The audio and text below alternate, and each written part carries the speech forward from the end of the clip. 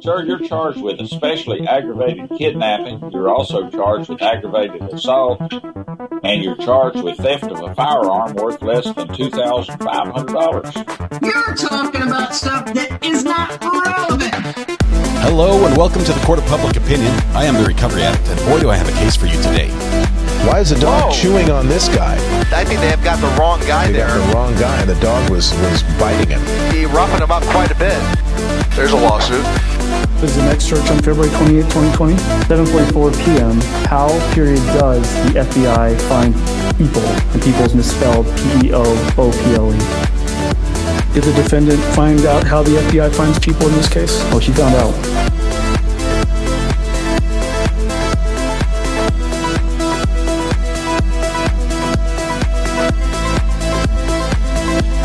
Good morning. Good morning. Good morning. Oh, there's my volume over here. I moved it again. All right. It's always fun to change the order of how things are connected just to throw myself off. So that's what I did this morning. Good morning. Good Thursday morning to you. We are well past hump day now, halfway to the weekend, between at least hump day and the weekend. So that's where we are now. Let's see. We have... I'm going to see how long my voice holds out for. I'm giving it all I've got right now. It's going to be a rough one. I will apologize in advance if anybody has a birthday, because it's going to be terrible. All right, we have to say first of all, welcome and congratulations to Nancy B. Oh, by the way, welcome to the Court of Public Opinion. I am the Recovery Addict. There I am. That's like my reveal moment. I've tied that word with hitting the right button. So, as you can tell, my voice is not quite all there. Woke up this morning, it was so painful I could barely swallow, and so I just decided not to swallow today, and we're going to go with that and see how long it lasts. But we'll go. We're in it for the long haul. We can't drop out now, so that's where we're at. All right, we have first of all Nancy B. I believe this is a first offense for you. First offense. Not only were you first in chat, but here it's your 5-month anniversary as well for being here on the channel. Congratulations, Nancy. First in chat comes with a penalty. You've been here long enough to know that the first person in chat gets awarded everything IP related. You own the internet for the day, at least until we go live again after lunch. And because of that, you have your work cut out for you. Good luck. You're going to need it. But thank you very much. I appreciate you being first in chat, breaking the ice and letting everybody else know that they can come on in. The water's fine. So it's a great start today. Appreciate you leading us off that way. All right. My wife is making right now. She's making one of her. It's a strange brew. That's all I know how to describe it. But it's supposed to soothe my throat, which will be important. Yes, we are wearing the purple today. I did match the colors. I turned the colors on. I haven't had the lights on all week because I forgot, honestly. But anyway, that's where we're at. So I'm gonna probably drink something nasty that I don't know. I know it has like cloves in it and lemon juice and maybe orange juice and look what the cat dragged in. Oh. Okay, Ella. The cat right now is not here. It's not here. We think it might have gone home. We did see last night it was sleeping on one of our chairs on the deck till like 8, 9 o'clock, maybe almost 10 o'clock. But sometime during the night, it left. And it's gone. Okay, let's see. Buffer. Megan, celebrating 11 years of sobriety today. I'm going to do that mute thing many times while I cough, and hopefully I don't cough into the microphone. That's my goal for today. If I can make it all day without coughing on you guys, I'm going to count that as a win. But talk about big win. 11 years of sobriety. Megan, congratulations. That is huge. We even though the name selection we have for this channel, when I did it, I thought it was cute and fun. It does have some meaning behind it, and sobriety is part of that. And so we celebrate everybody on their path to sobriety, wherever they are, whether it's day 1 or year 12, as the case may be. Congratulations on that. Oh, that was terrible. I apologize. Let's see, Nancy B., congratulations on your 5-month anniversary. Get yourself an air purifier, put in your office during the day and by your bed at night. Life-changing, says Lam. Okay, so we have like an air purifier. Don't they like put out like ozone or something? I don't know. I have a humidifier, which is funny because I also have a dehumidifier, and sometimes they're both running at the same time, which seems to be counterproductive. But cough counter, no cough counters. We're not going to do that. All right, I think we might be able to get through today without any birthdays. I don't see any birthdays, so we're just going to move on. And then if people come in after and have the birthday, we're just going to say we would have sung to you had you been here earlier. What do you think? Okay. Yes, I like to think that I caught it from Rob. I wasn't feeling like this till he came in and talked to the channel. No, talk about Rob. I'm dying. I feel great. Like every part of me feels great except for right here. And it's not that it's like extremely painful. It was painful this morning, but it's that it just feels like I need to cough. Like somebody's just taking a little pin and just, poking me back at the back of the throat periodically, just like suddenly all the blues like, oh, poke. It was like, and you need to cough suddenly. It would be awful in the middle of a song. I'm telling you that. Anyway, other than that, I'm feeling fabulous. There's 0% wrong with me other than, like that 10% right in the neck area. And, some people would argue above as well.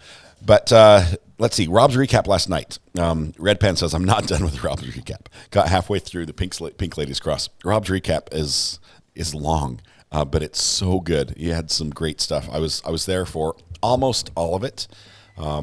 I will say almost all of it because Mrs. R.A. got caught up in it as well, and she was loving what she was hearing, and we're listening and pausing and listening and speeding up and trying to catch up and talking about things that he's saying and talking about things that we've observed. And it was just a great wrap up. Rob was fantastic. I appreciate so much the shout out on his channel. He's an OG. He's like the OG of LawTube. And so hopefully, do I have a fur ball stuck in my throat? Something like that. I think we can probably blame the cat for that. But first of all, let me just say thank you, all of you who were over on Rob's channel and just said great things and supported him. That is huge. That is really huge. And that's when Rob was over here the other day, he mentioned just his appreciation for you guys coming over and being such an amazing community and joining and being so respectful. That's obviously something he pushes for really well and does well on his channel. And you guys were just a seamless fit. So that was awesome. It was wonderful to see. Thank you so much. He's only done YouTube for a year. Guess what? I didn't know he started when I started. I had no clue. We started live streaming with, he actually started a little bit before. So he was in the Johnny Depp time period, I think, right at the tail end of Johnny Depp is I think when he started the YouTube. Correct me if I'm wrong on that one, but I think that's what I remember. I started it in Daryl Brooks, so a little bit after. So, but we were doing the math, and I think I've hit my year mark. Like I think that the channel is officially 1 year old from when I first started going live streaming. So, are we going to address subject matter jurisdiction? We probably should. Rob said some amazing kind words about the channel, and I can't thank him enough. That's awesome. I just really appreciate it. Anyway, so we're happy to be here today. I've got waffle coming. I'm going to need something for my throat first before I can eat the waffle. I'm not a cat. Rob started with the bed testimony in the plaintiff case of Johnny Depp. Oh, Red Pen, you were there from day one as well, I think, right? So yes, correct? That was fun. I was watching that, but I didn't do anything on YouTube till Daryl Brooks. But it's exciting to see what I had no idea that it could be like this. I really didn't. I had no idea that this could be a thing, and that I would have so much fun doing this thing. But let's see if we can get to where we need to be really quickly. Few little items to. There we go. Let's bring in our courthouse. We have our objections. Now we need our. Let's see. Do we have this? Yes, we've got our placeholders. So we're going to track objections. I didn't count any objections yesterday because they were done so nicely that it almost wasn't objections. It was like, please, sir, may you consider something else? It was hardly objectionable. Finally, we have more escapees, so you can live stream the updates again. We have escapees all over the place. It's crazy. It's a crazy world. All right. He started a channel before having any videos. He already had thousands of subscribers. How did he get these thousands of subscribers with no videos? Had he been on other people's channel? I think he must have been on other people's channel. He was a guest many times on other people's show before he did his own. That's awesome. But talk about amazing. And if you watched all the way till the end of Rob's video, thank you. Oh, cough drops. I love you. Thank you. Appreciate that. Love you too, by the way. But I also love the cough drops. The very end of Rob's show, he has a brand new outro, and the outro video that he shared was the making of one of his pens, because he turns wood. He's a woodworker, and he made a pen barrel. This is what they call it, a pen barrel out of pencils, which is it's really cool, and it's like a montage put together, and it's done so well. And I'm so excited. That looks awesome, and of course everybody wants to buy that. Everybody wants that pen. Cough drop in mouth. We are good to go. I'll try not to do all the the slurping sounds, but this is what we have to live with today. All right. Let me get a couple more things set up. I'm super excited today. We're going back on, the jury's going to be back in the house, which was going to make it more spicy. I have to say, I was wrong again. And we probably need a wrong counter, because it would be very close to the objection counter right now. I was wrong again. I thought yesterday was going to be spicy because these attorneys have been going at each other's throats. Yesterday was not spicy, mostly because Mr. Anderson didn't talk. Okay? Mr. Anderson is in this for Thank you for covering this. You and Rob have empathy colds as many in the courtroom have colds. Hippo lover, thank you very much. Yes, empathy colds. It's going around. I think everyone's caught it at the same time. Hopefully it's not transmissible through microphone to headphones or speakers or something like that. I don't want any of you guys to catch this. It's no fun. Rob was famous for identifying the wood damage on the bed. Then he started his YouTube channel. He started with the wood. That is awesome. Law and lumber. Let's see. Glad that listened yesterday. Thank you for the suggestion. Hope you feel better too. Rob's in. Let me just say, while we're waiting for court to start, let me say a couple of the takeaways I had yesterday after listening to Rob. First of all, one was that he shared in our chat during the stream during the day that there's actually a strategic reason why the plaintiff would want the defense to make the rules, so to speak, the jury instructions. And it has to do with when it comes time to object because of what the jury did. You made the rules, and it sort of it eliminates that avenue for objection, saying, hey, we're playing at somebody else's rules. No, they're your own rules that we're playing with. So there's a little advantage there. I Rescue Dogs, thank you very much. I will tell you, my philosophy is the internet is big enough for everybody. Rob is a lawyer, Angie, very much a lawyer, and very much working in this field. So this is something he knows very, very well, and lots of experience, great insights. Anyway, there's enough room for everybody. And so if you guys find a channel that's just fantastic, that's in line, please share it with me on the burner phone. Just text it to me. We'll see. Obviously, I can't share every YouTube channel on the channel. I can't shout out every channel. I know we've got many members who have channels. We've got people who are starting up. I can't do all of them at once. But it's wonderful to see people doing what they love and having some success at it on YouTube. All right, judge is coming in. So a couple other things from Rob's last night. The plaintiff can't argue claims that have been ruled out by seated, everybody. Judge couldn't wait like another 2 minutes. No, he's late already. Never mind. So closing arguments are going to be limited by those DVs that were granted. This is case number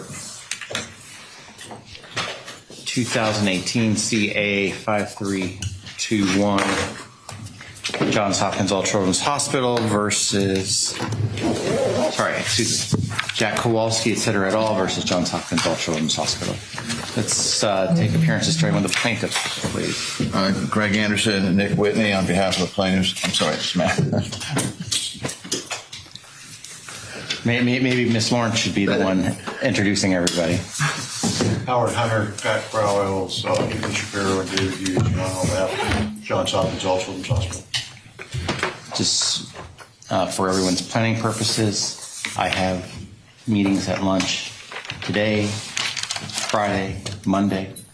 So each of those 3 days that I know of right now will have to end right before noon. Your Honor, we're talking about exhibits, right? Yes, but before we do exhibits, the defense would like to move for reconsideration of the court's ruling yesterday allotting 4 additional hours to each side. Ooh, they don't want the hours. The basis of the motion is the prejudice that's going to result in the defense. And to lay this out, the defense has respected what this court's admonition has been for the weeks leading up to trial, that each side was going to have 55 hours that would include direct, cross, and rebuttal. The court made it very clear to both parties, in fairness to this court, that that was also going to include a division of jury questions.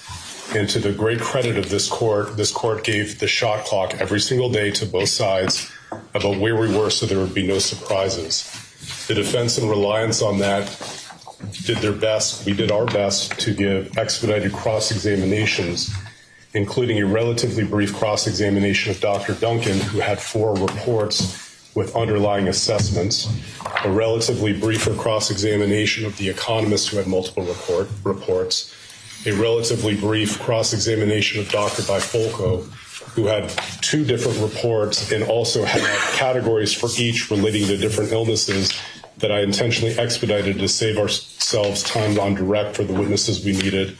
We cut down our cross-examination of Dr. Chopra, including not going deep into his credentials, even though he misrepresented his connections to Harvard.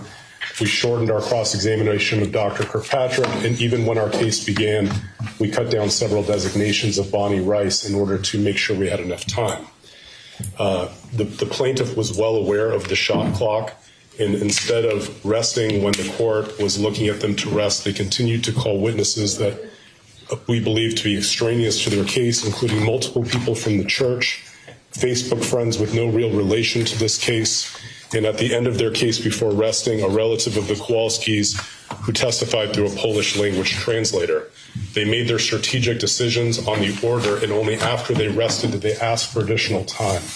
While we appreciate that the court allotted additional time to both sides, the prejudice to the defense is we cannot go back and recreate cross. The net effect of this is the plaintiff has 4 additional hours to cross-examine witnesses that the defense doesn't have. And due to that prejudice, we would ask the court to reconsider its ruling and go back to the 55 hours per side. Thank you. The court's going to deny the reconsideration. Certainly, the court has been, you can sit down now, the court has been very cognizant of the time issues. To the credit of this jury has been extremely active in asking questions, which of course has generated additional questions from both sides. I think it's appropriate at this time. I hear what you're saying. If you wish to call Dr. Duncan and some of these other folks to ask them additional questions, you are free to do it, because you also got an additional 4 hours defense. So, I don't see it as any sort of prejudice. I think it's appropriate given the length of time of those jury questions, and that's my decision. What's next? And Your Honor, just briefly, because I do need to perfect the record on this. You've already spent 5 minutes talking on this issue, and the whole point of coming early was to talk about exhibits. I'll merely note that we have to move for mistrial as we have the time decisions are rendered, so the defense moves for a mistrial on that basis. You're moving for a mistrial. I just want to make sure I'm understanding. You're moving for a mistrial when you got additional time and you can call the same witnesses to address whatever issues. Is that what you're saying? Yes, Your Honor, because we don't. Okay. Can we go to exhibits, please? Denied. Okay. Judge, we really want to get some medical records into evidence. We have not received any specific additional objections. We just gave the court our there's no new exhibits listed. They're the ones we've been trying to get. So we would like to start with 3032. 3032. Lurie Children's Hospital records. And what's the objection? Before this, Judge, you may recall, just one moment, on the motion for curative or can we stick with exhibits. Like I said yesterday, I need to trim our sails. We need to stay on topic. Exhibits. I understand, Judge. This is the new judge today. To do exactly what you told us to do Tuesday morning.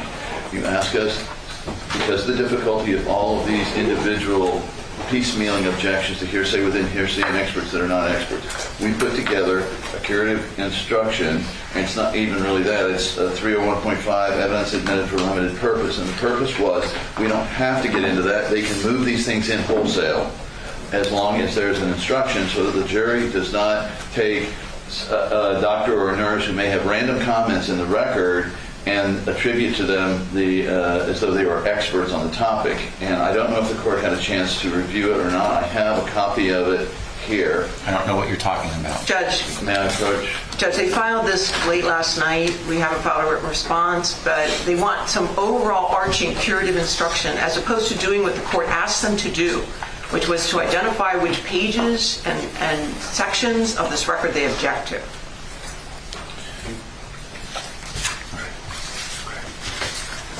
So this was filed last night. I honestly don't think I've seen this. This hasn't been docketed yet.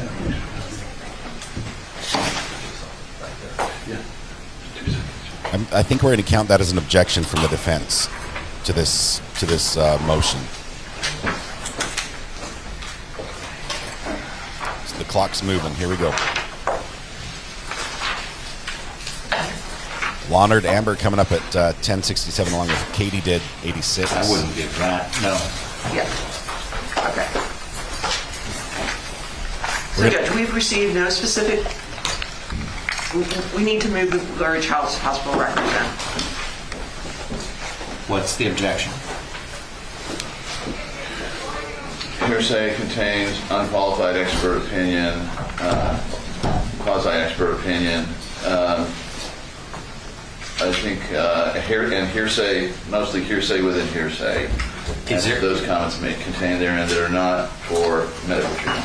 The other day, you said that you had a list of documents that you were concerned about. Is there something specific, or is it just this generalized statement? Judge, I think we were hoping to have some form of generalized objection based on that, or a curative instruction that would limit our only concerns, and then we wouldn't have to go through all of these. It was impossible over the course of the evening to go through every single one of them. We understand the court's position on this, and we'll accept the court's ruling wherever it is. The court's going to let in the medical records from Lurie's, which is 3032. Is that pages 1 through 249? Is that the complete? It is. My understanding, it's the complete record, Your Honor. 3032. Okay. What's next? 3047, Tampa General Hospital, 7/30/15 admission. These medical records almost always come in. So. And that's 1 through 1,148? That's correct. Anything specific about this, or just your generalized statement that you just made with respect to Lurie's? In particular, the comment that Bonnie Rice contained within where she was, we can go through it, but we need 24 hours. If it could be admitted with the proviso that we'd be able to come back, and we understand that over our objection of hearsay within hearsay and unqualified expert opinion, or opinion appearing to be expert, then what we could do is come back, because there are a number of, quote, opinions by Bonnie Rice, who's not a medical doctor, and they're not to a reasonable medical probability, nor could they.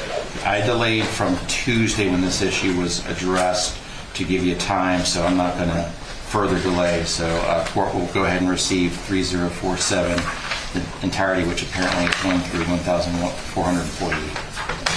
Thank you. Going back to the first page, Judge. 3023, Arnold Hospital admission. I didn't. I should probably count that as an objection, because it's, I mean, it's a... Is this the complete set? That's my understanding. Mr. Whitney, are you taking this one? Yes, Your Honor. We do have specific objections within this record for hearsay within the record and 403. I can point the court to the pages.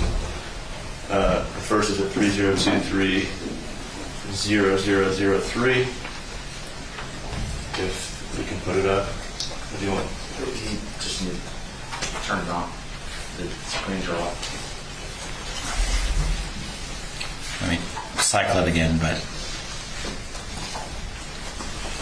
Megan, that's an automated response. If you type !late, it just calculates how long it's been since we started and says you're that late. So if you try it in chat, it'll work for you too. Yeah, it's on. Thank you. 3032? 3023 and then page. I'm sorry. 3023, page 3. Thank you. If you could highlight the history of present illness and pull that up so it's larger, please.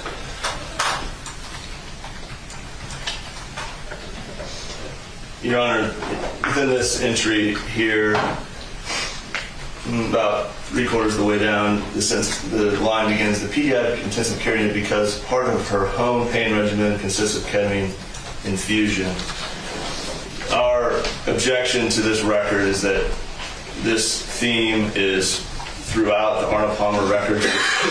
This is a mistake, this is inaccuracy. There was never a home pain regimen consisting of ketamine infusions. So with respect to this sentence, we would just redact home. It's true that her pain regimen consisted of ketamine infusions, but other than the resident and Arnold Palmer that got this wrong, there's no evidence in the record that these ketamine infusions ever occurred at the Kowalski home. Yes. So it would be highly prejudicial to allow these records in and allow them to carry this theme forward. We have evidence in the notes, the personal notes that Mr. Kowalski authenticated on the stand where Mrs. Kowalski wrote she was giving IV ketamine at home through the port. We intend to admit that record. We have the doctor that will come and testify either by video or live to these notes. We also have evidence in Dr. Hanna's records that he had Mrs. Kowalski sign a contract to not put ketamine IV through the port. So these are absolutely, this is not a one-off. This is part of the theme that is part of the defense's theme. They were certainly welcome to call this witness across the table. Who is going to testify that there was actually ketamine infusion at home? Who is going to testify? Dr. Brandon Alexander. Okay. And who? Dr. Brandon Alexander is the resident I'm referring to at Arnold Palmer who had this one interaction and put this down in his record. He has no basis. As a general statement, the question of ketamine infusion at home has been something that's been percolating for years, and every single time I try to get actual direct testimony, it always seems to be a hearsay basis for it. So unless and until there's actually someone that comes and testifies, I am thinking I've got a 403 issue because... well, Judge, we can then hold this back for now. This one horse, one rider. And after the testimonies come in, revisit. But unless I get somebody who's going to come in and says this... Okay, we understand, Judge. The reference to home ketamine infusions is not coming in. Well, we will not ask that this particular exhibit be admitted at this time. What's next? We would like to put in 3001 and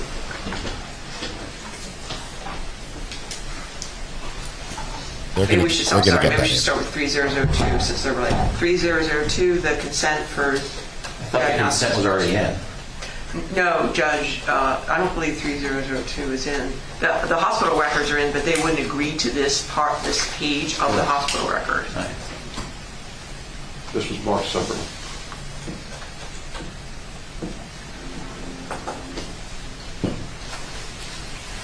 Is it just Mr. Kowalski's signature?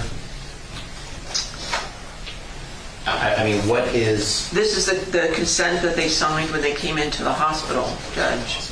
It's part of the hospital records. Plaintiffs would not agree to be part of the joint exhibit of the hospital records. Well, I have no problem, and the consent's going to come in, but where's the first page that I normally would see, and why isn't this all together? Well, If we're talking about the consent, it's the paragraph that talks about diagnostic treatment. Yeah, there it is. It's 4 pages. It's on page 2, Judge. This is 4 pages. Okay, so the first page is the signature page. Let me go back to 1. It's in reverse order, Judge, so it starts out, and then it goes all the way down. Number 1 is the signature, what would be the last page. Sorry for butting in. Okay, so 3002 is the full record. No, it goes to 4. But yes. The judges yes, ruled it's one full horse, record. one It's 4 rider. pages. They should not have 53 and 2 4 attorneys arguing this.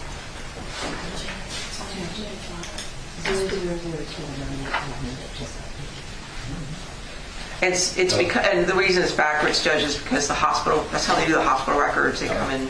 So correct, you're telling me 3002, page 2 is in. Correct. So what's the objection to pages 1, 3, and 4? This has to do with the release and the stretching of something that has absolutely nothing to do with our issues, which are the photographs and the 48 hours separation. This is Mr. Kowalski's signature on It is an correct. admission document. I believe so. Yeah, this is relevant. It's coming in. So the court will receive the totality of 3002. Your Honor, please note we would like at some point argument on the terms of this agreement, because those would be within the purview of the court as the construction of the contract and its applicability to these circumstances, given the fact that they're not medical records. And I think I've said, if you're asking for an instruction as to the contract, that seems like a jury instruction, and your side can ask for a special jury instruction on it. I understand that. 3001. What is this? It's the notice of privacy practice referenced in the 10-7-16 consent. I'm sorry, Tammy. It's 4 pages. Can I see pages 2 through 4? Haven't we already seen this? It hasn't. I feel like this is already. I don't know, Judge. They all look alike at this point. I don't recall this going in. Is there any? I mean, anything from the plaintiffs on this one?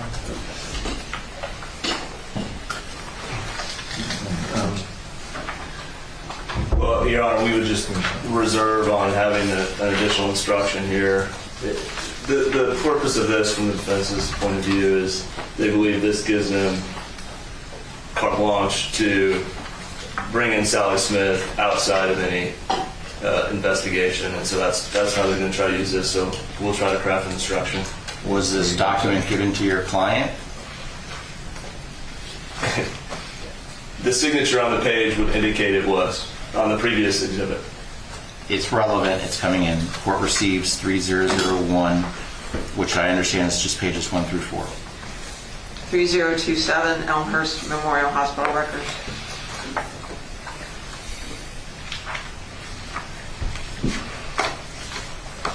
What were the dates of admission or service? 2013 to 2014. And this is before the Kowalskis moved to Florida? Yes. So our objection would be relevance. And this is before the CRPS? Diagnosis? Well, definitely before the diagnosis, but before the first instance of CRPS? More than a year before, year and a half before. What is this for? 1 second here. Sure.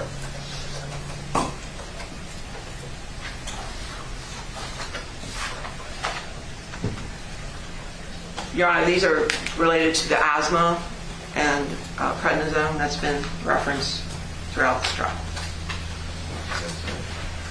Well, there's really no dispute over prednisone. I mean, Johns Hopkins Hospital administered prednisone and prescribed prednisone, so it really doesn't bear any issue in this case. Judge, it has to do with her medical history, including her asthma, which has been an issue in the case. Well, do these records say she did not have asthma? No. That's my knowledge. So we're putting in documents to further confirm the asthma that no one's disputing? Judge, we'll pass on this one for now. We'll come back. 3028.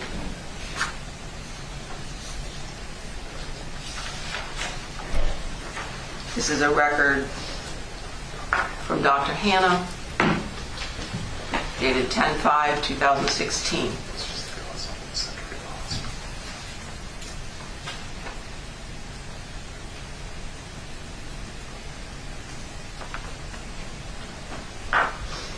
Yeah, I'm having trouble reading it. Oh, okay. He's a nutritionist consult that he has referred her for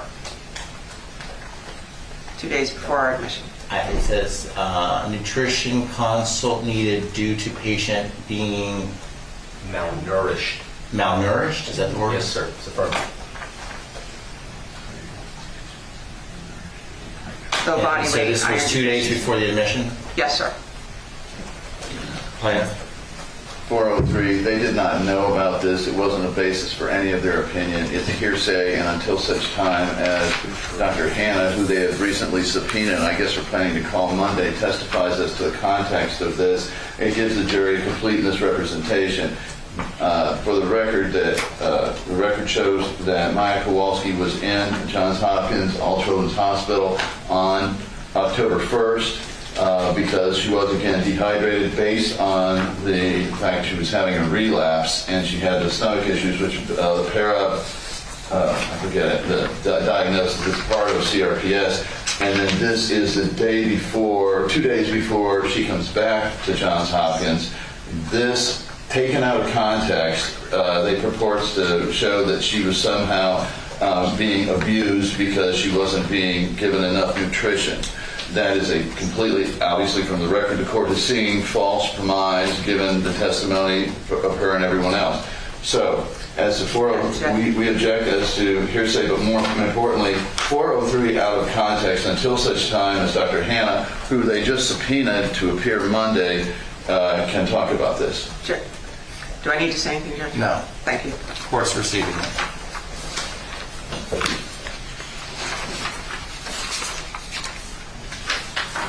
What's next? 3031, Dr. Mendez's records.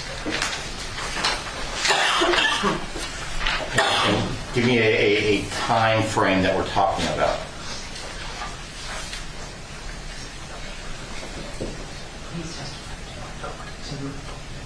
He's testifying, Your Honor, November 2015. October through December of 2015. Oh, thank you. October to December of 2015, and Dr. Mendez will be testifying.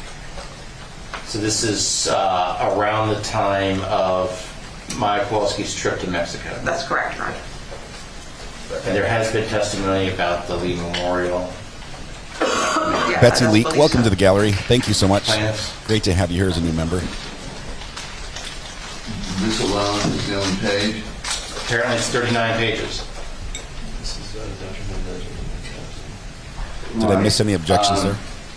No objection to the document other than a, quote, diagnosis, or it wasn't even that. Dr. Mendez is the one who met very briefly with the Kowalskis and then came up with the Munchausen as a possibility. That's not, and so we moved to exclude any, quote, opinion by Dr. Menendez contained within there.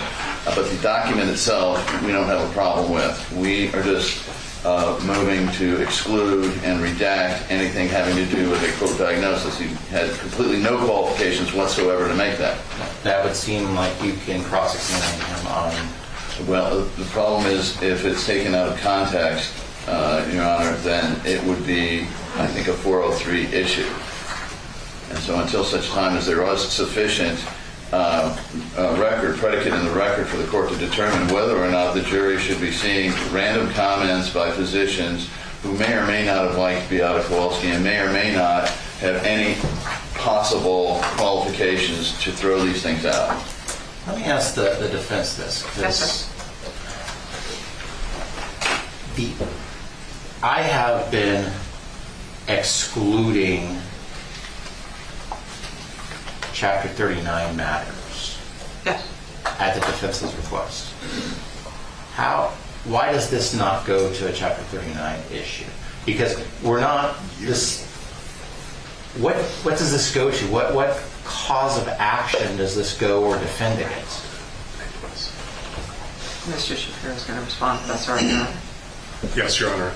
This goes to confirm he is an independent treating provider that noticed irregularities between the relationship between the mother and suspecting whether this was actually CRPS or some other underlying psychological factors. That's been a very important theme for the defense, to be able to say that all children saw inconsistencies and irregularities in their record. So did other providers as well. It doesn't go to Chapter 39. It goes to exactly to confirm that a lot of what all children saw was also the same. And there's an allegation in this case for medical malpractice, mistreatment, and the plaintiff saying, you got this diagnosis wrong in the record, you mistreated her in the record. So this is a prior physician that made a very similar or same observation and diagnosis. So we go to that. But assume for the sake of argument it goes to medical malpractice. How does that help the jury as to what Johns Hopkins Children's Hospital should have done or did do with respect to treating Maya Kowalski? Well, if the court is going to exclude the plaintiff from alleging that the diagnosis of Munchausen by proxy is medical malpractice, then perhaps this doesn't come in. But if the court is going to allow the plaintiff to insinuate or argue, as I believe they've argued repeatedly, that this diagnosis of Munchausen that was on the Morse transfer is so far out of left field and you came up with this and this was wrong, you have no support for this. We have another physician who a year earlier made a very similar or same observation/diagnosis. So it goes to that exact issue. Now, if the court is going to say, I'm not going to allow this jury to consider any of the diagnoses made at all children's as part of a medical malpractice claim, then we could possibly reconsider this. But at this point, the jury's heard this. They've heard that the Kowalskis were floored by this. This came out of left field. And here we have a doctor, an independent physician, making the same observations and diagnosis. So it goes directly and as a defense to the claims that the Kowalskis have raised in their case in chief. Is this document for purposes of today? Pardon me? I think I'm going to need to think about this more. I mean, obviously there's been discussion of Munchausen and by proxy as well. But I'm still trying to wrap my head around the concept of, sure, All Children's was aware of that as a possibility, but how does that talk to us about what All Children's Hospital should have done or did do as far as its treatment of Maya Kowalski? Because from a 30,000-foot view, can a medical provider say, oh, well, look, in this record from somebody else a year or two ago has this thing, therefore I don't have to provide treatment for the patient in front of me that I've got my hands on right then and there. That's not the argument, Your Honor. The standard of care defined under Florida law is what a reasonable healthcare provider would do under same or similar circumstances. So the plaintiff has introduced to this jury that part of their big defense to the reason for not consenting to the transfer is this diagnosis code that came out of nowhere. Part of the defense of that is for us to be able to tell the jury that this diagnosis that they say was the impediment was out of left field. They're saying it's out of left field. It's not part of the standard of care. For us to be able to tell the jury what would a same or similar reasonably prudent healthcare provider do, we absolutely need to be able to say same or similar healthcare physicians now in Naples, in Tampa General, at Lurie Children's made the same observations. I feel you're misconstruing what I've heard. Maybe I misheard. I heard the plaintiffs say that they did not want to sign documents that had that diagnosis on it, and they felt that there might have even been criminal liability if they were to sign a document. So they're basically making a declaration against their own interest, which is different than what you just argued. Right, but so did I misunderstand the plaintiff's position? Respectfully, I think they have said that, but they've also said to this jury that diagnosis was incorrect. They're implying to this jury that diagnosis came out of left field, that it wasn't made in good faith. And if Dr. Neuberger specifically said in his testimony that was an incorrect diagnosis to the prejudice of the family. This goes directly to observations. That's our entire theme of the case, that there were other providers at the time raising these red flags and making diagnoses and observations that were exactly similar to this one. I think I need more time on it, and I think we need to perhaps a memo on this one. Okay, and I'll just one other thing while Your Honor is considering it. This also goes to the issue with Dr. Wassenauer. This diagnosis, suspicion of Munchausen by proxy, went back to Dr. Wassenauer as a letter to him raising this, and part of the direct and cross-examination of Dr. Wassenauer was, did you see this in the record? What did you do to intervene on this point? What did you advise the Kowalskis? It also goes to their awareness as a potential in the record of somebody else telling the Kowalskis, we suspect there's a psychological factor. Perhaps you don't need to go to Mexico. Perhaps this is not a course of treatment that is being recommended. So it's an incredibly important note to the defense for a number of different reasons. And they're fighting hard for it. What's next? Okay. Judge, it's not on the list, but I'd like to revisit the exhibit, and we could put it up, 3198-0001. The court sustained the hearsay objection to this document. It has to do with Charlotte LaPorte being the one on the call.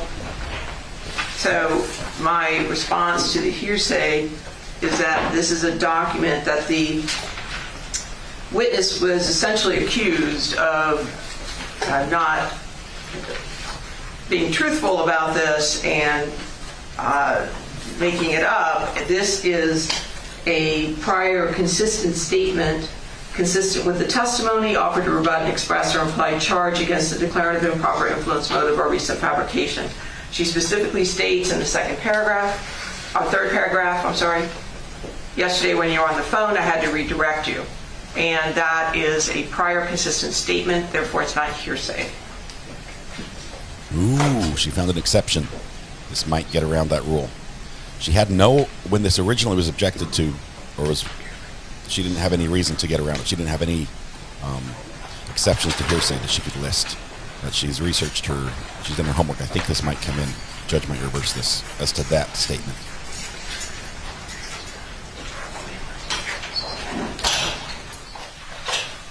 Your Honor, I think the previous discussion is being misrepresented. I think if you zoom out again, you see at the bottom of the page, this is the exhibit that continued with Beata Kowalski's email, if I'm not mistaken, if we go to page 2.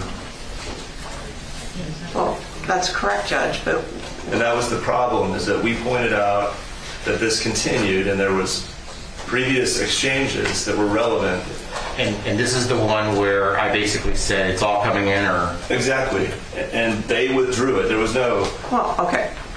I think that was a different one we withdrew, Judge. But well, it was a different number, but it was the complete email exchange. But Judge, the purpose of putting this in is not to put in all of the conversation. It's to put in the prior consistent statement. The rest of the email we'll delete. All about, everything else. It's about yesterday when you were on the phone, I had to redirect you as a prior consistent statement.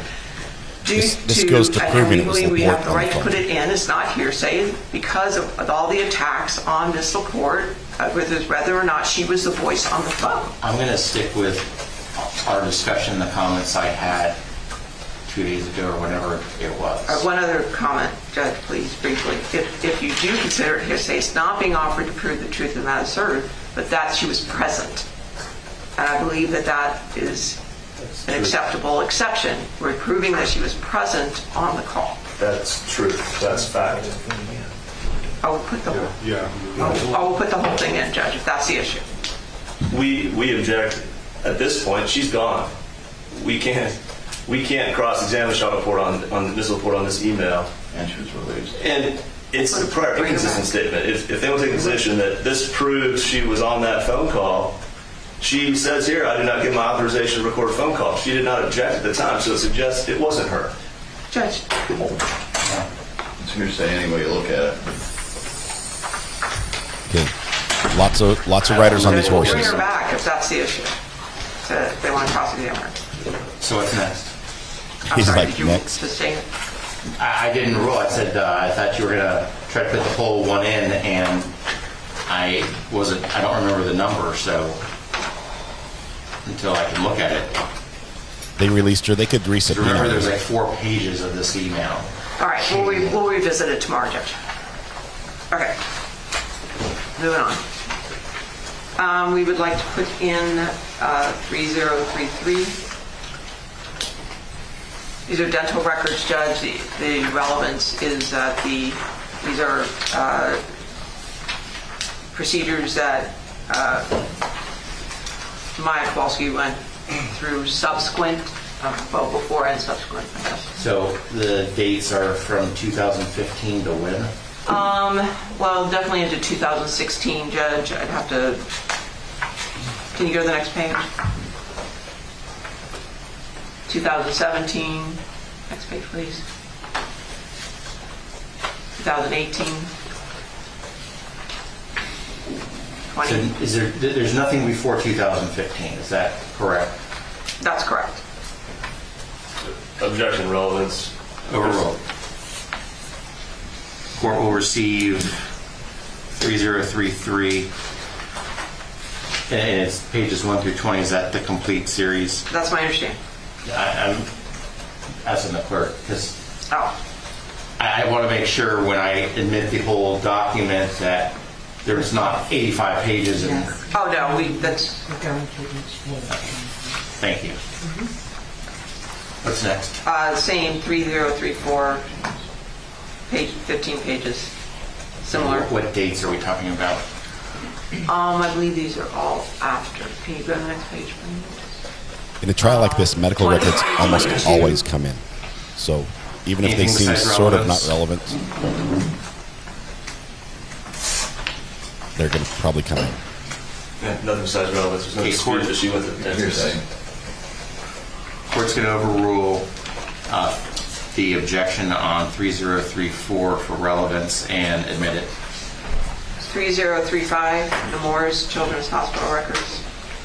Now, what dates are we talking about? Is this for an actual admission, or is this the attempted admission? Or is it both? 1 second here.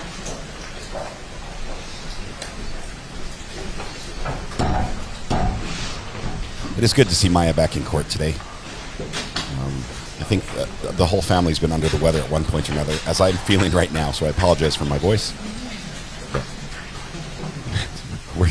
We'll skip this one for now, Judge, and we'll come back.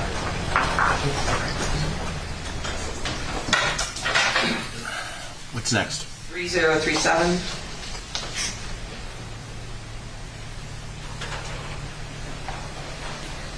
ENT. There are 2016 records. Besides relevance, is there anything?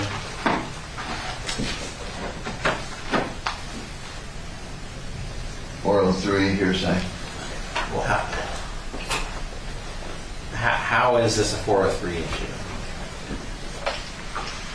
Because it's an ENT, and there's no issues here regarding ear, nose, and throat. It's not. This is not for asthma. This is not for immunology. And so I'm sure not for the CRPS. Well, it's during a CRPS episode, so it is relevant. I disagree on 403.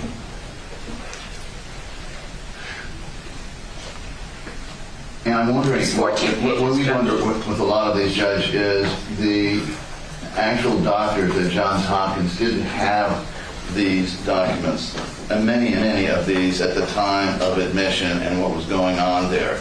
So how, if it's coming in to show their state of mind for treatment, how are things that they never knew at that time relevant? you can always point out the absence of these from the Johns Hopkins if you feel that that's something that you need to argue to the jury. But this is a provider who saw Maya Kowalski during the CRPS issue. And so it's relevant. I don't see how there's a 403 issue. So unless you can point to me for some specific passage in here, it's coming in. There really isn't much to it, is there, Judge? Well, there's 14 pages, just so you know. Okay. Is there diagnoses? Can we scan the pages? Yeah, I would like to just see what.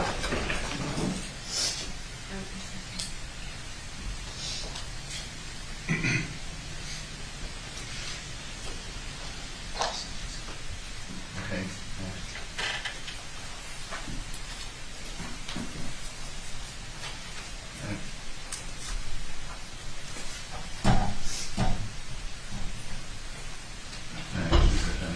Is that it? Next.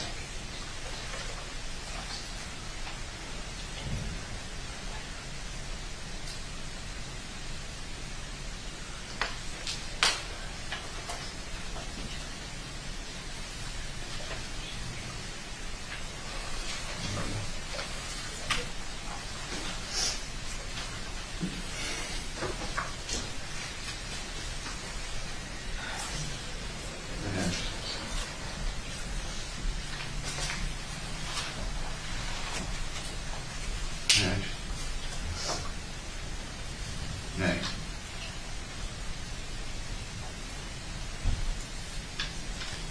Feeling like I'm watching one of those old slideshows where you have to like turn the film strip. You go beep, and you turn the film strip, you get the next picture. Next. Next. Half you guys have no clue what I'm talking about. Is that it? Two more. Next. Next. That's it. It's hard to see at this point the relevance of Maya Kowalski and having this exam and procedure. Okay, court's overruling the relevance. Court receives 3037, looks like it's pages 1 through 14. 3038. Crystal, thank you very much. Gifted 5 memberships this morning. I believe 2015, 26. Oh, looks like 2016. Can't read that actually. 15. Yeah, October 2015 to November 2016. Whose records it is? I'm sorry. Pediatric gastroenterology, hepatology, and nutrition of Florida. Go to the next page. There's zero privacy in a civil suit like this.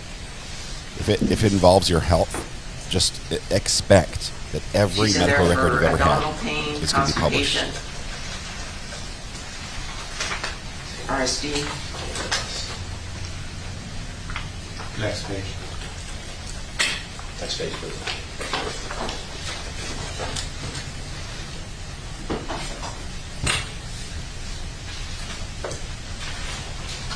Next. Next page.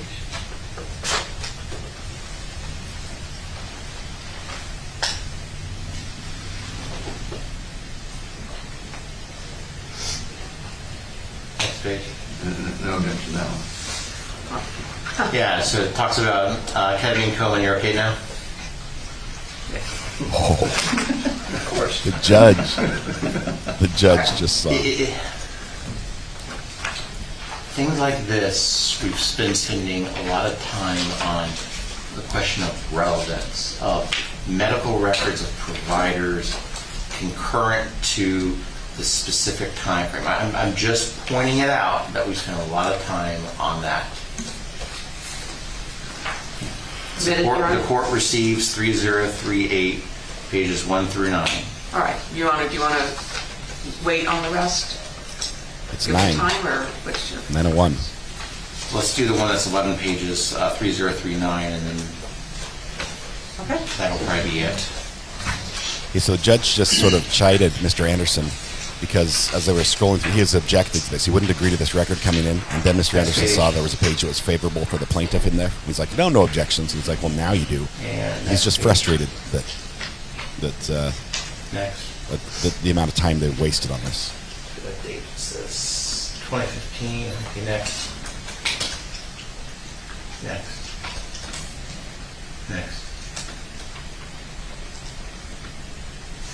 Lisa, some of the medical records are not favorable to the plaintiff.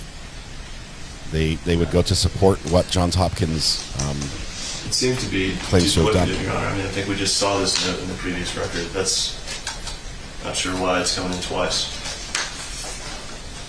It's a different facility, right? I think it's the exact same procedure and the exact same page we saw before about she was brought in the operating room in place. I don't know if this was in the other, a lot of these doctors' records have got records from other doctors because they've been forwarded to them. I don't know if this specific one was in the previous one, Judge. I think it's fine. Question, is it in the Johns Hopkins records? I don't know. We'll see. Court receives 3039, pages 1 through 11. All right. Was there an objection there? Okay. Anything else before we bring in this jury? Just a matter of scheduling, Your Honor. Did I understand we're staying until 6 tomorrow night? We're going to keep going through exhibits. Yeah. Okay. We're trimming our sails, and our days are going to get longer. Oh, man. We have 2 issues, but this is I think they can wait until the next break. And I highly encourage, since I'm telling you our days are going to get longer, that you all need to be better at communicating and not fighting every single issue.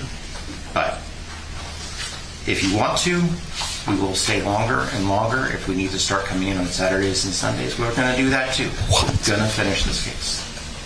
What? Let's bring in the jury. Can you just threaten them with taking away their weekends? He is over it. He is so over it. And this is a good thing. It really is. Let's see. Let's go. Box 2 is going to be 3. Let me change the audio just briefly. I'll turn that up a little bit. There we go.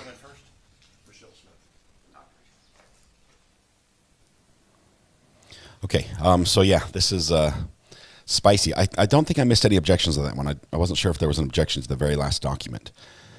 But the judge, he did pretty much stuck to what he said yesterday, except for allowing multiple lawyers to argue the same thing. And it happened both on the plaintiff side and the defense. They've been in the habit of doing this, the entire court. It's not just a rule for this court. That's normally the standard, that, one horse, one rider. And he's pretty lax about that. Said he was going to crack down. That's the only area I haven't seen him crack down on yet. But apparently weekends might be on the table. Crazy. 90% of today was petty objections. Who said that here? This was a good comment. Creed M. 90% of today was petty objections. Literally the only home cat infusions and the email were worth objecting to. Right. Creed nailed this right on the money, especially considering this is a civil suit, a medical malpractice civil suit, and the defense is trying to bring in medical records. It's mind-blowing to think that there would be an objection to those and say they're not relevant when it's in the time period, when it discusses some of the same stuff that's rampant throughout this case. The judge was right to basically say they're all coming in. All right, the jury might be sleeping or something. I'm not sure. Objections-wise, we're up to 1,074. OG Sean White, you're currently winning. If the case ends in a mistrial right now, the hoodie would be yours. But I've got to say, my friend, I think it's not going to end right now. So the names above me are the list of our entries. We had a contest. Everyone, about 1,000 people submitted entries as to how many objections they thought were going to be by the end of the court case. Obviously, the people who submitted questions earlier, thank you very much, submitted questions earlier were a little bit disadvantaged, and they feel a lot like the defense did today, saying, hey, Judge, you can't change the rules and add hours now where we've already lost the opportunity to cross some of these witnesses. But the rules is what the rules is.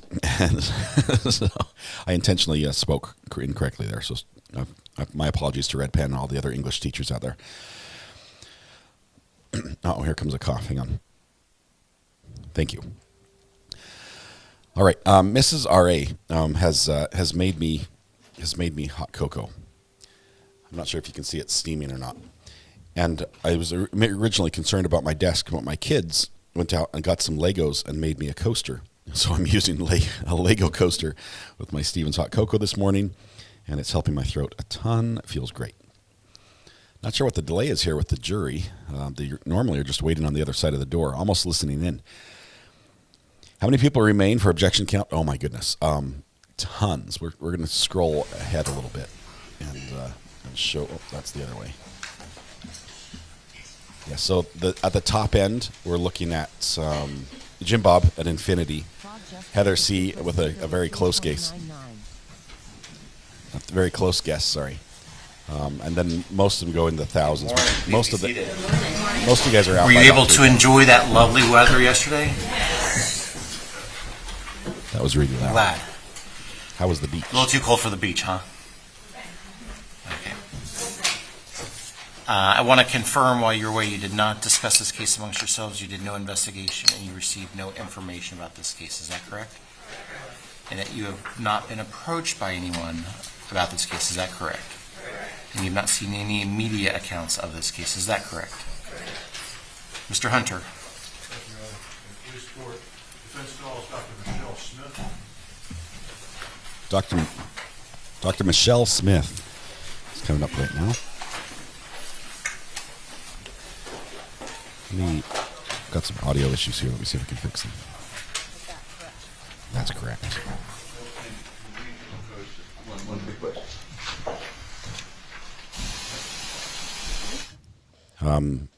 Looks like the plaintiff is approaching with the question. A little sidebar going on right here. I'll take this opportunity to share a couple pictures. You guys asked for a picture. I'll share a little better picture here. Just one second. Here we go. Let's keep the audio on. This is the cat. This is the cat that we think we're naming. The neighbor my neighbor across the street saw the cat on our porch and came running over and said, "Hey, is that my cat?" And I'm like, please say yes. Please say yes, this is your cat. Turns out, no, she has an identical cat that's just like twice its size, which we saw on her roof yesterday. And so I think, and her cat was a stray and just wandered into the yard, and it became her cat. And I guess that's what happens in this neighborhood is you just pick up strays and they become your cats. But she's like, well, clearly they're related because they're like identical. She's like showing us the markings on the cat and the fact that both of their eyes look like it's a little bit closed on one side. And she's like, it's clearly from the same parents. So there are cats out there, and we do have a lot of strays in our town. But somebody put a collar on it, at least a flea collar, and then left it apparently. No chip, by the way. Did the metal detector. Nothing. It's not a chipped cat. Madam Clerk, if you can swear in Dr. Michelle Smith. I solemnly swear or affirm the testimony you're about to give will be the truth, the whole truth, and nothing but the truth. All right, Doctor.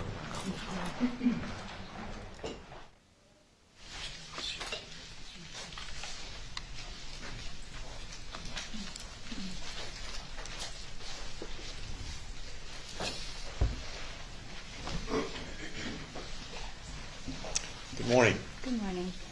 Would you tell us your name, please, ma'am? Michelle Smith. And what is your occupation? I'm a critical care physician at Johns Hopkins Children's Hospital. I'm sorry, no, can't do it. And it's, we got a mic problem. Can you hear me now? Yes. Sorry, I don't usually speak very loud. I will do better. She's a critical care specialist? You said you were employed at Johns Hopkins Children's Hospital? Yes. And what is your job at Johns Hopkins Children's Hospital? I'm a critical care physician.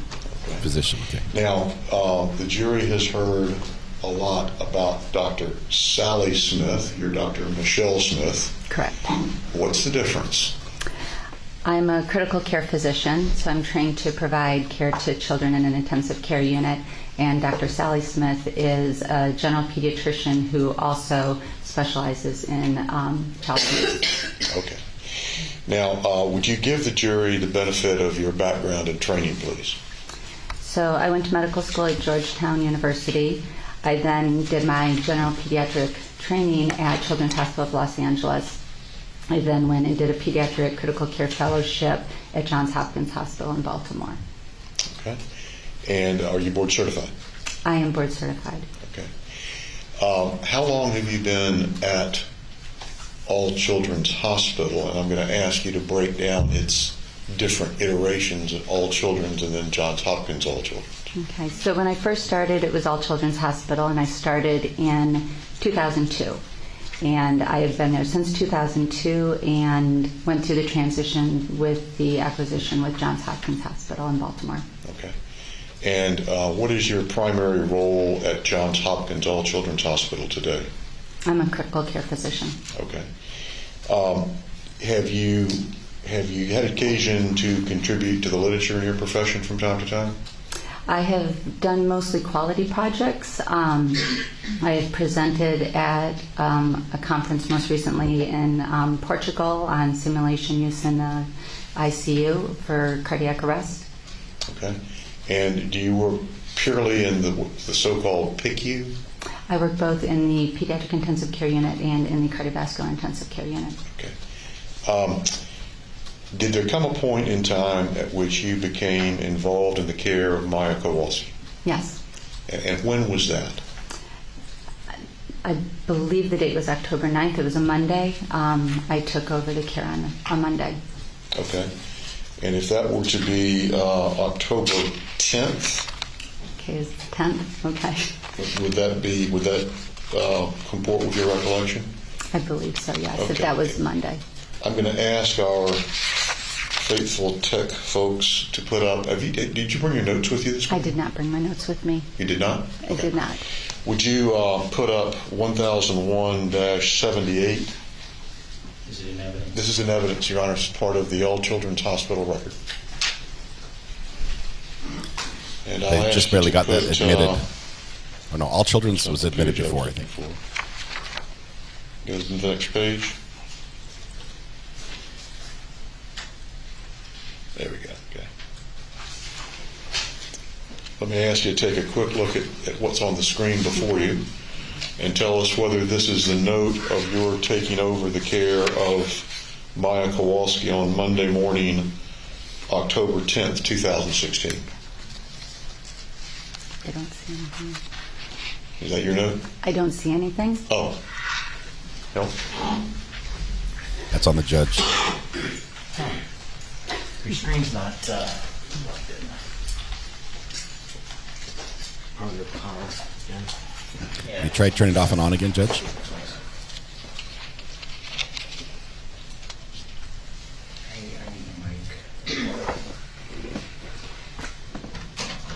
Judge just called for tech support. Oops.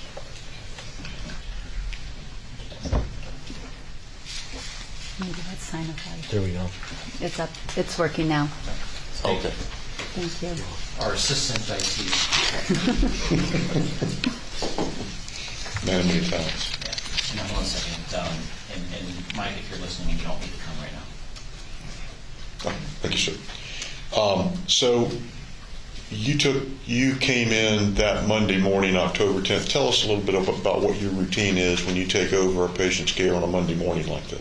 Okay, so it's not unusual for us to start a service on a Monday, and so typically we would contact the physician who is on service prior to us, and we get sign out on all of our patients. I think it's So Mr. that Hunter usually who's would talking. occur on a Sunday. So I spoke with Dr. Teppa on Sunday, and she would review all the patients that would be on my team the following day and review, the current plan of action and prepare me for taking over on Monday.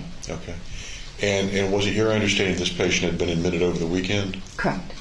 And you were taking over from Dr. Teppa Sanchez? Yes. Okay. So when you took over, when you came in and saw the patient on Monday morning, What did you do? What did your routine consist of, and what did you do to assess this patient?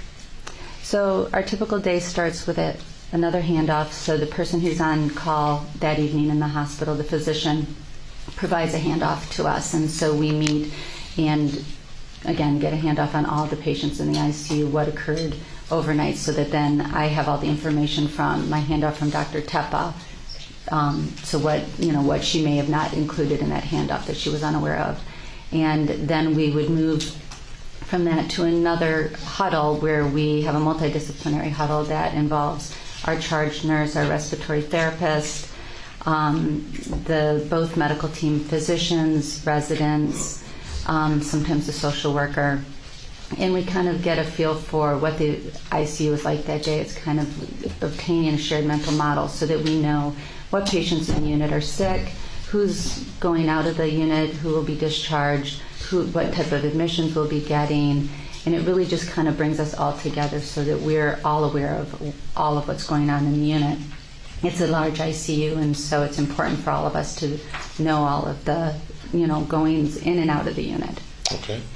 In this particular case, what did you learn about Ms. Kowalski that morning?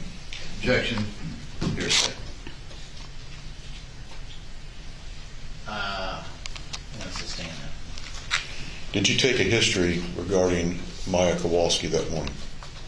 We would, my first interaction with her would have been on rounds, and so after we finish our huddle, then we start rounding and we go through all of the patients on our team.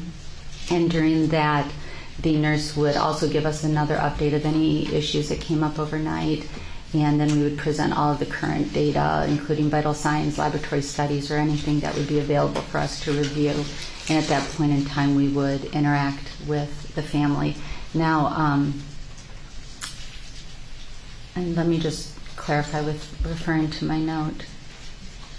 I don't think it's too bad about the judge waiting until now to get. Is there a particular part of your note you need to refer to, Doctor? I was just looking to see whether or not where I discuss our discussions with the family.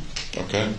Well, let me direct your attention to the paragraph at the bottom of the page you're looking at. I think it's 79, and it says social. Could I ask our support here to bring that paragraph up?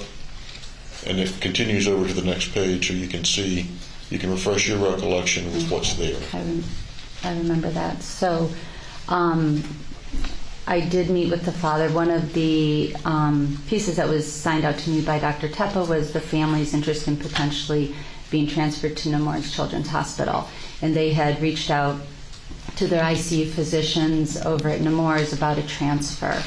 And so I spoke to father and I told him that I would reach out to them.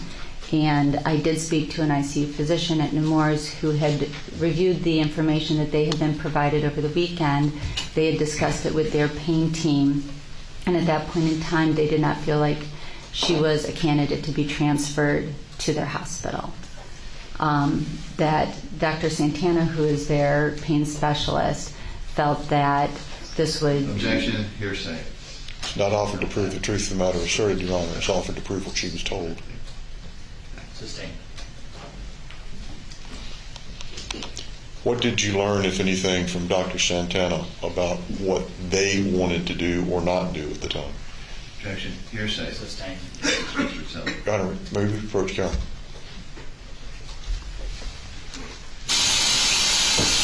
Okay, so we were at... I'll turn that off for just a second. There we go. All right, we're at 1077. We just passed Mystic Mama and Jen Lambert's guesses. Next up is Very British at 1079. And then Reverend Beasy, see you on there as well. I have one more picture I wanted to show you if we've got a moment.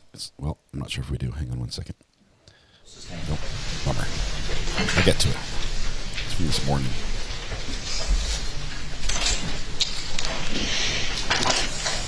Direct is by Mr. Hunter. Cross will be by Mr. Anderson. Sanchez attempted to begin the process of transferring this patient to Nemours the previous day, to your understanding. Correct. And on the morning of October 10th, did you attempt to continue the process of arranging transfer? It probably would have been in the afternoon after we concluded rounds, but yes. Okay. Did you have any discussions with the father beyond what you have told us about regarding transferring the patient to Nemours at that time? In regards to transfer, my conversation would have been relaying what I learned when I spoke. With Mr. Kowalski? Is it with Mr. Kowalski? That's what I thought until it got interrupted. I thought the question was to Mr. Kowalski. It was. If it is, you can continue, Mr. Hunter. I was told that the family wanted to be was interested in transfer to Nemours, so I spoke with Nemours, and then I went to Mr. Kowalski, who was present in the room, and I spoke to him about the potential of transfer, and that at this point in time she was not a candidate for transfer. Did you have any conversations with Mrs. Kowalski, the mother? The father had requested that I call Mrs. Kowalski, and I did call her and left her a message, but I did not speak to her that day. Okay. On that Monday, what did the treatment plan for Maya Kowalski consist of? So the treatment plan was brought together with our pain team. They were helping coordinate the care of the management of her pain infusions. And so if you could just please go back to the neurologic section. So Dr. Elliott was the pain team physician that was on that day. And so every day we met with him and we coordinated our care together and developed our plan, and then we discussed it with the family. And so that day we had discussed with the father the weaning plan for the ketamine and the dexmedetomidine infusions that she was on. Okay. And did you conduct an examination of Maya Kowalski that day? Yes. And what were the results?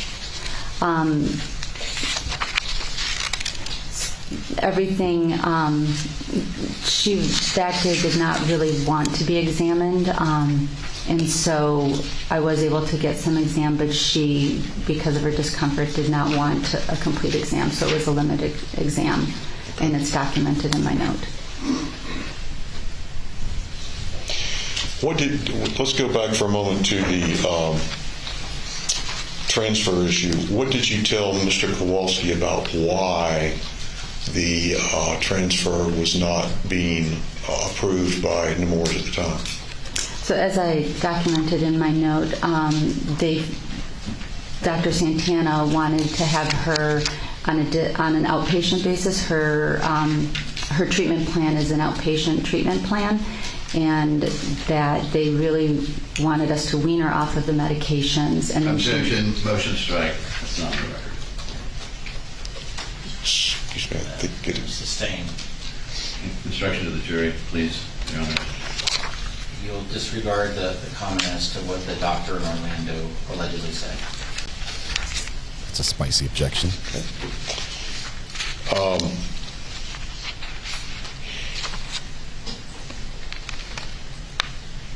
Well, let's continue. Can you recall any other interactions that you had with the Kowalskis on Monday, October 10th? No. Okay. And then did you also take care of Maya Kowalski on that Tuesday, October 11th? Yes. Okay. And when did you arrive at the hospital that morning? We typically arrive at 7:30 in the morning. Okay. And did you conduct rounds that morning in much the same way you've described before? Our day would be the same. Okay. Did you have occasion on that Tuesday, October 11th, to speak with Mrs. Kowalski? Yes. Okay. And what did your conversation with Mrs. Kowalski consist of? Mrs. Kowalski was concerned that the information was not appropriately provided to Nemours, and that there was potentially, facts of Maya's history that were not provided, and so she really wanted to arrange a conversation with them so that she could tell Maya's story. Okay. And were there some particular therapies that Mrs. Kowalski expressed to you that she wanted to obtain at Nemours? Yes, she wanted an intrathecal infusion pump. And what was after you had this discussion with Ms. Kowalski about her concerns, what did you do? I then reached out to Nemours and spoke with the physicians there and organized a meeting with Dr. Santana and the ICU physician. I'm not sure what their name was. Okay. And do you have a note of that date, October 11th? Yes. And that would be, I believe, starting on page 100176. That's in evidence, Your Honor, as per the All Children's Hospital record. And I would direct attention to the last paragraph on that page that begins with, I contacted Nemours. And did you, in fact, contact Nemours and arrange for a telephone conference? Yes. And who was a party to that telephone conversation? It was Dr. Santana and Dr. Torres. We also had Mrs. Kowalski present and the bedside nurse. We met in the ICU physician office. Okay. Now, before we go into those details about the conversation, tell the jury what an intrathecal pain pump is. So an intrathecal pain pump is a pump that is inserted underneath the skin, and there's a catheter that goes into the space around the spinal cord. And it can infuse various medications, usually pain medications, to help treat and manage chronic pain. To your knowledge, was that something that was recommended at All Children's? No. Why? From the literature on CRPS.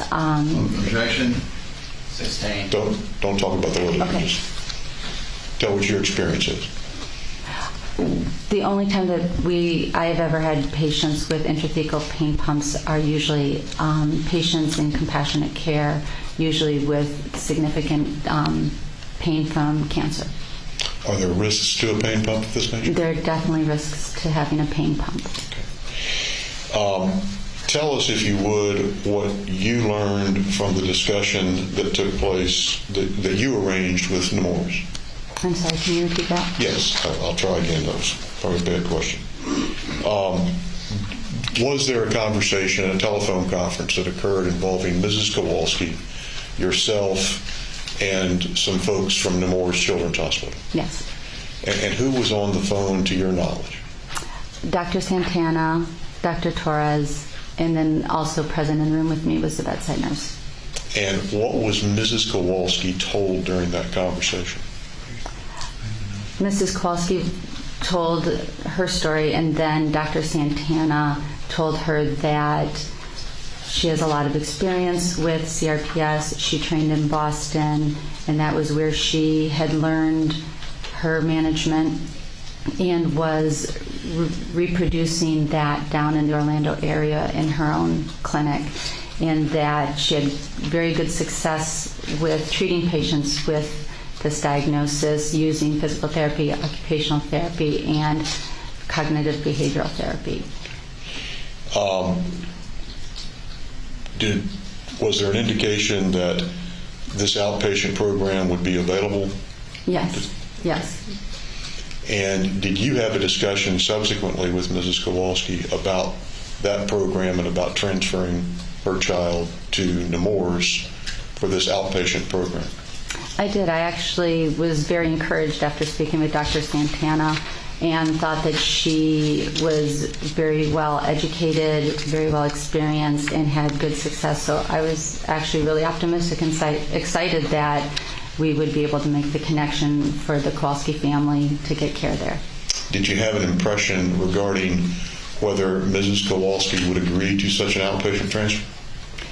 Initially, yes, I thought that she would be interested in it. She expressed that she was interested in pursuing it. Okay. Now, your note that we have up here, which we're going to publish to the jury when we finish this, your note seems to make reference to continuing into the next day. Is that correct? I'm sorry? Where are you referring? Well, let me just ask this. When you left the hospital on October 11th, did you have any impression regarding whether or not this outpatient transfer would be workable? Soon after our conversation with the physicians at Nemours and my understanding that we were going to hope to get her there as an outpatient, the mom told me that she really wasn't interested and wanted an intrathecal pump and wanted to explore other places to have this, and I believe it was Cleveland Clinic that she thought that they could potentially be transferred to get an intrathecal pump. Okay. And did you attempt to arrange that, or did you attempt to contact Cleveland? I did not. I told her that we needed to have somebody to reach out to and put that kind of on her to let us know who to reach out to. Okay. And then was the last day that you cared for Maya Kowalski on October the 12th? Wednesday, yes. Okay. And did you have any further conversations with Mrs. Kowalski that day? I did have conversations with her. We, again, every morning we met with the pain team and we discussed what our plan for the day would be and how we would wean, progress with our weaning. And so we reviewed that with her and she agreed with our weaning plan.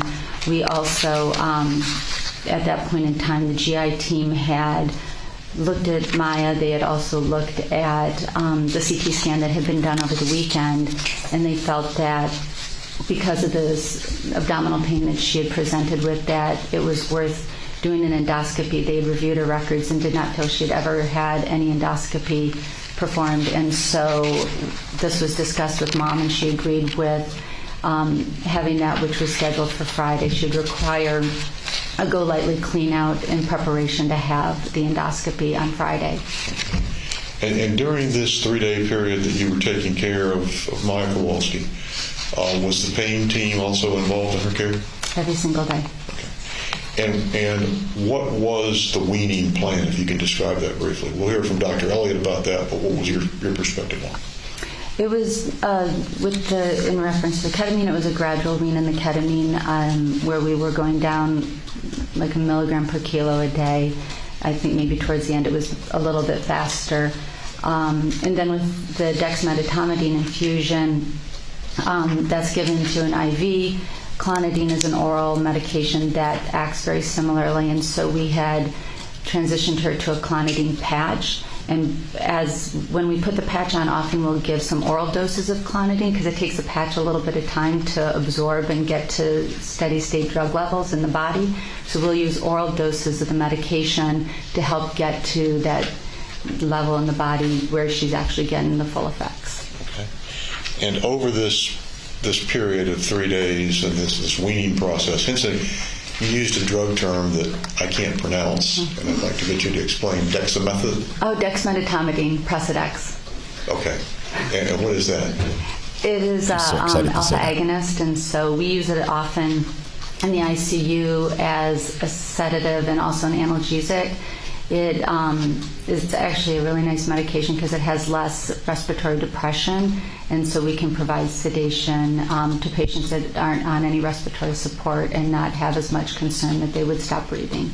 And during this 3-day period that you took care of Maya Kowalski, did it appear to you that the weaning process was going smoothly? It seemed to be going smoothly. We weren't having discussions about stopping the wean. Every day we were progressing with our wean. I wasn't called frequently to the room, that there were breakthrough episodes of pain that weren't being controlled. So it seemed like we were being successful in weaning her off. Okay. And did it appear that she was generally comfortable during this process? I think intermittently she probably had complaints of pain, but we were, I think, well controlled. And did you ever have any contact with the Kowalskis after you went off duty, so to speak, on October 12th, No. 2016? No. Okay. Come on, going.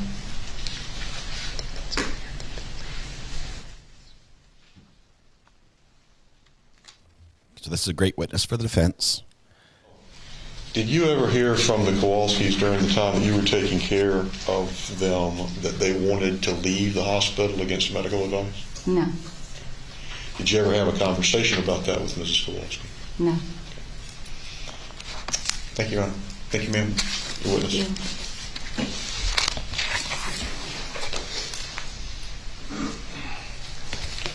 So you're aware then that the Kowalskis were told not 2 days prior that if they left, security would come and escort them back into the hospital and call the police. You were aware of that, right? No. Nobody ever told you that? I was told on Monday morning that they wanted to go out of the hospital, and there was conversations in regards to leaving against medical advice. AMA, right? Correct. And is it, to your knowledge, AMA a force of law?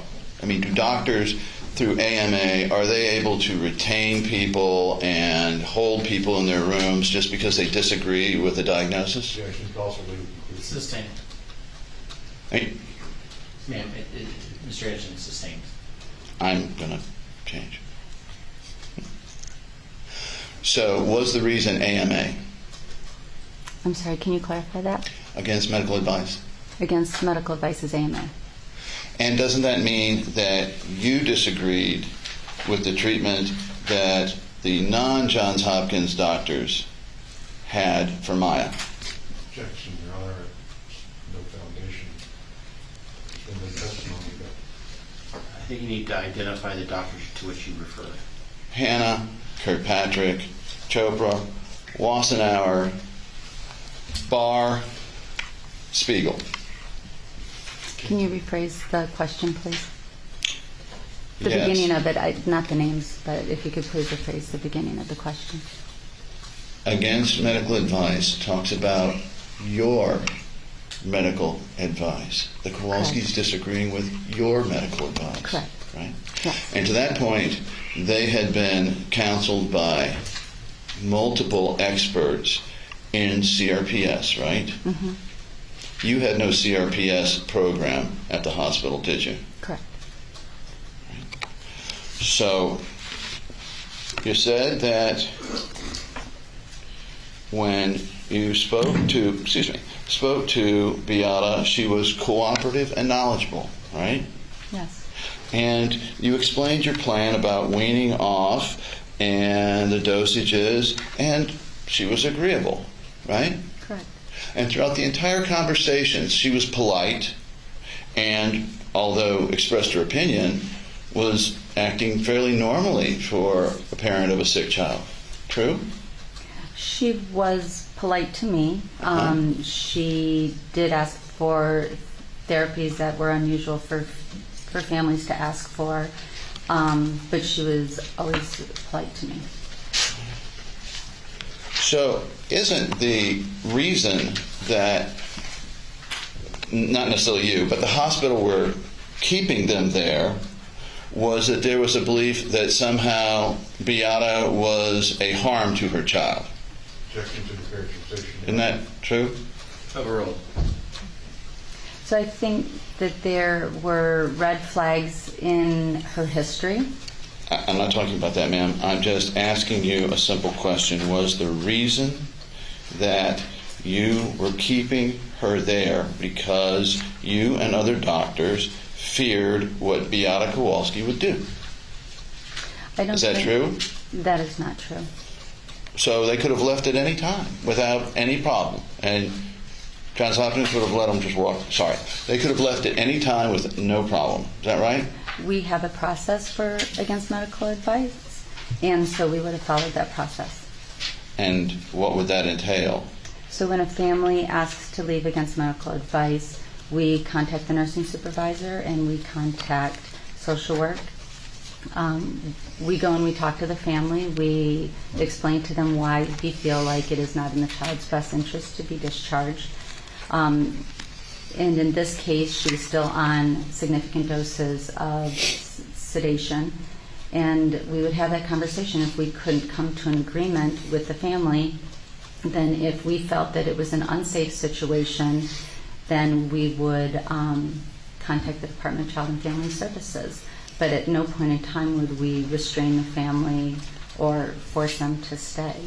So, it would be against your policy, for instance, to tell the Kowalskis that if they did try to leave, security would be called to keep them there. If a child is under DCF custody, then I am just explaining the policy. Go ahead, please. If the patient is under a shelter, then we would call security, but we would not intervene. We would, if the family was leaving, we would call the Department of Child and Family Services. But from October 7th, 2016 to October 13th, 2016, there was no DCF hold, Correct. Was there? Correct. And so, to your knowledge, did anybody ever go to the Kowalskis and say, remember when we told you that if you tried to walk off, we were going to have the guys from security come here and force you to stay? I never said that to the family. Okay. And your reason, medically, was she needed to be weaned off of ketamine. Is that right? She was on several medications that we were weaning her off of, yes. Well, wasn't the primary one you were worried about the ketamine? We were worried about the ketamine, but she also was on dexmedetomidine, which was also a different medication than she had been on before. We also had not resolved the concerns of abdominal pain, and at that point in time she was not eating and drinking enough to sustain her hydration level and was requiring IV fluids. And so we would not typically discharge a patient that we were uncertain of their ability to maintain their hydration status. And so typically we would discontinue our therapies and make sure that the patient was in a state where they would be able to maintain themselves without needing all these things that were being done in the hospital. Anything else? Was it or was it not the ketamine that was one of your primary concerns?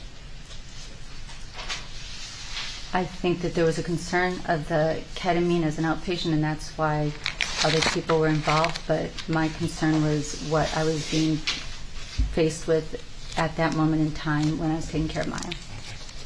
So now, how much experience do you have with ketamine infusion? I have a lot of experience with ketamine infusion. Okay. Are you an anesthesiologist? I am not an anesthesiologist. Psychopharmacologist? I'm sorry, repeat that? Psychopharmacologist? No. Psychologist? No. Did you prescribe for Maya during this time, by the way, an antipsychotic?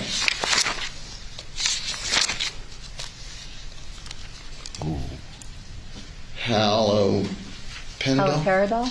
Yeah. Haloperidol is an antipsychotic, and it was a recommendation that was provided by the pain team with mom in agreement. So you wanted to take her off the ketamine and put her on an antipsychotic. Is that right? It was as a PRN, as an as needed, to help transition her off of the infusions. All right.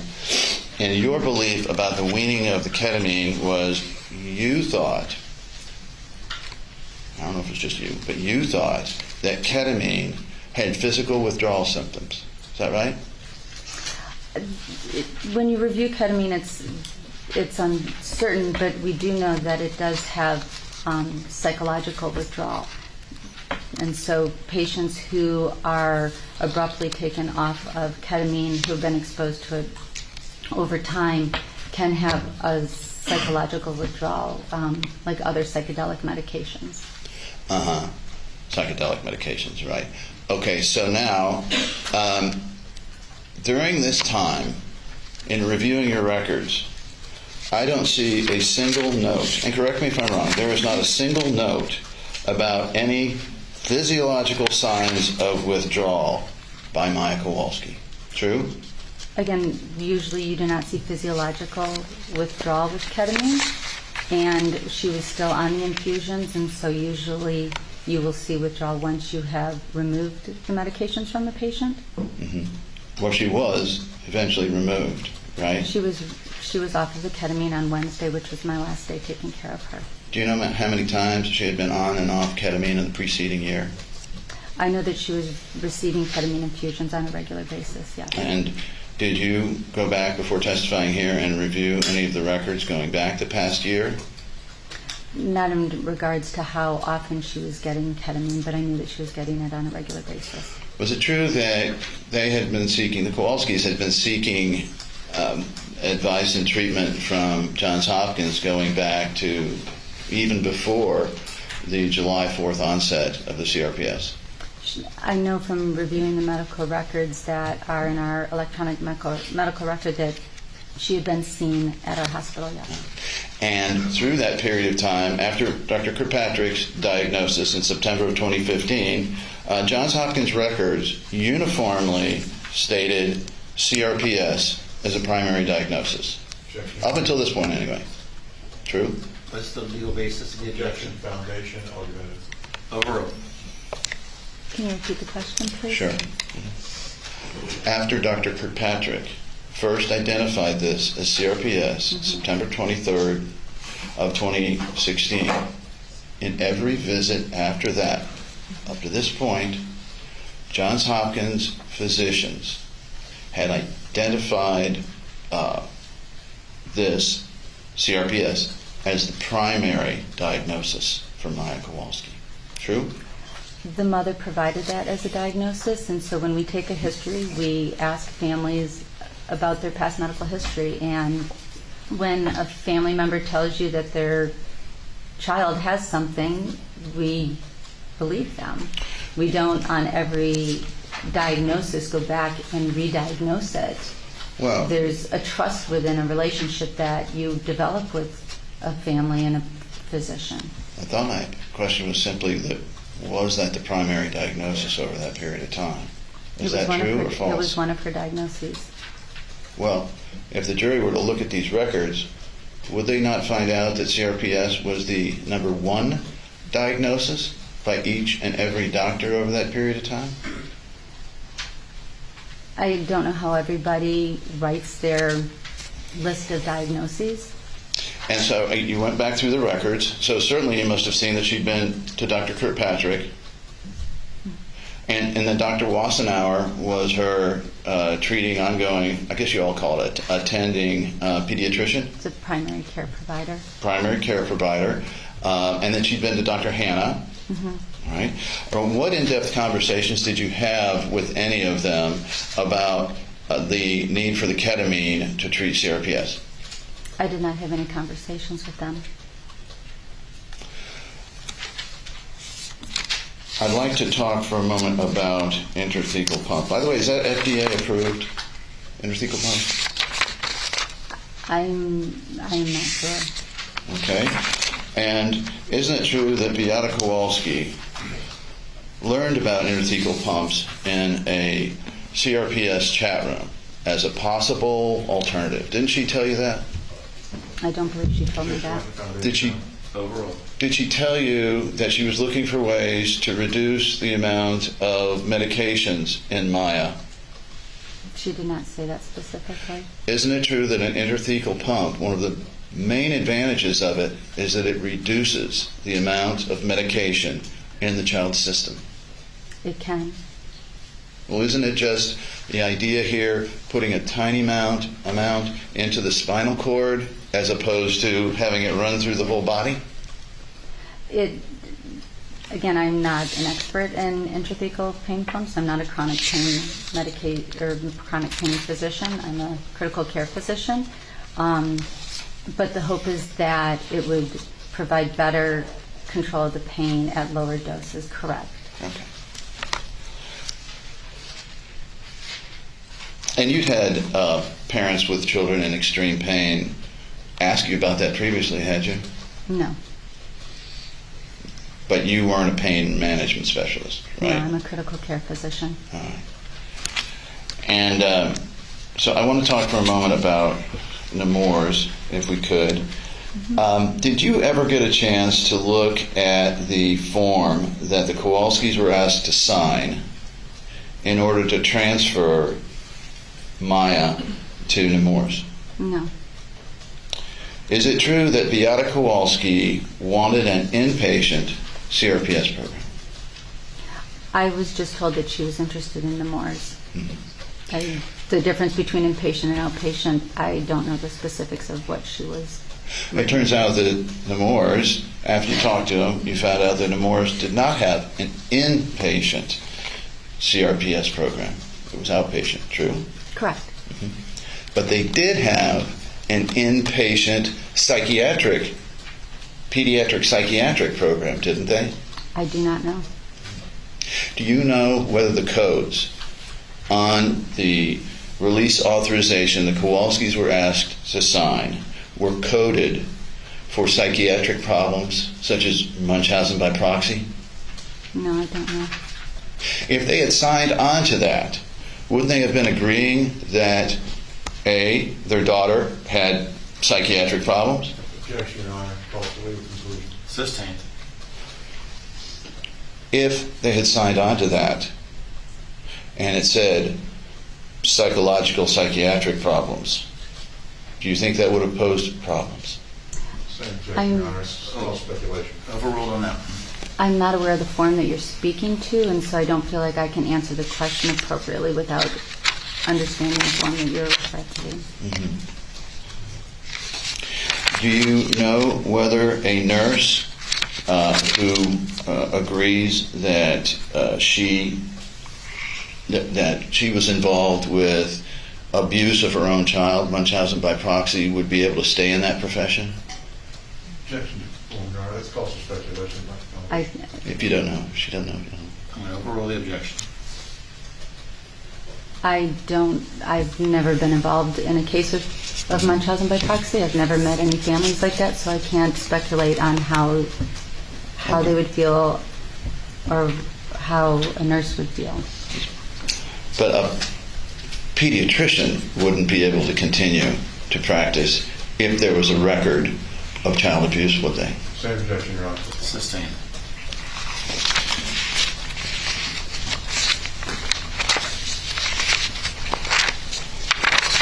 So, again, what steps, strike it. You had also said on intrathecal pumps that you mostly knew of them for children with cancer, pain from cancer, right? Correct. Do you know any of the pain scales, such as the McGill pain scale? I'm familiar with pain scales that we use in the hospital, and off the top of my head, I don't remember the name of the pain scale. What is the disease, maybe disorder, that ranks above cancer and at the top of the McGill pain scale? I don't know. Is it CRPS? If you know. I'm not sure. I've not seen a listing of diseases based on a pain scale. I know you're not. I understand, but you understand that you did understand that CRPS was one of the most painful conditions known to medicine. Did you not? Yes. And again, did Johns Hopkins have an inpatient CRPS pain treatment program? We do not have an inpatient CRPS pain program. Mm-hmm. So again, Anderson's if there was no voice is 4 hole, hours. and Beata Kowalski to you was acting like any other concerned mother, why not just let him go? She never asked me to leave. That was never brought up to me. But had it been brought up to you, you would have said, fine, go ahead, walk out of here. I would have had a conversation with them that I did not think that she was ready for discharge. Okay. And because there was a current DCF involvement, we would contact them to let them know. But if I felt that she was safe to be discharged, I would have discharged her. If you felt she was safe, Correct. You as a doctor felt she was safe. As the person that's currently in charge of her medical care, yes. Well, at this point, you had absolutely no indications that Maya was, strike it. Scratch all that. At this point, you had not done an extensive review of Maya's records, had you? I had reviewed what was in our back then did you review at this point, as of October 10th? Answer the question. Dr. Teppa had done a very thorough review in her H&P, and I had read her H&P, which summarized all of the encounters that she had had when she was at Johns Hopkins Hospital. I simply asked whether you had. And I told you what I reviewed. Okay. And is it true that while you were weaning Maya off of ketamine, you also were giving her or putting her back on certain narcotics? There were medications that the pain team was using and had recommended with discussions with the family to use as an as-needed basis. What is butorphanol? Butorphanol. Butorphanol. Sorry about the pronunciations, but what is butorphanol a narcotic medication? It is a opiate agonist and antagonist, I believe. And from your admittedly brief review, did it come to your attention that narcotics had never worked for Maya previously? I wasn't aware of it, but all of our plan with pain management was discussed with the family, and so there would have been an opportunity for them to tell us that they did not work. But they agreed with what our plan was. And who all else was on the pain team? You testified to on direct examination that there was a team that were making these decisions. Who all was on that team, if you could name them for us? The individual that I interacted with at that time was Dr. Elliott. Okay. And then there's a nurse practitioner that is usually rounding with them during the day, and I do not remember who that was back then. Just Dr. Elliott? And his nurse practitioner, but I'm not sure who that would have been back then. But Dr. Elliott would be the physician who was rounding those 3 days in the ICU. So the team was 3 people? There are several pain team doctors at the hospital. Back then, I believe the pain team was Dr. Elliott, Dr. Dolan, Dr. Patel, and I think Dr. I'm totally blanking on the other person's name. I apologize. But in this meeting... But usually one of them is on service at a time, and they're the one who is rounding and seeing the patient on that day. So they all the physicians would not come on every single day. They'd be the person who was taking care of the pain team. Anything else you'd like to add? Just on that day, the people we're talking about that you testified to on direct, were there just 3 people? I told you it was Dr. Elliott and his nurse practitioner, then I don't remember her name. I understand. So and you? 2. I'm not sure where the 1, 2, 3. You, the nurse practitioner, and Dr. I'm not on the Elliott. pain team. I'm the critical care physician. Getting argumentative with the witness. Sustained. Well, who was the leader of the team? As the critical care physician for a patient that's in the ICU, we are the one that directs their care and coordinates with all of the consultants. The person who was on the pain team that day was Dr. Elliott, and he would have been the leader of the pain team rounding on Maya that day. In that little team you had put together, who was the leader of the team? Who made the ultimate decisions? The ultimate decisions are made as a team. So as the team leader, the critical care physician coordinates that care, but I do depend and rely on my experts. And so when it comes to pain management in a chronic pain patient, Dr. Elliott, who is our pain team doctor that day, would have led that care. So he would have made the decisions? He would make the pain care decisions. All right. Now, are you in any, or at this point, at that point back then, were you in any executive position at the hospital? At that point in time, I was the chair of the Pharmacy and Therapeutics Committee. I'm sorry, chair of? Pharmacy and Therapeutics Committee. Okay.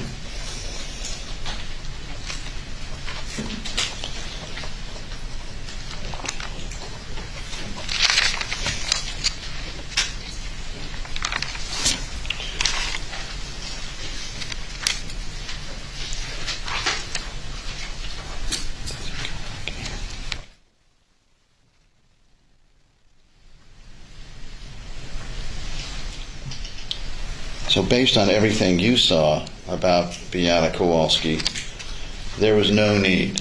I'm just talking about what you saw. Mm-hmm. There was no need to consider keeping Maya there. Objection, I call for conclusion. Overruled. Like I explained to you, she was cooperative with our plan of care. She did ask for things that I did not feel were indicated, and we would have a discussion about that. You've had multiple parents, maybe every day, ask you for different treatments for their children that you may not agree with. Is that true? Correct, yes. That in and of itself would not be a basis to take her away from her little girl, would it? Objection, Your Honor. Sergeant Sustained. Would that be enough to keep them there? Can I see the attorneys, please? All right, we're going to take a little relaxation breather here, just for a moment, and view this nice picture of trees, and take deep breaths together, because it's getting a little spicy in the courtroom. Let's see. Okay, these 3 trees. That's what I call them. I actually these are trees I've taken thousands of pictures of. This was from this morning, not far from my house. A little bit of Zen moment, waiting for the sidebar to continue to conclude here. Mr. Anderson is cutting it really close. Anyway, enjoy the Zen. Little fog on the grass. Nice deep breaths. We're all good. We're going to go back in court now. Ready? All right. Mr. Anderson is not watching his time. He got blessed with 4 hours. Okay, that was adamantly fought against by the defense. I don't think the judge will be inclined to grant additional hours after this. I don't see an additional, allocation being doled out at this point, or even later on. I don't think the judge will do it. But I think Mr. Anderson needs to not just look at his paper, but also needs to look at his watch. He's scored some points with his attorney, or with this witness. He got her to admit that the hospital telling people that they couldn't leave or they'd be arrested if they tried to go AMA, that's against their policy or procedures. It's not in their protocol. That was a good win. He got that through objection and through a strikeout. We got a basically an inference that the witness was not being truthful or 100% truthful in her testimony. That was a little win there, and that helps.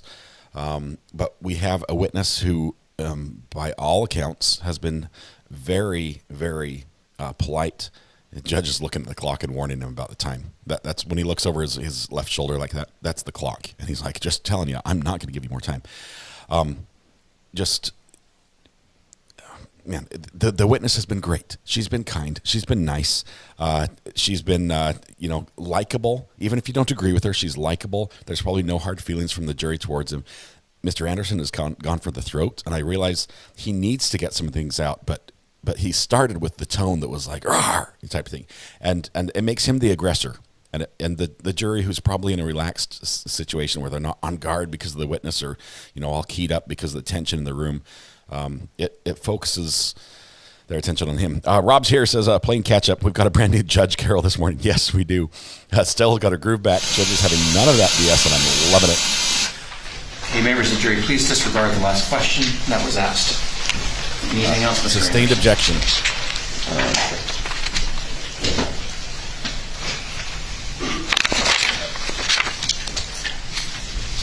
No, Your Honor, based on that. Any redirect? We're going to have probably a little bit of redirect and then jury questions. You were asked, Doctor, if all children had a CRPS program at the time of this in 2016. They did not, correct? Correct. And was the reason you were attempting to facilitate transfer to Nemours was because they did?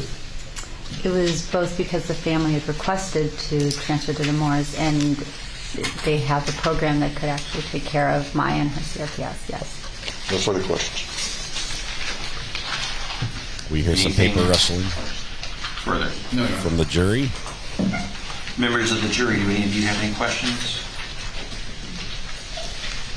Amy H51, I'm so glad I found this wonderful group. Thank you, Amy, for 6 months of support. Love that yellow courthouse by your name. So appreciative. We also had Michelle M., member for 1 month. So happy to have found your channel. Thank you for your respectful coverage of all cases, not just this one. Michelle, thank you. Thanks for making this community what it is, and for the judges talking, but they turn the mic on. Go back to your room. Ooh, lots of questions. The case against yourselves. Do not do the investigation. Receiving them. Okay, when the jury gets sent back to their room, that's good news for us because we get to hear the what technically is a sidebar, but it's not because the jury's out of the presence.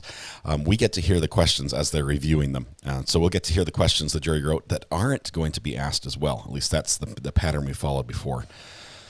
But the judge, the only thing he hasn't enforced today, the only thing he has not enforced is the one-horse, one-rider. Dr. Smith, if I can have you wait outside as we go over these questions outside your presence. Kate, I'm with you. It sounds like we're going to hear the judge. And that means we get to hear the jury questions.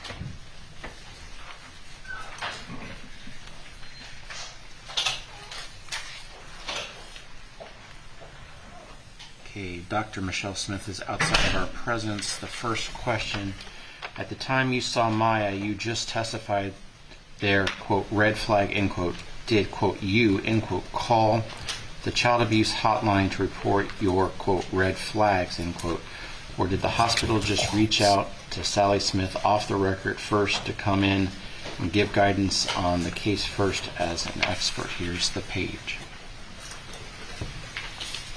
The quotes are accusational. Did quote unquote you. The cohesion this jury seems to have with each other is incredible.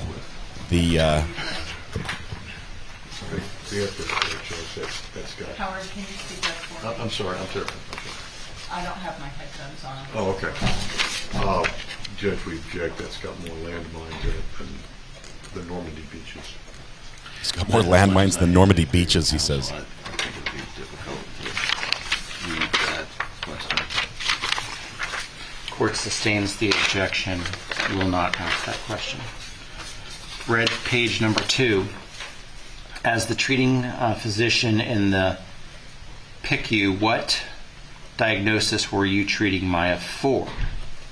We have seen her admitting and discharge diagnosis on her discharge paperwork as conversion or factitious disorder, or question mark. Can you tell us what your diagnosis was as the treating physician?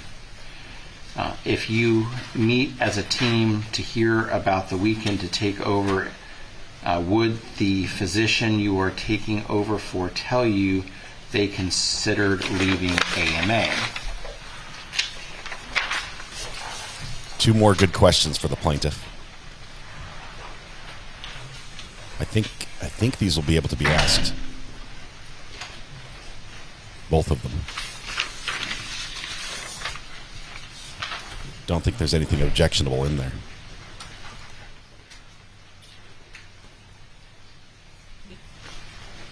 Yeah, the body language from Mr. Shapiro looks like those are coming in. I can't object. I think those are fair questions.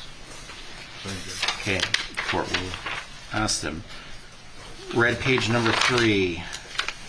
When signing discharge papers, does that admit the patient to agreeing with the diagnosis, or does it only acknowledge receiving the discharge information? Next question. Do the same answers apply with transfer orders? At legal conclusion, is that going to be their objection? These sort of questions were objected to by defense when Mr. Anderson presented them and sustained by the judge.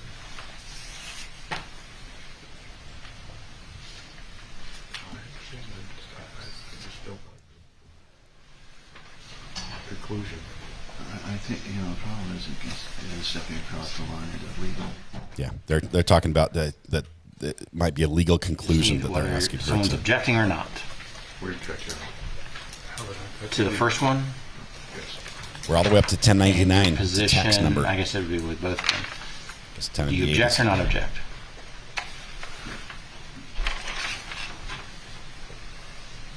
Interesting. Judge has not ruled yet. Do you object or not?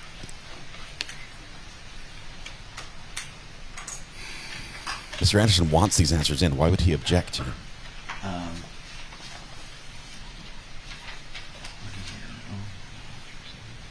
Okay. I you object as well? Yeah. I agree. I sustain the objection that those won't be asked. Next question, red number 4.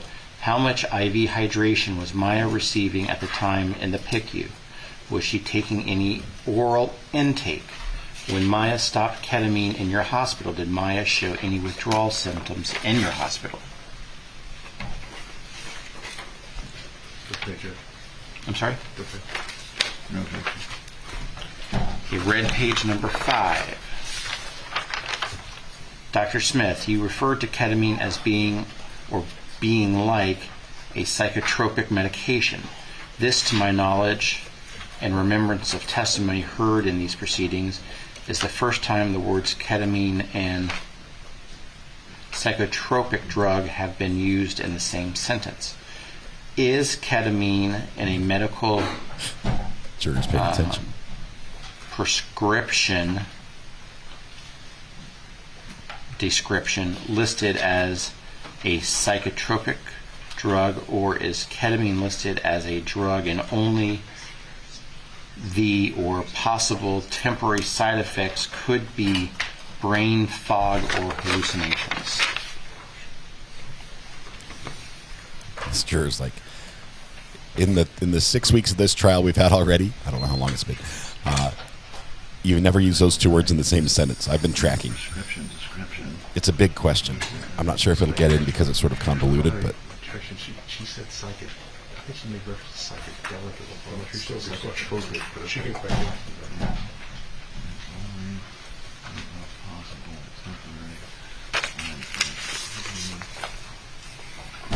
That's a good question.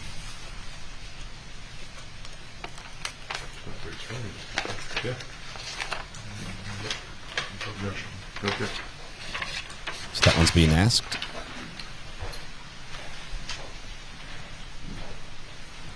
I think she did say psychedelic and not tropic. I think you're right, very British. Yeah. Well, we don't want the juries to be in the camera. Mr. Shapiro bumped to the camera angle, which would have shown the jury potentially. More to Zoom, because that was the Zoom camera he bumped, not the television camera. I'm gonna.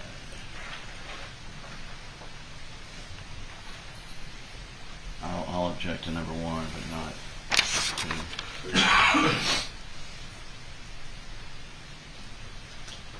2. Overruled. I'll ask it. Okay.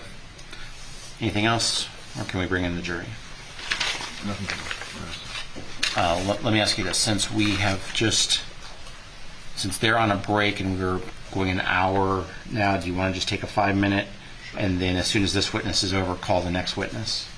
I can do that, I guess. Whatever the judge would like. Well, I'm just trying to think from an efficiency standpoint, so we don't have to take a break in 10, 15.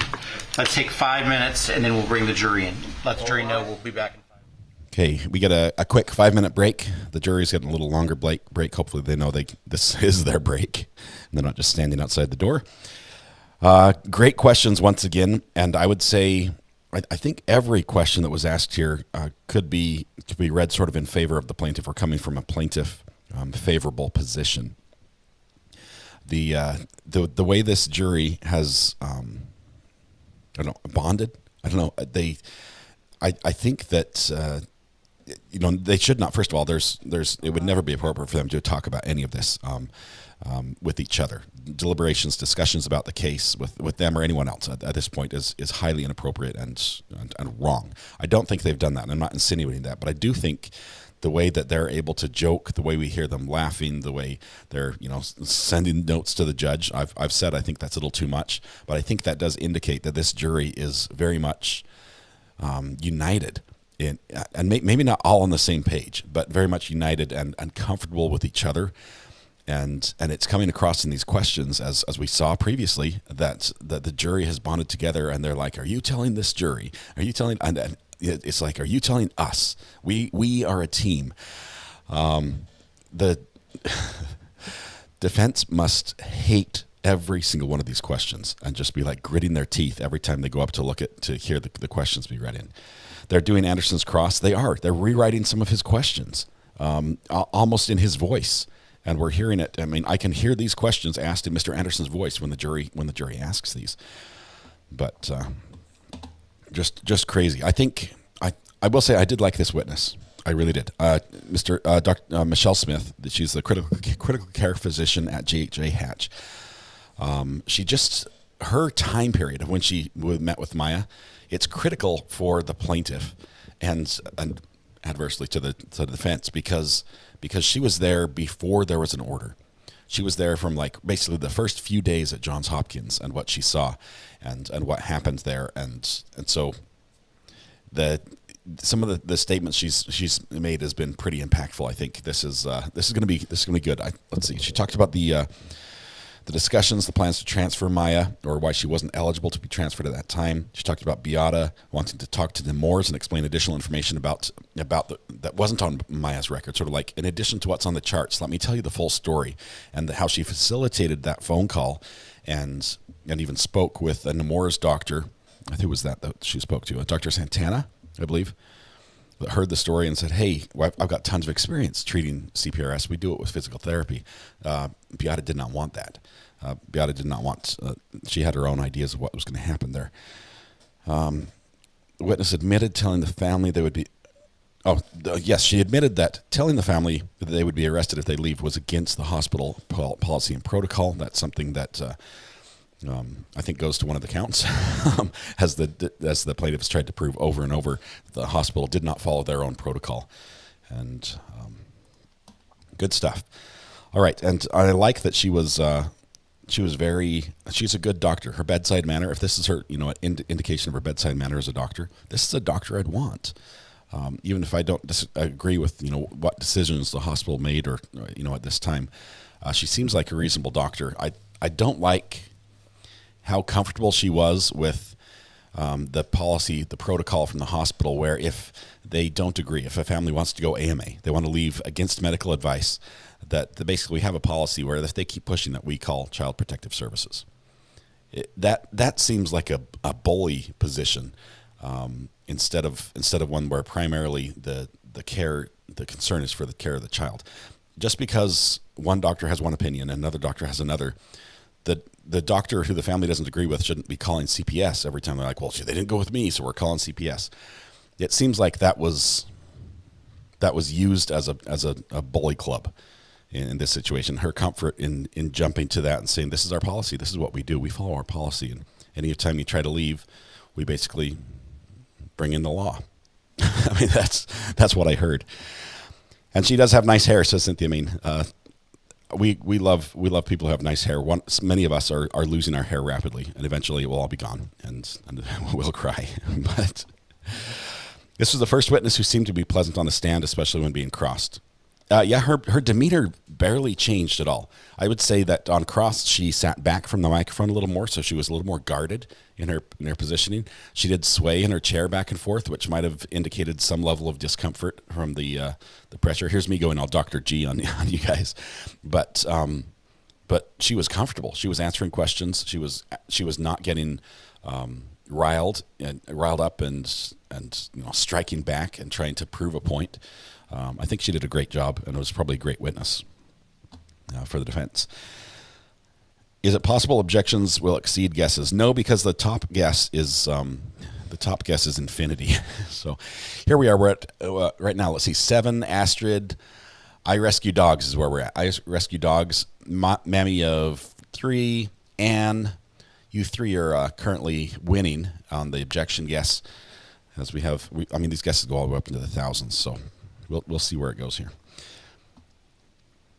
I don't think Mystery Murder Chick says, I don't think the convo between Smith and Beata was as agreeable as she states, because Beata and family went to leave, then the threats. Now, this doctor has, Dr. Michelle Smith basically said she didn't know anything about this. She didn't know the family had tried to leave. She didn't know the hospital had allegedly, or the hospital had threatened them with arrest if they do leave. That part seems a little suspicious or fishy to me. And we'll hear that, I guess, because one of the jury questions goes to that. I think that one was allowed in. That I don't know. we'll hear a little bit. Why didn't the other doctor who would have known that the family tried to leave include that in the notes or recount that to her, as she was her critical care physician in those early days? It sounds like there was a lack of communication somewhere. Everybody. Here we go. Judge is back, guys. Everyone take your seats. Any issues we need to address before we bring the jury back in? No, Your Honor. Let's bring in the jury, please.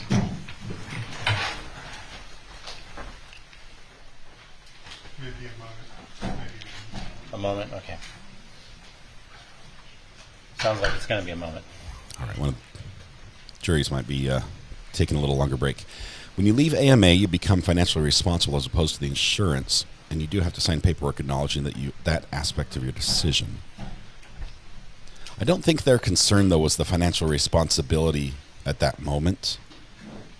I don't think that was a factor in the family's decision. I think that the care that they wanted Maya to receive was the primary factor.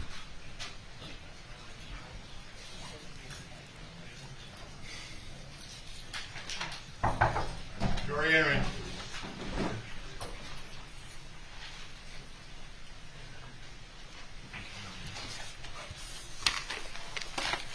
Can someone get Dr. Michelle Smith, please?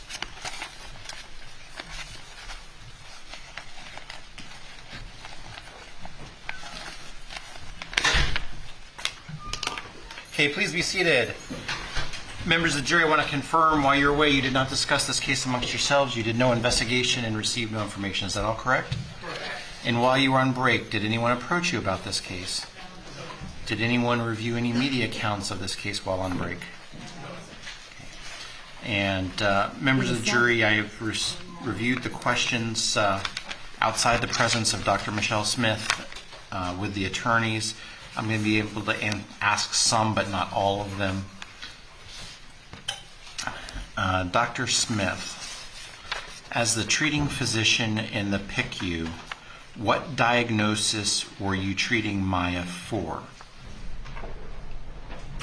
So we were treating her for an acute pain exacerbation, and we, at that point in time, had the CRPS diagnosis, but this was an acute pain exacerbation that we were treating and managing with the pain team. We also were evaluating her for the abdominal pain that she came in, and so the GI service was also evaluating her at the same time. We have seen her, meaning Maya Kowalski's, admitting and discharge diagnosis on her discharge paperwork as conversion or factitious disorder. Can you tell us what your diagnosis was as the treating physician? I took care of Maya for the 3 days, and that was my only time with her. And at that point in time, we were treating her for an acute pain exacerbation and abdominal pain with the diagnosis of CRPS. Okay. Next question. If you meet as a team to hear about the weekend to take over care, would the physician you are taking over for tell you that they, meaning the Kowalskis, are considering leaving AMA?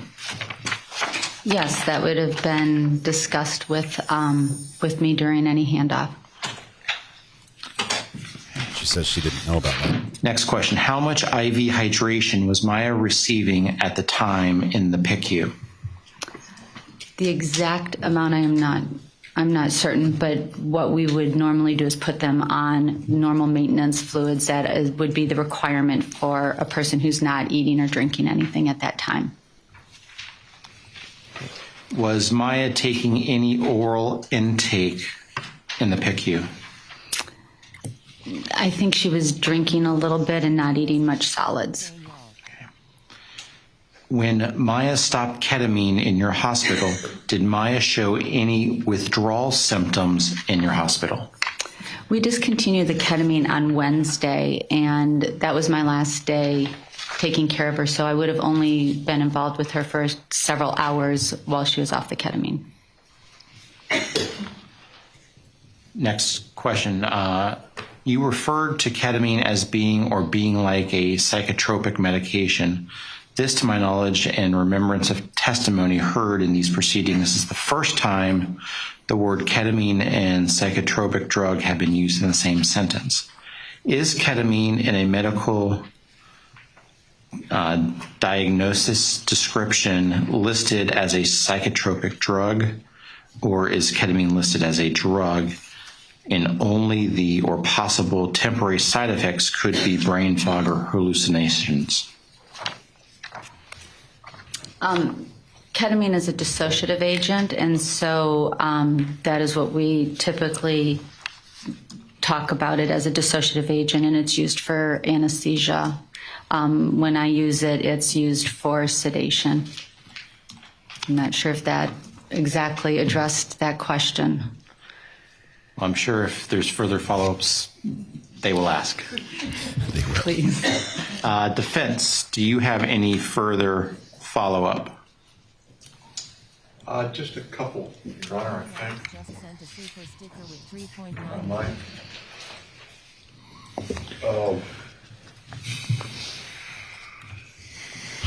First of all, to be clear, Dr. Smith, you were taking care of this patient in the time frames we just talked about, October 10th through 12th of 2016. Yes, Monday through Wednesday. And the only transfer effort made at that time was to Nemours, correct? Correct. And that transfer was based on the diagnosis you folks had at the time? Correct. Okay. Did you have an understanding, or did you have an understanding as to why the family did not wish to have the transfer done at that time? Nemours wouldn't accept her in transfer. So the plan with Nemours was that she would be enrolled in their outpatient program. Okay.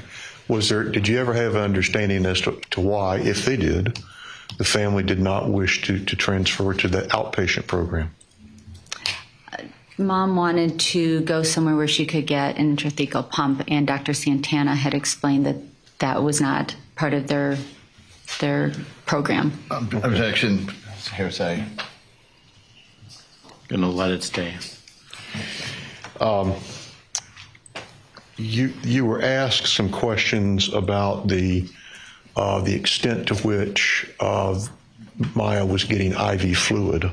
Yes. On the unit. I'm going to ask that 1001-73 and 74, that's an evidence, Judge, as part of the joint exhibit.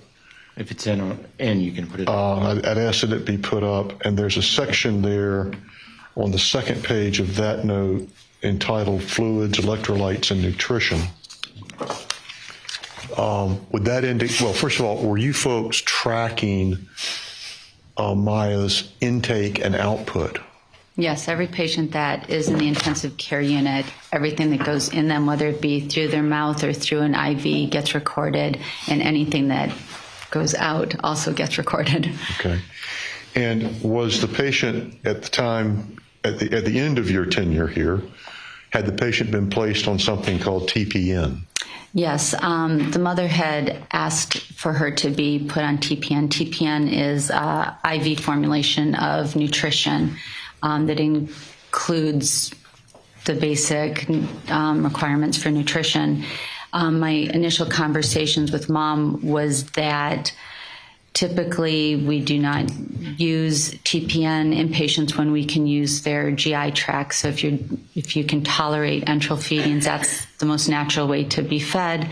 Mom raised concerns that the placing of a nasogastric tube to give her the feedings would be distressful for Maya, and she requested TPN. We also don't usually start TPN for short-term nutrition, and so we would not be providing it at the time of discharge. Mom had instructed me that she would be able to find somebody that would be able to prescribe the TPN as an outpatient. Once we had GI involved and we knew that she was not going to be eating for probably several more days, we did start her on some TPN, but not with the plan of discharging her on the TPN. Right. Okay. That's all I have. Thank you, ma'am. Thank you. Plaintiff? No questions. Members of the jury, anything further? And may Dr. Michelle Smith be excused? Yes, Your Honor. TPN. Thank you. My understanding of TPN is it's like a feeding Defense, tube. call your next witness, please. And it's, We'd like to call Dr. Beatrice Sanchez. Thank you, Doctor. but it's not through your throat, right? Because the throat would be distressing to my ears. It's an IV. Absolutely. I swear, yes. Sorry, I missed the next witness. Who will you have up? Is this going to be Dr. Sanchez? The nurse Clint? Good morning. Good morning. Could you tell us your name, please, ma'am? Beatrice Sanchez. Okay. Dr. Sanchez, where are you from? I'm from Venezuela. Okay. What is your job today? I'm a critical care physician at All Children's. Okay. And how long have you been at All Children's Hospital? Probably close to 8 years. I started in 2016. Would you tell the jury how you received or where you received your education and training? Sure. I went to medical school in Venezuela, and then right after medical school, I did all my requirements, testing, and everything to be able to come to the United States to do my residency. So I got married, left the country because of the situation of Venezuela, and came to Texas where I did my pediatric residency at Driscoll Children's Hospital. That was for 3 years, and then I was accepted at Emory University in Atlanta for my critical care fellowship. After that, I was able to find my dream job. Also, my husband's a physician, so that's at St. Petersburg, All Children's, and that was my first job as an attending. Okay. And you've been, you said, with All Children since 2016? 16, yes. Okay. And are you board certified? Yes, I am. Would you tell the jury what you're board certified in? I am board certified in pediatrics and also in pediatric critical care medicine. Okay. I keep trying to remember to ask this question, and I haven't done it, so I'm going to ask you. What does board certification mean? What do you have to do to be board certified? So basically you have to study a lot and present the exam. So the boards, the pediatric, American Academy of Pediatrics, have boards for general pediatricians, and then they also have boards. The American Board of Pediatrics also has boards, which is just a big test that goes, it's like 4 hours or sometimes even more, through all the general requirements that a person that is trained on that profession should be able to, pass those testings. Okay. And you've maintained your board certifications? Yeah, and it also includes not just the test for that. You have to do maintenance of certification. So basically throughout those years you have to accumulate points with going to conferences, taking extra trainings, like 2-3 days seminars and things like that. And each of those have specific points. So you have to reach a certain amount of points to be board certified. Now, have you brought your notes from your care of Maya Kowalski with you today? Yes, I have them in front of me. She has notes. That, so I know what you got there. I have my H&P, which is my history and physical on the day of admission, on the 7th. I have my progress note from the 8th and my progress note from the 9th. Okay. So let's start by your telling the jury, if you would, when it was that you were involved with Maya Kowalski's care.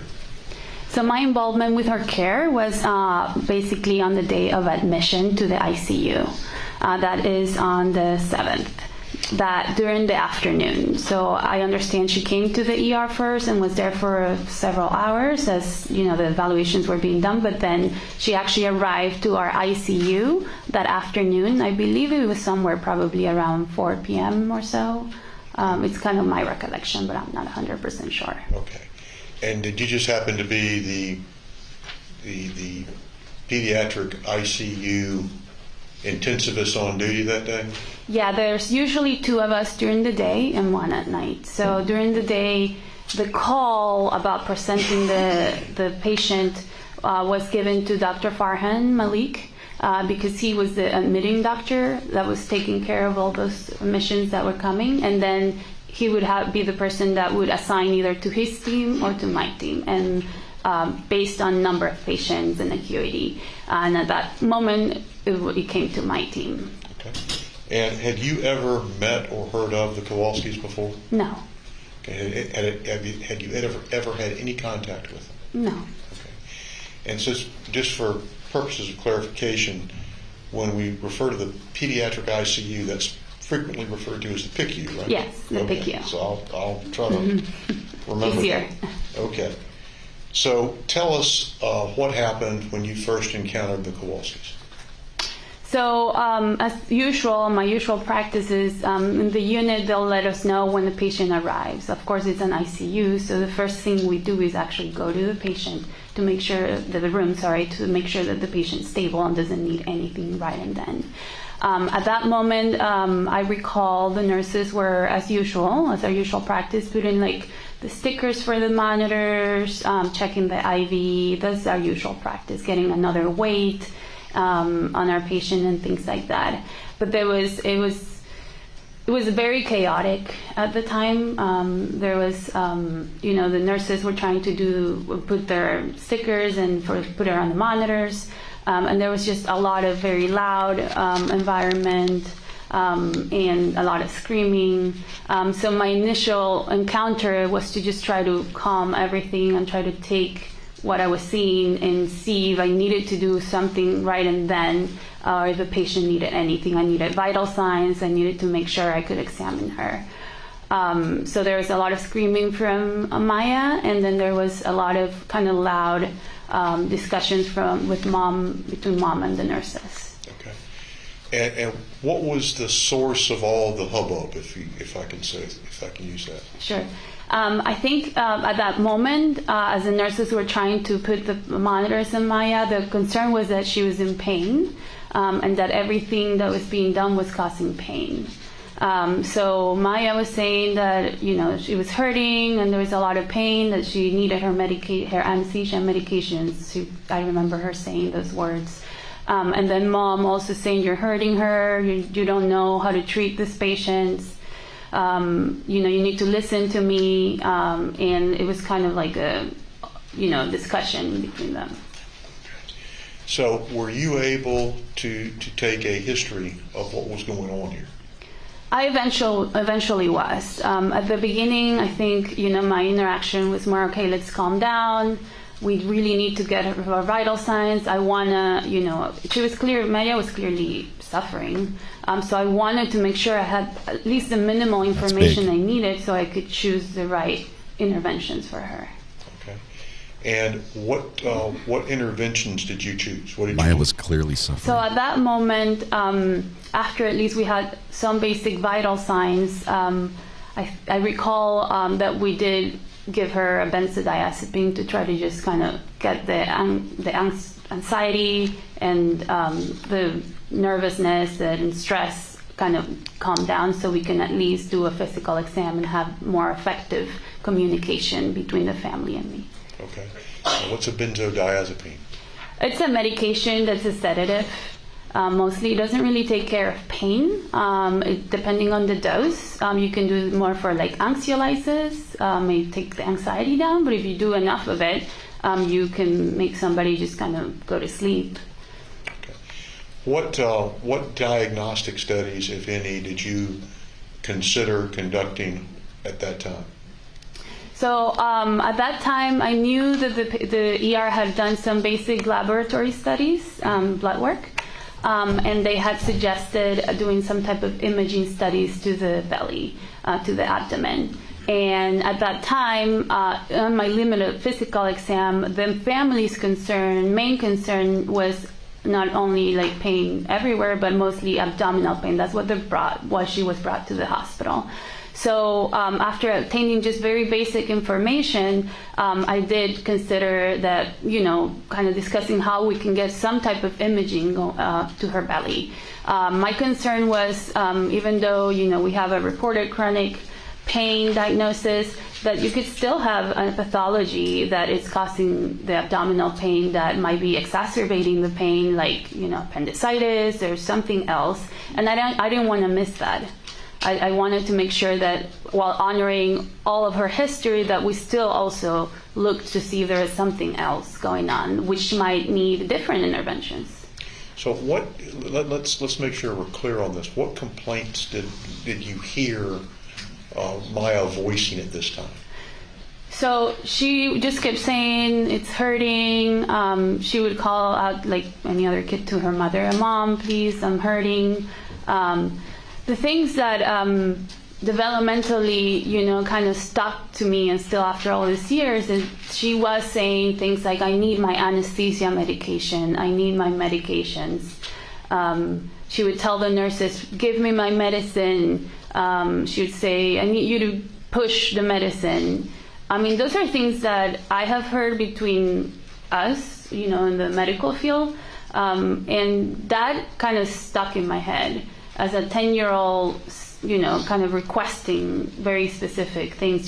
She would say the names of the medications. That also kind of stuck in my head a little bit. But, you know, we had the pain team had already been contacted in the ER, and I had also put another call that let them know that she was in the ICU. So I really, you know, they came very promptly. So I really wanted, she was suffering. She was clearly suffering. And, you know, while we were getting all our information, I wanted to get her in a place that she was at least a little bit alleviated from that suffering. Who was the pain, when you say the pain team, who was the pain team that responded? Sure, yeah. It's anesthesiologist, as you've heard. That day, I'm pretty sure it was Dr. Jenny Dolan, who was the anesthesiologist covering, representing the pain team.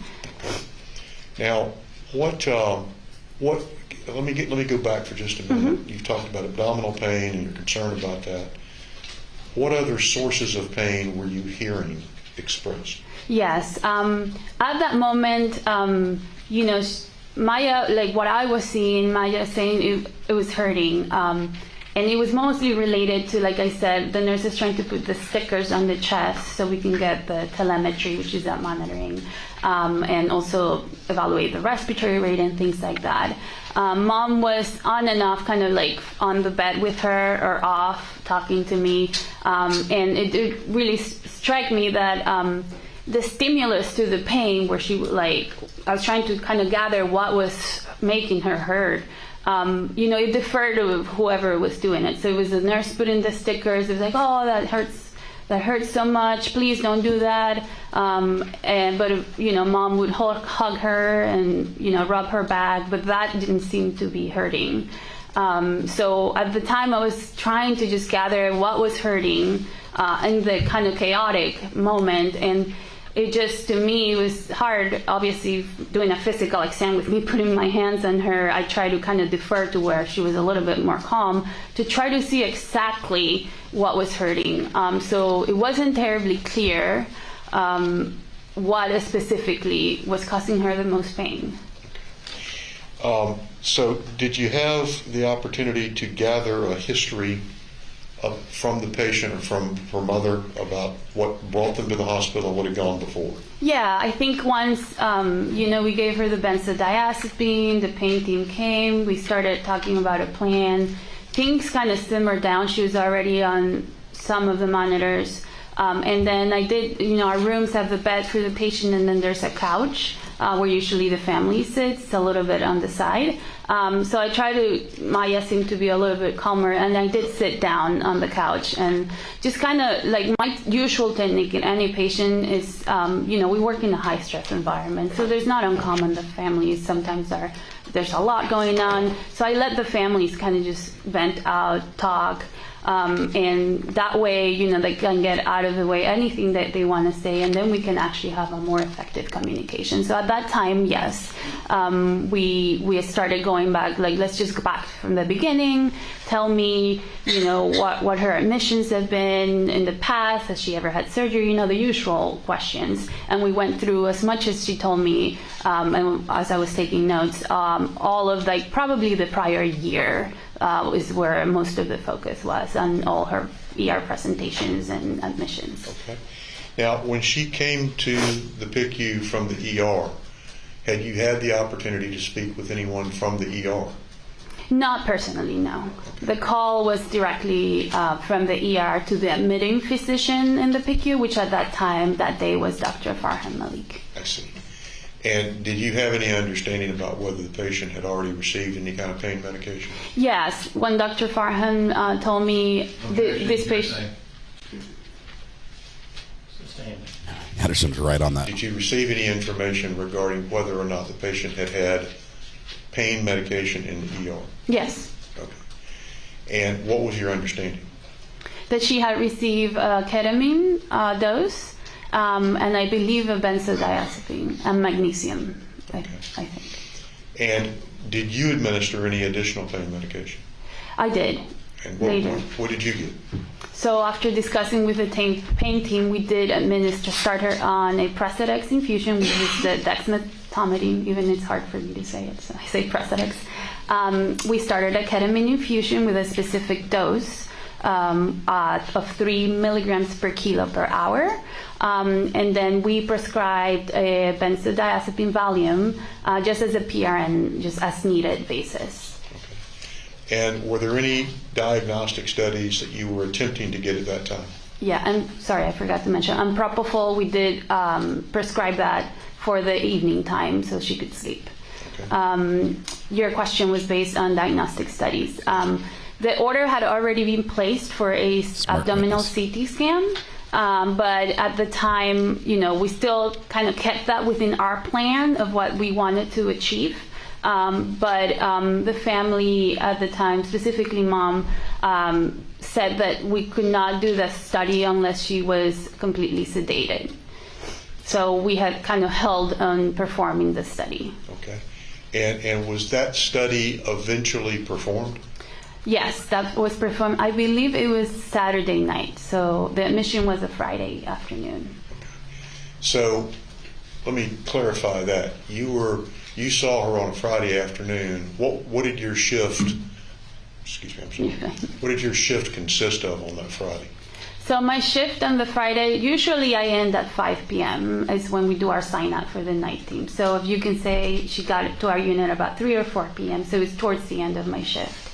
My shift consisted of coordinating, getting as much information as we could, coordinating and making sure that the right people were involved in her care and creating a plan for specifically the most immediate plan, which would be that evening and night, to get her stable during that time. And when you say you developed a plan, who did you develop it with? The pain team, which was Dr. Jenny Dolan, and the ICU team. I believe Dr. Dolan spoke with other members of the pain team during that time as well. And what was the plan at that point? So the plan was to stabilize Maya and make sure that she wasn't at the level of suffering that we were seeing, and included the medications that I just stated, which are the infusions of ketamine and Precedex, propofol during that first night for a specific amount of time. I believe we said 4 to 6 hours. And then if there's still significant concerns of her abdomen, at some point getting the CT scan. Okay. During all this discussion with the mother and review of what had gone on, did you receive any information regarding what ketamine or what other drugs the patient had been taking? Yes. The mom informed me of the medications that she was taking outpatient. Not all of them, there was like vitamins and things like that, but mostly the ketamine treatments that she was receiving. She did mention that she was a patient of Dr. Kirkpatrick and Dr. Hannah, and that she would go regularly to get, depending on where her, exacerbation of her pain was, to get these infusions of high doses. She told me all the doses of the ketamine to kind of, in her kind of explanation was to try to break that pain.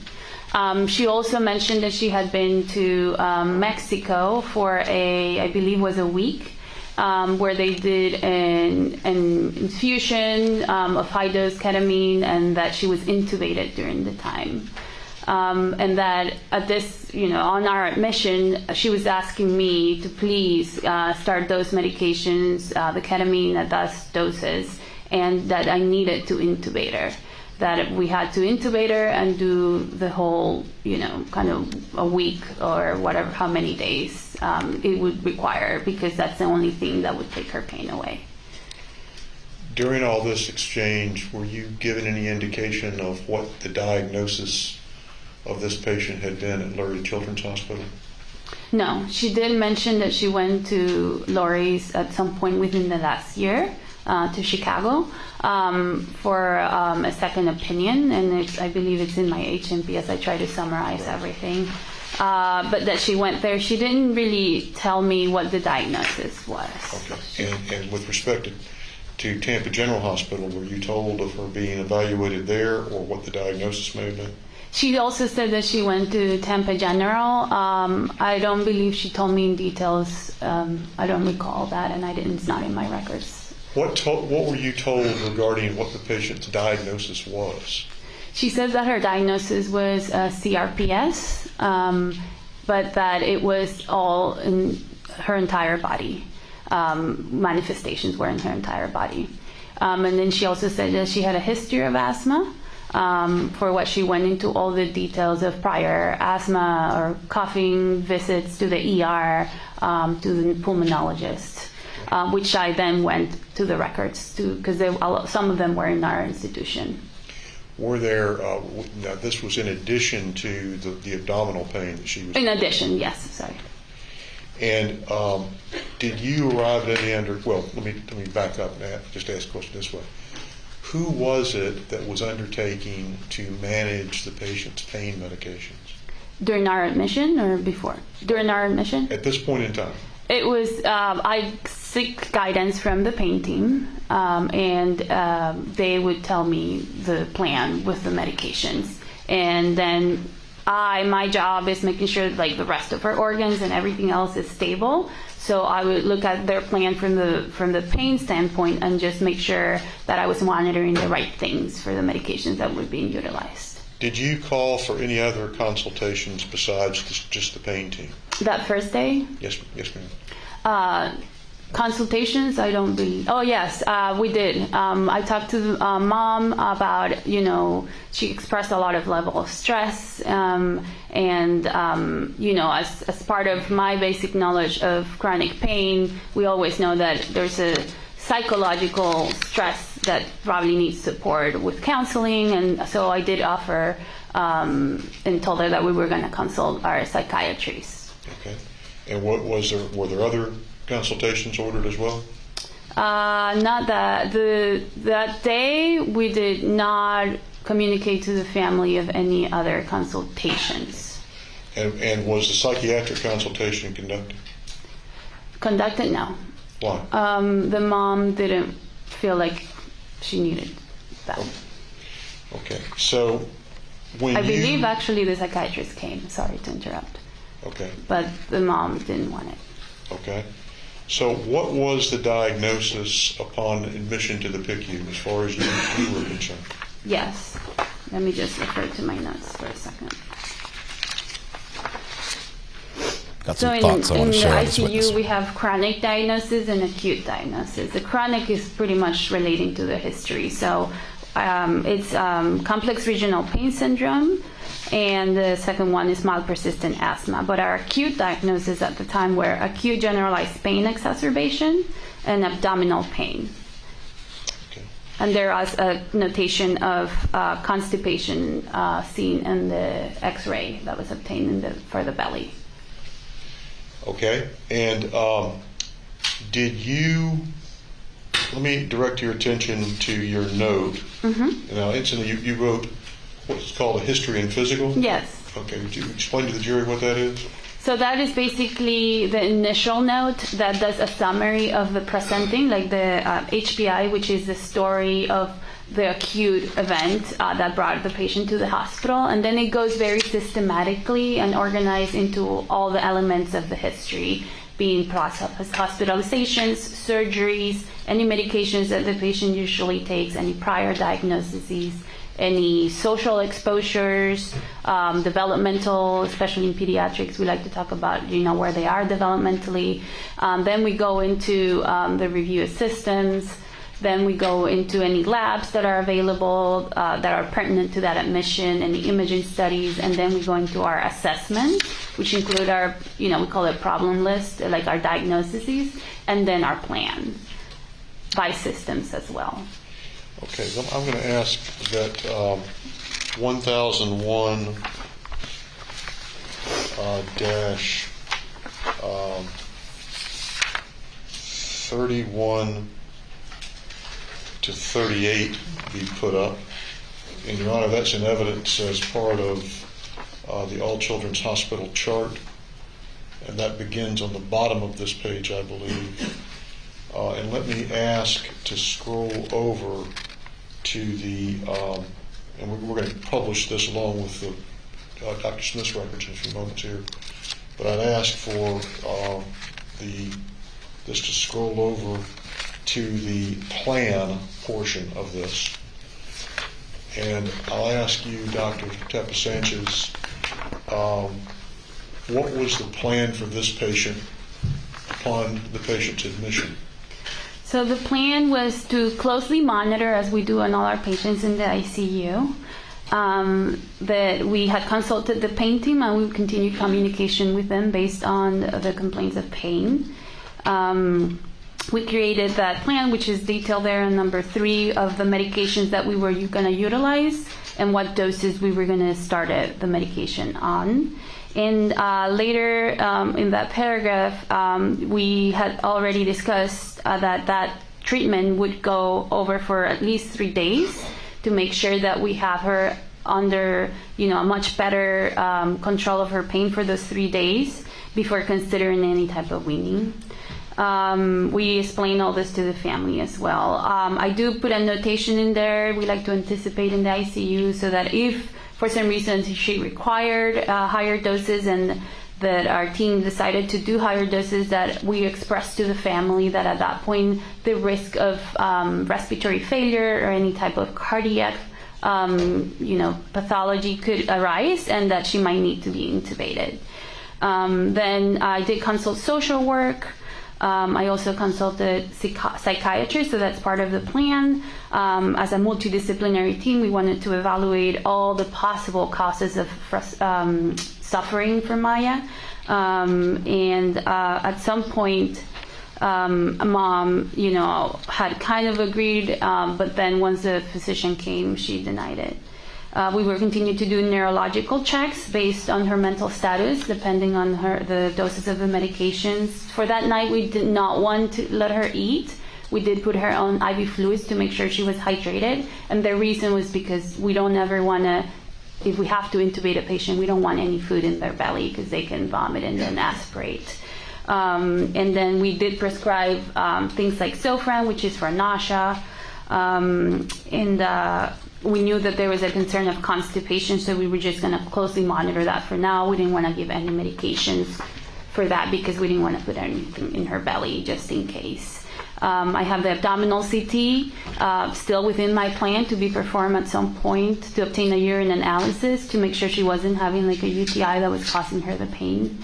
SCDs that basically are like these compression devices on the legs to prevent any type of clots. We do that a lot in our ICU. And I think that's it. Okay. Now, before formulating that plan, had you gone back and looked at the records of All Children's Hospital for the patient's previous admissions and encounters? Yes, as much as with the time that I was there, I did as much as I could to look at notes from before, especially to create this document because I wanted to make sure everything was coherent. Okay, and in doing that, how many records did you review? It looks like there's several pages here. Yes, I went through, mostly what I recall is going through like the prior ER visits to our ER. There were notes from consultations and follow-up visits with the pulmonologist as well. Those are the ones that I recall the most. Okay. Now, was there any issues that you had with Mrs. Kowalski regarding the amount of medication that was being given? Her initial requests were of really high doses. So I don't know if when you mean issues, like more of that discussion that we had, that I was not comfortable given those amount of doses. I had never, I think, gotten anywhere close, and that was definitely out of my wheelhouse. So I did mention to her that I did not feel comfortable doing that I was consulting with the pain team as the anesthesiologists that deal with this type of kind of chronic pain type of patients. So it was a back and forth on the dosing. Like we would come and create a plan, like we're going to start the ketamine at, I usually start at like 0.5 milligrams per kilo or 1 milligram per kilo, but for different reasons, not specifically for pain. With the pain team, we came up to 3 milligrams per kilo is where we were going to start. The doses that we requested were more like 10 milligrams per kilo. So there was a back and forth on the dosing of what we were going to do. Was the pain team taking primary responsibility for taking care of the pain medication and Yes. pain management? Okay. And did you have any exchange with Mrs. Kowalski about her level of stress and Maya's level of stress at that time? Yes, I recall during that time when we sat down and kind of were able to have more effective communication. She did express how stressed she had been. I believe I also note that on my HMP, on the HPI part. She was saying that this has been, a really rough year for them, and that she had been very stressed. And she did mention that at times she just felt like she just couldn't do it anymore, and that either her and Maya as well were very stressed and thought that, that at times she just wanted to die. She also said, and I put it in quotes, that she just wanted to go to heaven. Okay. Now, did you offer to assist Mrs. Kowalski about that? Yes. After that was said, and, we continue our discussion, I asked her if she had a support system that, that we could definitely consult our psychiatry department for Maya, and that with the social work we can get counseling for her and kind of get her resources at this moment.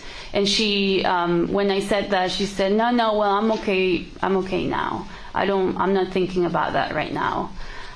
So then I told her, I offered, like, if she ever needed, help to try to find resources, or if she needed, if she was having more trouble, that we could help try to find people that could take care of her.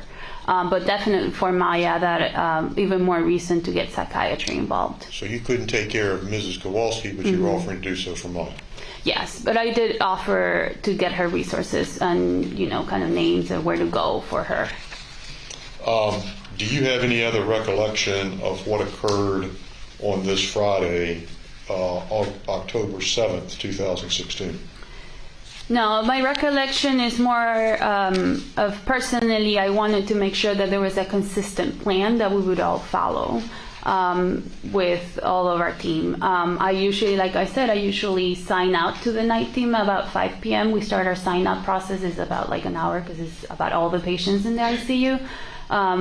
But that day, because of all the coordination, I actually probably end up leaving the unit or the hospital about 8:30 p.m., which is way past the usual time. At the time, now you were seeing the Kowalskis the following day, is that right? Yes, so then I took care of them for Saturday during the day. Usually a day starts at 7:30, and then ends at 5, and Saturday and Sunday. I believe on Sunday, because it's a weekend, sometimes if there's not like a lot of like critical patients or we're not getting a lot of admissions, during the weekend sometimes one of us leaves early. So I believe I left a little bit earlier than 5 on Sunday. On Sunday. Mm-hmm. What about on Saturday? Were there any new developments on Saturday when you took care of it? Yeah, so during Saturday, we basically just continued our plan. At that point, I had kind of like the sign up from the night team and some of the more events from the exposure of taking care of Maya from nurses. And after reviewing the all the notes that I had, I had some questions in my mind that were not clear.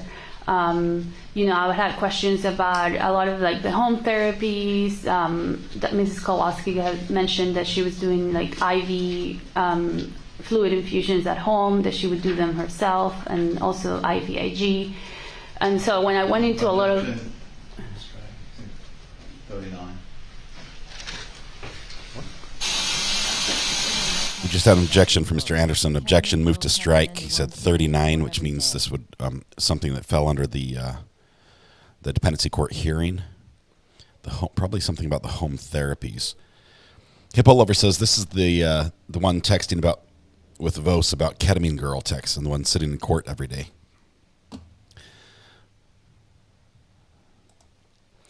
If she was the one that was involved, I'm trying to remember. If that was her, I'm sure that's going to be coming up. If not on direct, definitely on cross. Lizzie, I think that's what the objection was, the home therapies. Now, let me say this about this witness. I'm actually pretty impressed with her. First of all, anyone who comes from a foreign country, masters the English language, and is able to not just communicate effectively, but be able to obtain board certification in a very difficult field in a foreign country. That's a ton of work. She clearly is a very smart person. I'll tell more here. Mr. Hunter. Did there come a point on that Saturday? Well, we approach him. Sorry. Okay, so now Mr. Hunter's asking to approach because he has a question that may be getting close to that gray area. That's so loud. The gray area that the judge has ruled you can't go into. So it's going to run it by the judge really quickly. The judge will give a little go ahead or that's a little too close to the line, and then we'll move forward. It shouldn't take too long. All right. The cat is back. Yes, the cat is back, for those that are asking. Apparently we have a cat now, and I guess this is how things happen. I thought a decision would be involved and parental figures would have ultimate say, but no, the kids determined we have a cat because the cat adopted the kids, and now we have a cat. And apparently you guys named it Pickles, so this is how pet ownership goes, I guess, in the world. I'm not watching the Zoom right now, so I don't get an indication of when they're done. So I want to talk, but not get interrupted. Interesting stuff here that I want to go into.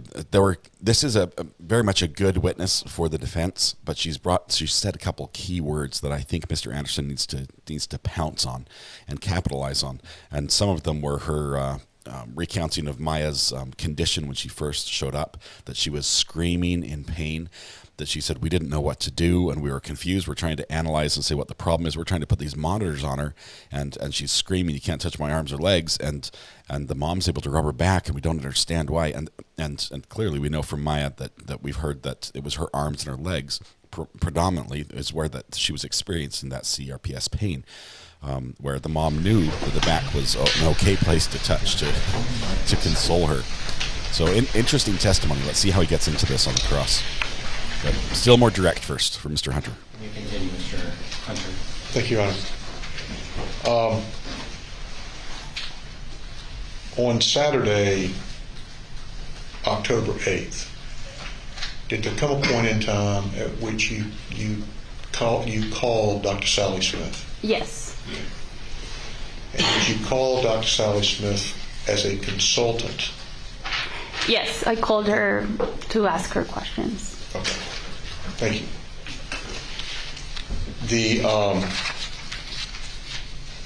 You had a question. Just answer this question, yes or no. You had questions in your mind, so you called her. Yes. Okay. Did you continue to see the Kowalskis on that Sunday, October the 9th? Yes, mainly Saturday and Sunday. It was Dad that was there mostly. I did communicate with Mom over the phone. Okay. And what, if anything, about the treatment plan changed on Saturday and Sunday? Not much, to be honest. During the night, we did the propofol only the first night. So the only thing, we continued the ketamine infusion. It had gone up on the dose a little bit by that Saturday, from 3 milligrams per kilo to 5. It's my understanding after reviewing my records. We did not do any more propofol during the nights, and I believe that Saturday night she got the CT scan, which we didn't have the results yet by the time I was there during the morning on Sunday. So by Sunday, was there a plan made to wean Maya off these medications? So there was starting the discussions that on Monday we would start the wean process, I believe. During that weekend, were the pain team continued to see Maya? The pain team continued to see Maya, yes. And did they continue to monitor her pain medications and her pain level? Yes. Did it appear to you over that weekend that you were able to make Maya comfortable? Yes. She was not anywhere near the state that she had been on that Friday when she came to us. And then I believe on my note from the Sunday, the 9th, after a sit down with Dad and then Mom was on the phone, Dad did express that she was at a better state that Sunday and at a better control of her pain. Okay. And I documented that on my notes from Sunday. Okay. On Sunday, did it come to your attention that the family wanted to transfer Maya? No. Up to the time I was in the unit, they did not tell me. Oh, transfer, yes. Sorry.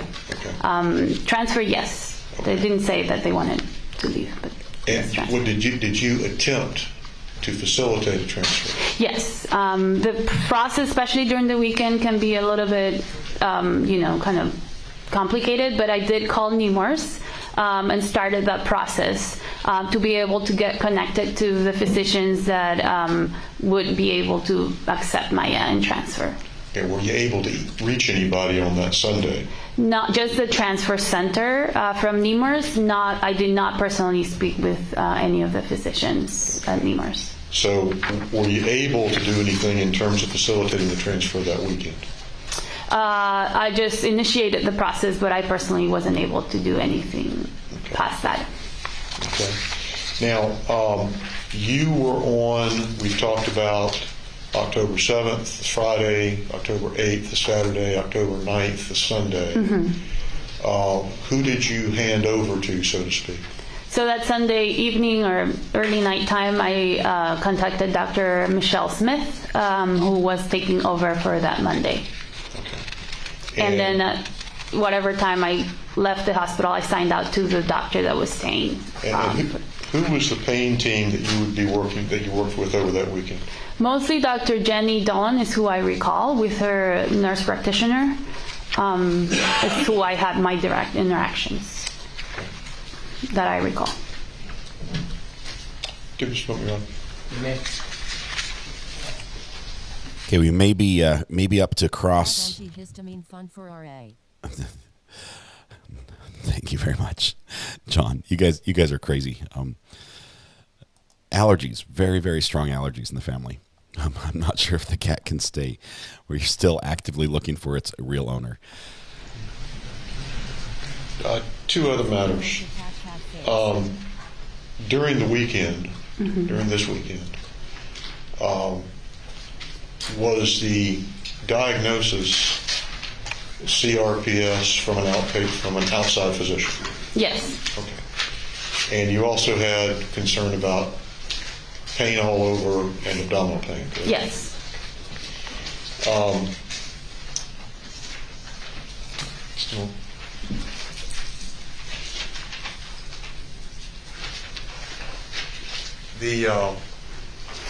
The protocol that was being used for pain control over the weekend, did you and the pain team discuss that with the parents? Yes, several times. And did they indicate to you they were in agreement? Yeah.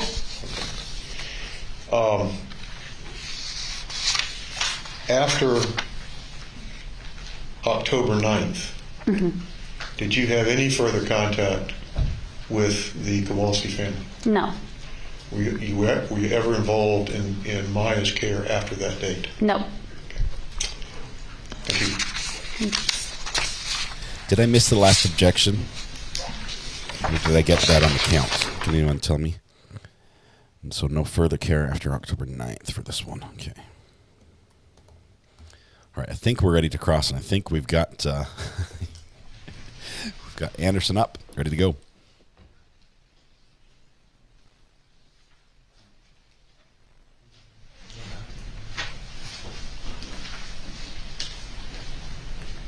No questions. What? Members of the jury, do any of you have? What?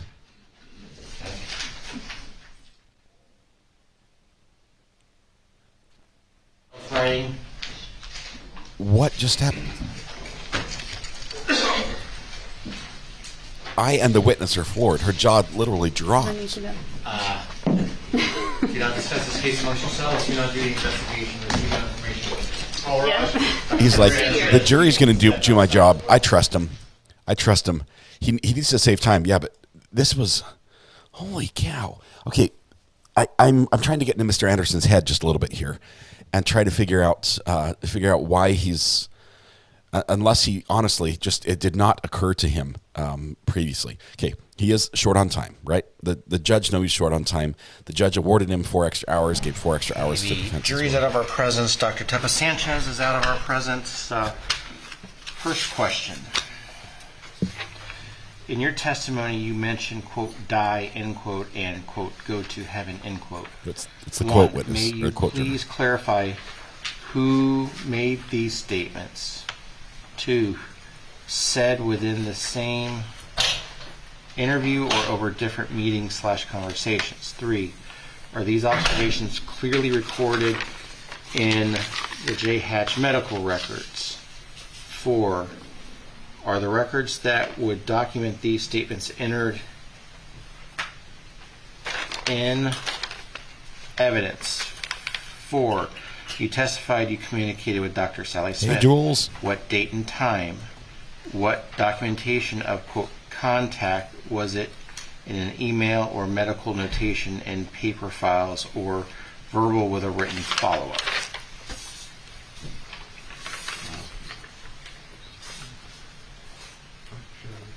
Man, I'm still floored that he didn't ask any questions.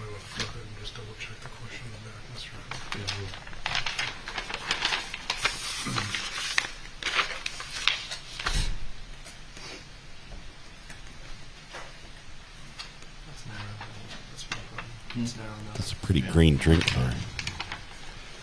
Any objections from anyone? The 4 on the back is fine, and then there's the 4 up here, which I don't think we can answer. So all those are okay? Nancy Next Wolf, one, right number 2. welcome to the Dr. gallery. Beatrice Sanchez, to a patient entering the ER can appear confusing when in fact it can be a highly orchestrated flow of events by many staff members to assist in the best care for the patient. 1, how long did Maya spend in the ER before being transferred to the PICU unit? 2, when Maya was transferred to the PICU unit, was the mode or the mood of Maya and parents at a more even / calm level, or was there still a flurry of confusion?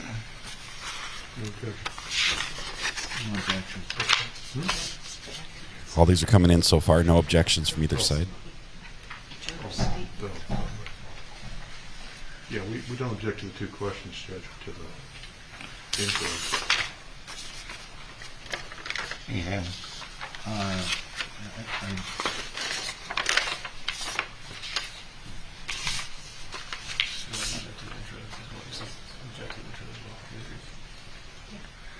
My partner says we agree.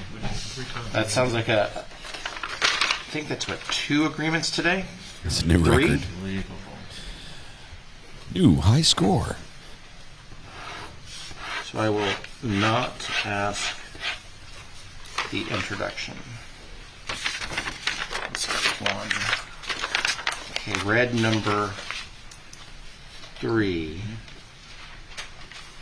Did you discuss with Dr. Michelle Smith that the family wanted to leave AMA? Why was the family not able to leave AMA?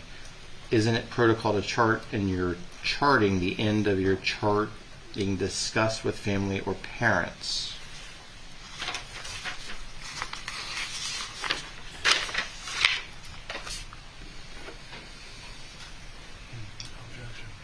No objection. All these questions are coming in. The jury's got this down.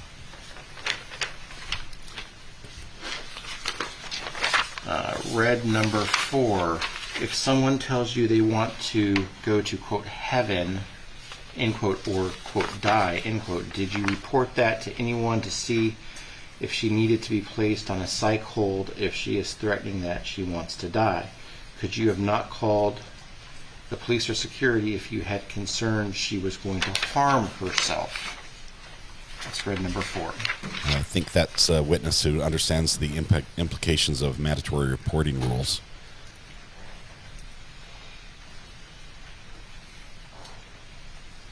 It's okay.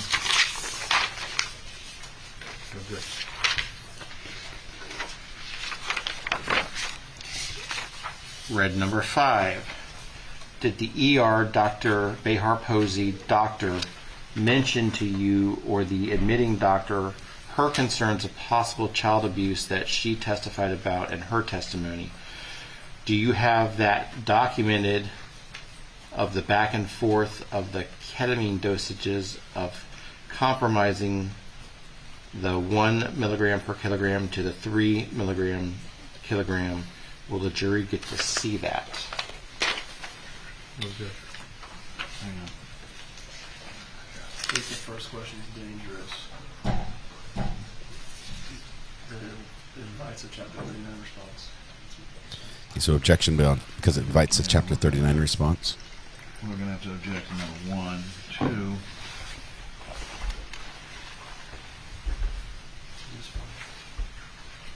I think you're safe on number 1, but I don't want to tell you that. Number 2 seems okay to me. But number 1 is going to get us into, it's going to open up me having to ask questions.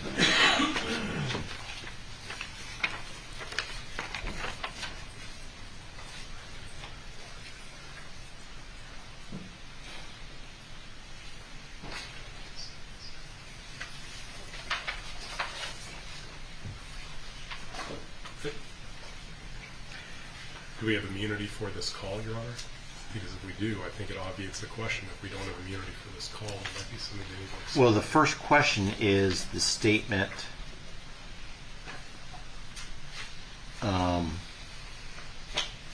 by the ER doc to the PICU. And so it's just a question of knowledge. If I don't have any problem with it. I don't think we're going to get in trouble with it, but I don't want to be held to that. If we do get in trouble, I don't want to pay the penalty. That ain't my problem. Is this something that I could preface it with a yes or no answer? Sure. Did the ER doctor? That might be the safest thing to do. Yeah, I guess you could say that. So the judge is just narrowing that question a little bit just to avoid the potential of going into a otherwise we're okay. Title 39 issue. I guess so. Red number 6. On October 8th, why did you call Dr. Sally Smith as a consultant and not call the child abuse hotline? Did you not feel you had enough evidence for child abuse? Correct me if I am not correct. You could have just made a call to the child abuse hotline and not call Sally Smith to get started with CPI. Yikes. This is a landmine. We all know that the reason is that there was a previous call screened on October 7th. So, again, it's a dangerous question. She knew that a call had been made. She didn't know the outcome. Oh, okay. Well, inviting her to speculate what the outcome would also be. No, she doesn't know. She'll say she doesn't know. Okay, so she doesn't know what the status was. I think it's dangerous. No. I think Danger Will Robinson is in order here. Not that we're lost in space, but there's a brand new episode about 5 years ago on Netflix. I just told you about that. The robot. Yeah. What do you watch on Netflix? Take care of Maya. Actually, I watched Darkest Fellow. No, it's the robot. It's the international sign for flailing. So I hear there's an objection to this set of questions. Is that correct? Yes, Your Honor. I think Mr. Shapiro. Okay, so we'll not ask that one. What do you watch on Netflix? Take care of Maya. Next question, red number 7. Oh my goodness. Was Maya dehydrated prior to arrival? Did you identify her nourishment level? Please describe, quote, SCD, end quote, for prevention of blood clotting. Was this from Beata or without Beata's mentions? Your administration of ketamine sounds incremental, moving slowly and methodically up from there. Methodically up from there, period. Identical to Dr. Cantu and his, what is the reason dosing of ketamine is done this way? Talking about titration. So that might have been Whitney that said that instead of Mr. Shapiro. No objection. Well, other than comment on Dr. Cantu's testimony. Either way, it's hilarious. She raised it with the Mexico stuff. It's one juror informing the other jurors what their understanding of the testimony has been. Yeah, but it derives from the actual note where the Mexico treatment is discussed twice. It's still editorial comment. Well, I think the phrase identical to Dr. Cantu and his, I can strike that out, but then leave in the question, what is the reason of dosing of ketamine is done this way? So I will strike that clause and then ask the question. Okay. From a timing perspective, we're at 11:30. Remember, I've got to... I'll probably 10 minutes for this. I'm sorry? Probably get 10 minutes. Yeah. Okay, so do you want to just take lunch when we finish, Doctor? Not sure why they killed the mics, but they're discussing lunch and scheduling. Okay, that was a funny joke. We're going to see if we can go back and listen to that, possibly on lunch. It'll take a little bit of work. Can somebody give me a timestamp?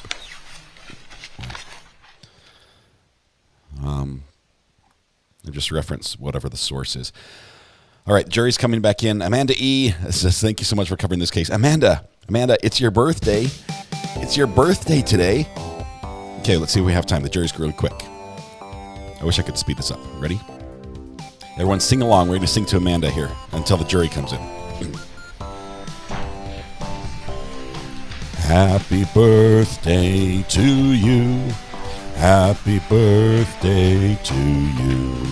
Happy birthday, Amanda E. Happy birthday. Okay, welcome everyone. Please be seated. There we go. That's all we have time Members for. of the jury, I want to confirm while you're away, you did not discuss this case amongst yourselves. You did no investigation and received no information. Is that all correct? And while you were away, you watched all sorts of media accounts about this case. Isn't that correct? And did you talk, or did anyone approach you about this case? Okay. And just to let you know, as you saw Dr. Beatrice Sanchez walking in, I went over these questions outside of her presence with the lawyers. We're going to be able to ask most, but not all of them, but most of the questions we can.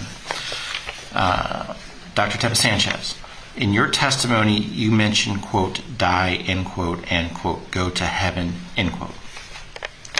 May you please clarify who made these statements?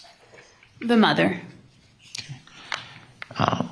Were these statements said within the same interview or over different meetings / conversations? That was on the first day, on the 7th, when I sat down with her on the couch to get all the history and just kind of try to bond with her. Are these observations clearly recorded in the Johns Hopkins Children's Hospital medical records? I'm going to quote my note and read. Mother states that she is extremely tired and is very stressed and at times feels like she wants to die, unquote. She also expressed that when Maya is in so much pain, she has also expressed she wants to go to heaven, unquote.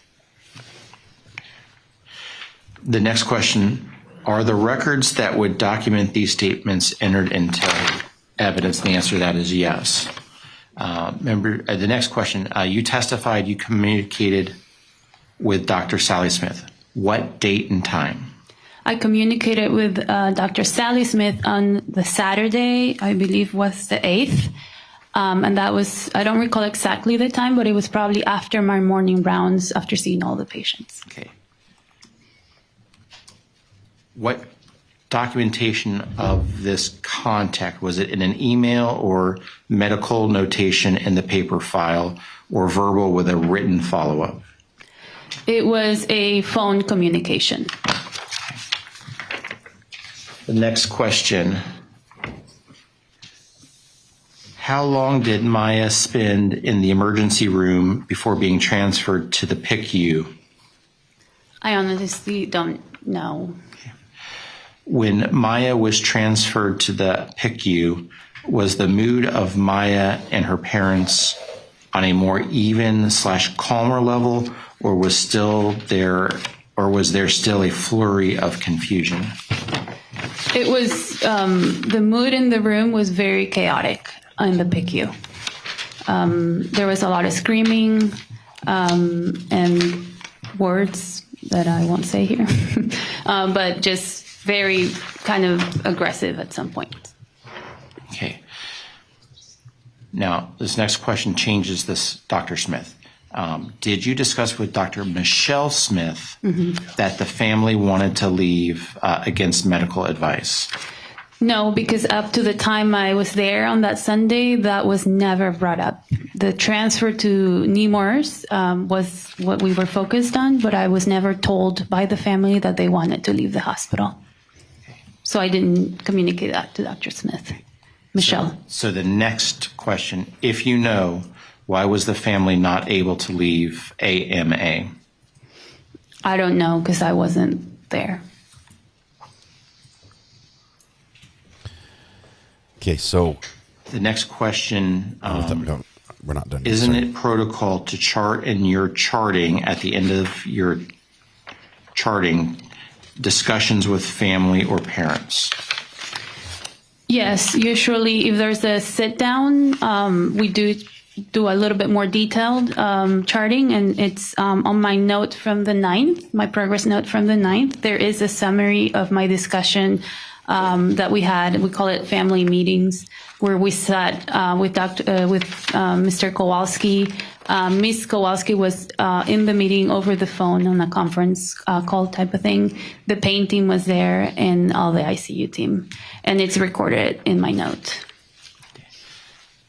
If someone tells you they want to go to, quote, heaven, end quote, or, quote, die, end quote, did you report that to anyone to see if she needed to be placed on a psych hold if she is threatening that she wants to die? So I definitely consulted the psychiatry that we have available at All Children's for Maya. And when I started going into with mom about, a little bit more questions of how she was, she said, right now I'm okay. I have my family. I'm okay. I don't have those thoughts right now. So I said, we have counseling. Please communicate to any of us if you're struggling. So I did. That's what I did. Could you have not called the police or security if you had a concern she was going to harm herself?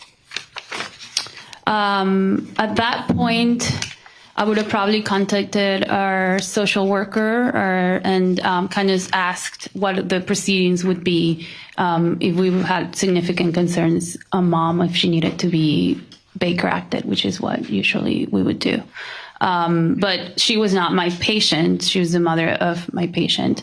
So, my involvement on how to proceed with that, I would have to seek guidance. Now, this next question, if you can answer with a yes or no answer. Sure. Did the emergency room doctor, Dr. Behar Posey, mention to you or the admitting doctor her concerns of possible child abuse that she testified about in her testimony? No. Next question. Do you have the document or that documented of the back and forth of the ketamine dosages of comprising the 1 milligram per kilogram to the 3 milligram per kilogram? I'm going to check my records.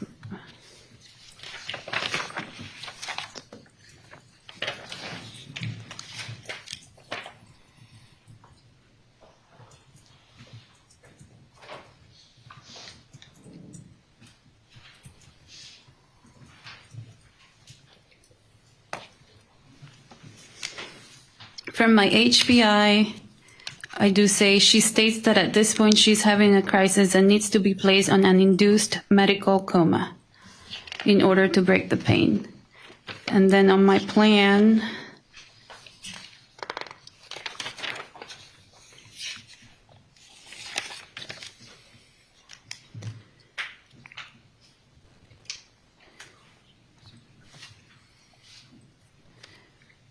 I just state the final doses of what we had agreed on to actually give Maya. And for the attorneys, these records are in evidence, right?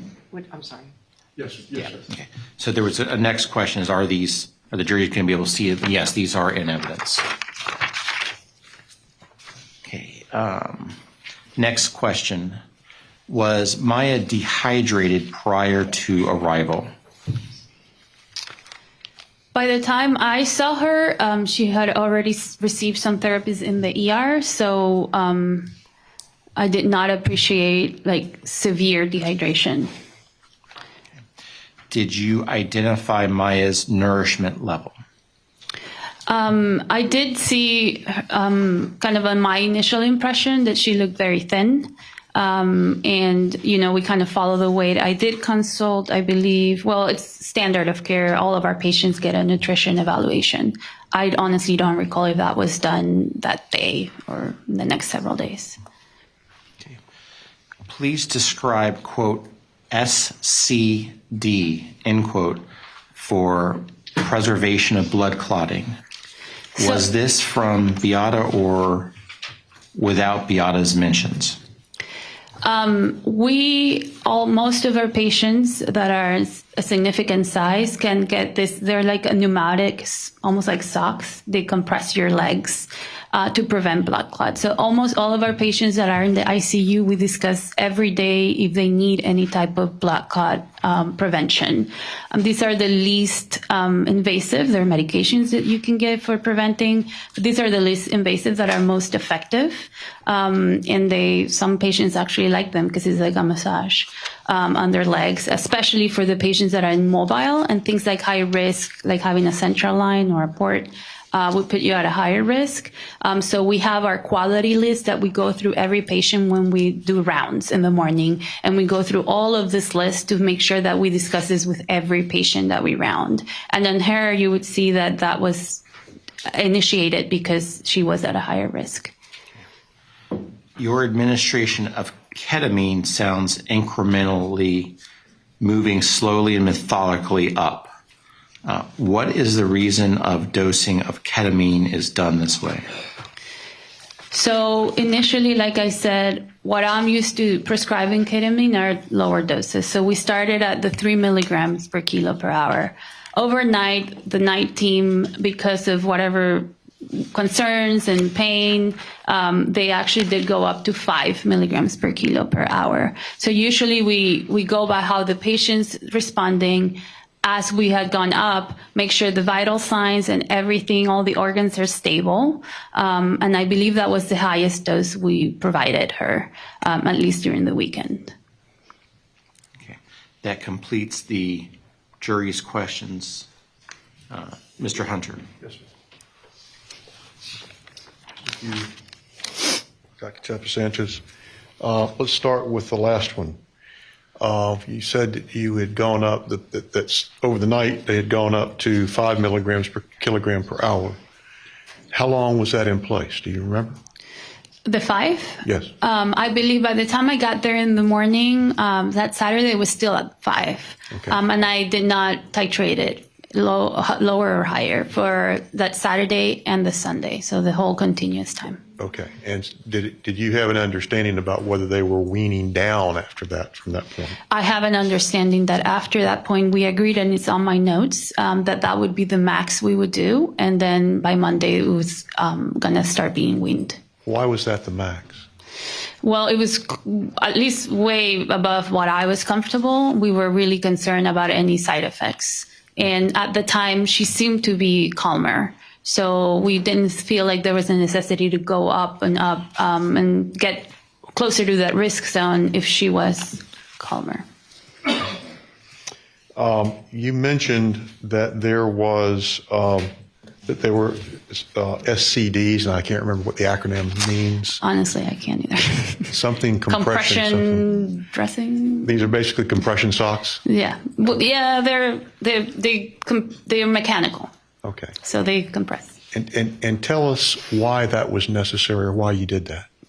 Like I said, you have like a scale that we evaluate for risk, and because she's in bed, not really walking, that's what they do. Our muscles make sure that the vessels are always being squeezed, and she's not walking. She's been in bed, she's sedated, and the fact that she had a central line, all of that adds up into the risk of having clots.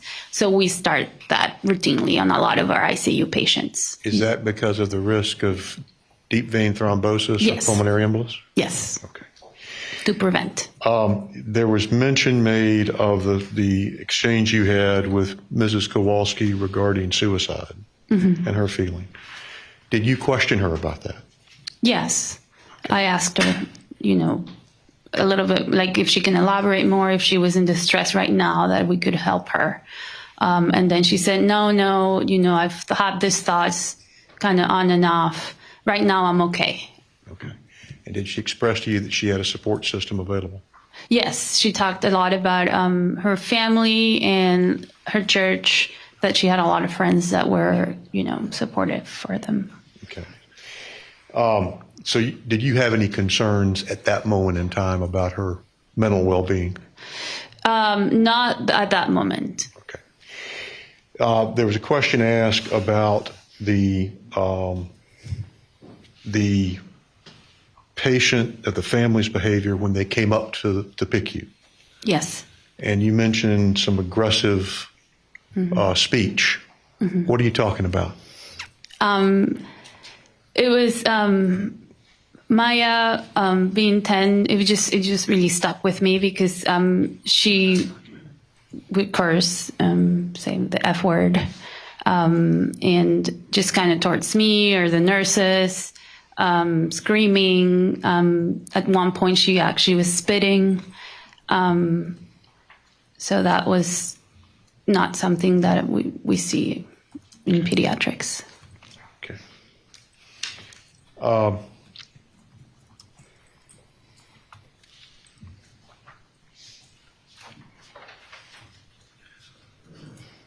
think that's all I have. Thank you. Any questions, Mr. Anderson?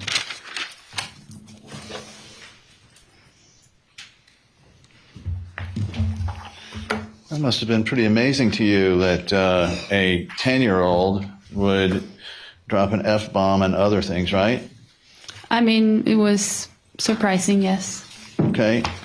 How come you didn't put down any of the specifics of that in any of your notes? I don't tend to put curse words in my notes. I do think at some point, I don't recall where, probably in my H&P, I did say that there was aggressive language. Well, now you're saying that it involves a 10-year-old little girl talking about F-bombs and so forth. You didn't think that was significant enough to describe in your notes? Can I have a moment to find it? Because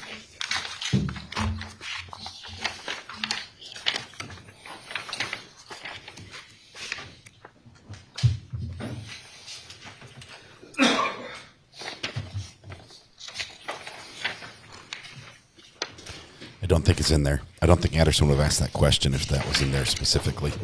He knows what the answer is before he asks the question.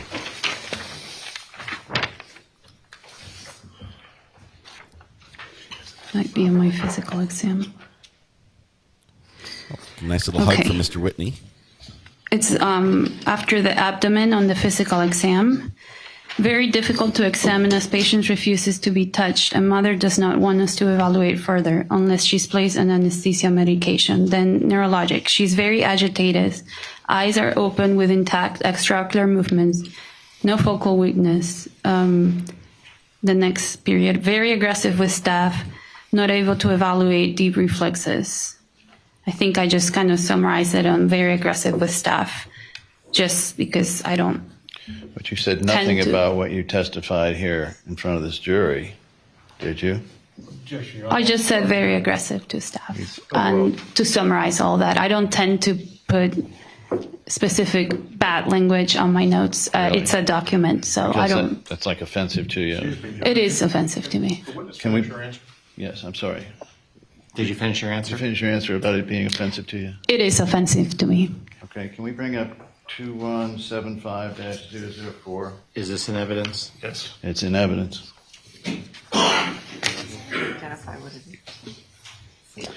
It's here comes an exchange language. of texts. Object beyond scope and relevance, Your Honor. We do our objection to the relevance of this. Overruled. Okay. Here we go. If we could, you had just found out in this. Can you see it there in front of you? Yes. Okay.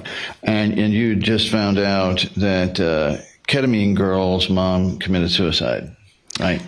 Yeah, I believe that was a text that let me know about that months later. And then you say, I know we did the right thing, but this is really F, and then yes, ellipsis, or star, whatever you call it, up. I feel bad. Yes, I put the little star. It's going to put in really text that. But isn't it true you testified you don't have any remorse for any of this? Objection, Your Honor. May we approach? Yeah. Yes. Whoa.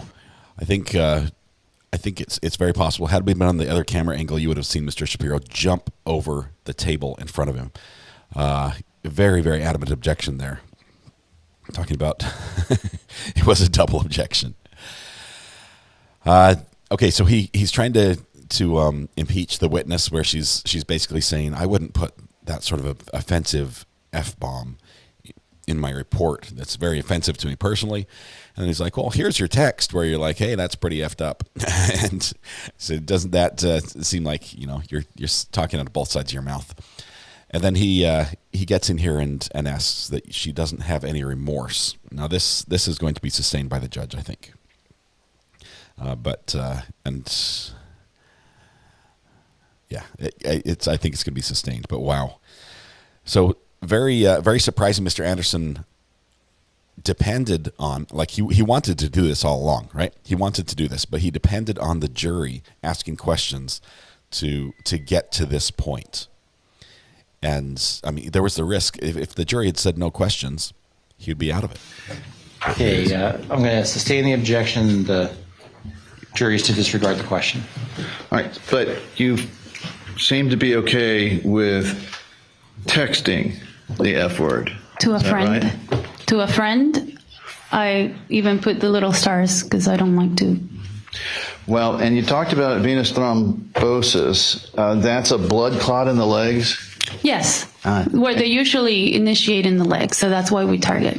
And these are like the silent killer that can, in children, break free and travel to the heart? So actually in children, there's a lot of, kind of studies going on, but there is blood clots do originate in legs, adults or children, but we have had patients that they can break and go to the lungs. The lungs are like sponges, and a lot of the children actually tolerate that. But we still don't want that happening. We try to prevent them. But they can, if they go to the wrong place, be fatal. Can they not? They can. So if Beata Kowalski was concerned about her daughter staying in a laying down, supine, I guess you call it laying down situation, and blood clots going to Maya's heart, that would be medical knowledge you would agree with?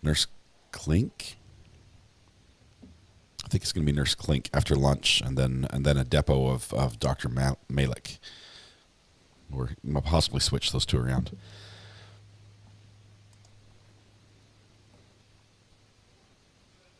Maya was here first thing in the morning. We have not seen the camera look back at her since these witnesses basically started their testimony. I think she was there for the first witness, or at least for part of it.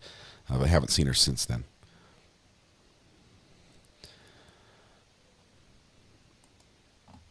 I think they got access to this personal text because she texted it to someone else's phone that they had a subpoena on, and so they got the other side through a subpoena somewhere else. The clearly suffering is not a gotcha moment because of the abdominal pain, but she cites that she had pain all over, as well as abdominal pain. Two separate things. Dr. Sanchez. Is it normal between coworkers at Johns Hopkins Hospital to discuss patients as nicknames such as ketamine girl or other nicknames? We don't, if we're doing it over our personal phones, if we have to, or we do, we don't like to put their names. It's an identifier. So we would maybe use a diagnosis or something that would make sure that the other person receiving the text could recall who the patient is without having to go into much detail. Next question. Did you observe dystonia in Maya's feet? To be honest with you, I don't recall seeing dystonia. It was a lot of movement of her legs, and maybe there was some inward deviation that I might have kind of described on the physical exam, but it was very hard to do a full physical detail exam. So I can't tell you with certainty if I recall exactly what I saw. Did you apply SCD? Yes, I ordered them, and the nurses is actually the ones that apply it. What date and time? Let me recall. I'm sure you can go back and see at some point in the records what the orders were. But pressure socks for blood clotting. Without blood clotting. I believe it was on the 8th.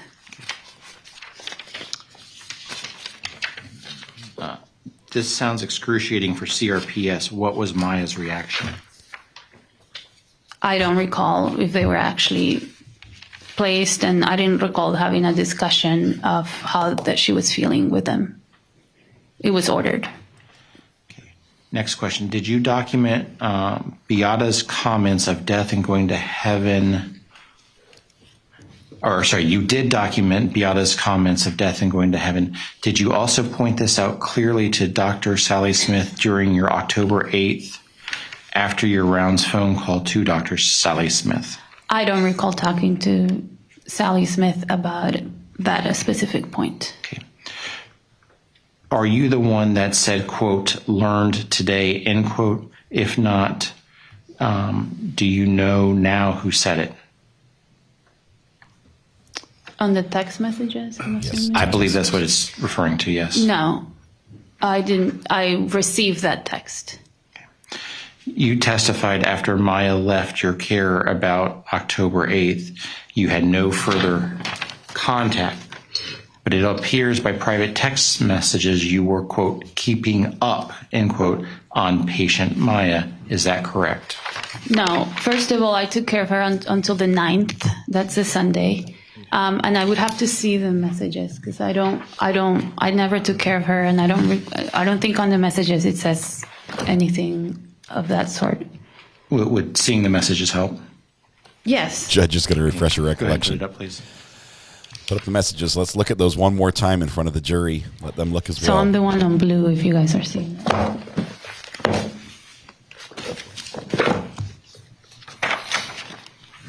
So I don't say anything there that I saw her again. Thank you. Mr. Hunter. Very briefly, Your Honor. About to have the text message up again. Is this going to go more than like a minute? 1 minute. Okay.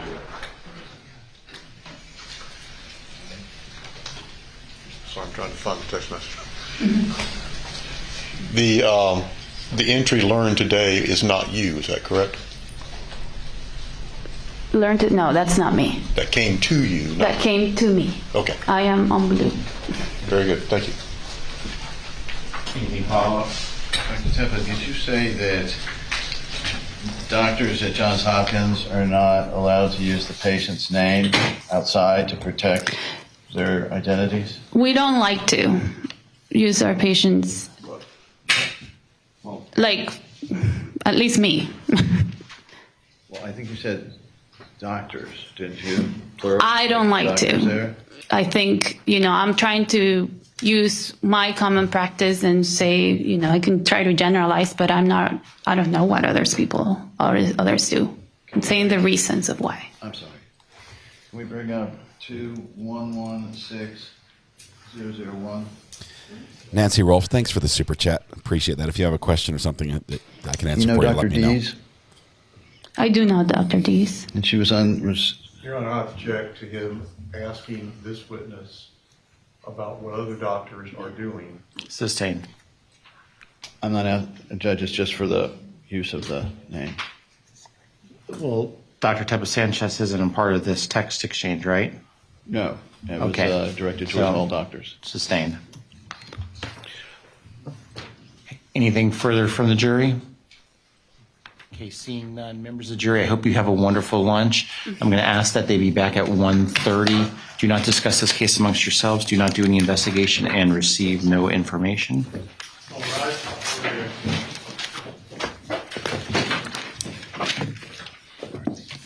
So her explanation of the ketamine girl comment was that it was her practice to not use patient names, and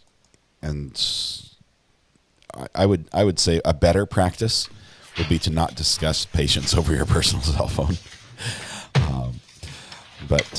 And then it will never, if you never send the text, it will never be jury's out of our subpoenaed to presence. court. We'll be in recess until 1:15. 1:15. All right, with a recess. Greeners, I've got a special name for you. Just kidding. Oh, it's all good. A little frustrated. I've got some problems. Had some problems with the WebEx out of Colorado, so it cut off some of this morning's recording. This is twice now they've done that to me. I wish they were a little more prompt on going live here. Let's see. We're going to lunch. What time did he say we're coming back from? Back from lunch. I'll see if I can summarize a little bit from this last witness. Dr. Beatrice Sanchez, critical care physician for J. Hatch. She's from Venezuela. She brought her notes. That's important. A lot of doctors have said they have not brought the notes. She only treated for, I think, 3 days or so, up until her last day was October 9th, 1:15 back in court. So we're going to be back at 1. Okay, thank you for that, you guys. Let's see. We had... She brought her H&P progress notes. She was involved on the day of Maya's admission in ICU, and an email about, she was the one that emailed or texted. I think I said email, but it was texting about the Beata passing away and knowing about that and the F comment. Let's see. She says that there was screaming from Maya, loud discussions from Beata initially when she was admitted. All the monitoring was causing Maya pain, but she was able to observe that Beata was saying, "Hey, you're hurting her, you're doing it wrong, stop." But Beata was able to rub her back, and it wouldn't cause her pain, and that was comforting. And so she was confused. They wanted to do blood work and abdomen imaging with a CT scan. That was ordered. It took some time to do the CT. Beata had said that instead of a CT scan, Beata insisted that a CT scan could only be done if there was complete sedation. Let's see, this witness, Dr. Sanchez, was surprised by Maya's use of proper medical vernacular. Okay, Maya's sitting there, a 10-year-old girl, and she knows what it means to push medicine, and she's saying, "I need my anesthesia meds." She's using all the words that a nurse would use or the doctors would use about that. That surprised her, and that probably was a red flag to her as well. But knowing the full picture, to me, it wouldn't be as surprising. because her mom was a nurse and probably used those terminology in describing things with her daughter. Especially, she was quite familiar with them because she had received quite a bit of care up to that point. Let's see. The witness had a hard time determining what was hurting. The witness had a hard time determining what was hurting and what wasn't because the mom could rub her back, but nobody could touch Maya's arms, the blood pressure cuff, and all that. The plan for the hospital there was to closely monitor Maya to stabilize her by managing her pain and then get to that CT scan of her abdomen. The chronic diagnosis was CPRS and mild asthma. The acute diagnosis was abdominal pain and pain all over. Maya, I thought it was Maya had said that she wanted to die and that she just wanted to go to heaven, but those comments were attributed directly and under a second question were attributed to Beata. So that's the hospital hearing straight from Beata that she has these feelings occasionally. I don't know where, if that's good or bad for the plaintiff. I look at that and I say, you've got this sudden irresistible urge argument that the plaintiff is saying that Beata had, that this is like a brand new idea that came to her head. If it was present beforehand, like at the beginning of the hospital stay before the separation, doesn't that go against the plaintiff, saying there was no sudden irresistible urge? This was a plan that was at least contemplated for an extended period of time and worked up to fruition at a later point. So I'm not sure how that. I'll have to think, and I'd love to get your opinions on that. If that's going to be helpful for the defense or for the plaintiff on that. Let's see. We had a brief moment. I'm going to try to play this again. We had a brief moment where we had some humor, and I'm going to see if we can pull that up before we go to lunch. See if there's anything else from this that we need to talk about. Let's see. So the origin of the hospital claiming Maya had self-harm ideation. I wrote that before I realized that she said it was Beata. The October 9th was the last day she treated Maya. That she did call Dr. Sally Smith. So Dr. Sanchez did call Dr. Sally Smith, and it was a very carefully crafted answer and question here. As a consultant due to concerns she had about Maya. And that gets right up to the line of the Title 39 stuff, and they didn't go any further into that. What really blew me away, first let me answer this. Megan says, 11 years clean off drugs, lost my kids to DCFS, is 1,000% understand Beata's mindset. Thanks for the coverage, Ari. 11 years clean, Megan. We celebrated that earlier with you, but congratulations. That is huge. Anyone who's on a path to sobriety will celebrate every day with you. And thank you so much, Megan, for sharing that accomplishment with us. Hard times, hard things you've been through, but we're here for you. Thank you so much. Let's see. I was blown away that Mr. Anderson did not have any cross initially. And that he basically turned it over to the jury. If the jury had said no questions, she would be dismissed and there would be nothing. I think he was confident in the jury. He did trust the jury that they would have questions. Obviously, he can see the jury. He can see that they're writing things down. And so I know it was a safe bet for him. But it did surprise me. It did surprise the witness. She literally, just a jaw drop moment. Just, wow. Yes, I think it was him trying to save time. But look at what he did on the previous witness, and he went way too long on the previous. He got his points out, and then you kept hearing him say and again, and he was like rehashing the same stuff from a different angle to try to get a little bit more of an advantage. And it's like, you scored your point. You need to stop right then. Watch your stopwatch and sit down. But anyway, that was fantastic. Let me see if we can pull up the audio of what's happening. The first question is the statement. We're going to try to pull this up. Hold on just 1 second. By the ER doc to the PICU. There were a lot of questions here, and I think this was about so the it's one. Just a question of knowledge. I don't have any problem with it. I don't think we're going to get in trouble with it, but I don't want to be held to that. This was their discussion. I'm trying to find the funny part. I think I know what you're nice. Now you know my problem. Is this something that I could preface it with a yes or no answer? Priscilla, welcome to the gallery. ER doctor. We're just going back and listening to a little bench conference about the jury questions. There was a humorous moment in here. Some quick wit. And otherwise, we're okay? I guess so. Might have a couple Red minutes. number 6. On October 8th, why did you call Dr. Sally Smith as a consultant and not call the child abuse hotline? Did you not feel you had enough evidence for child abuse?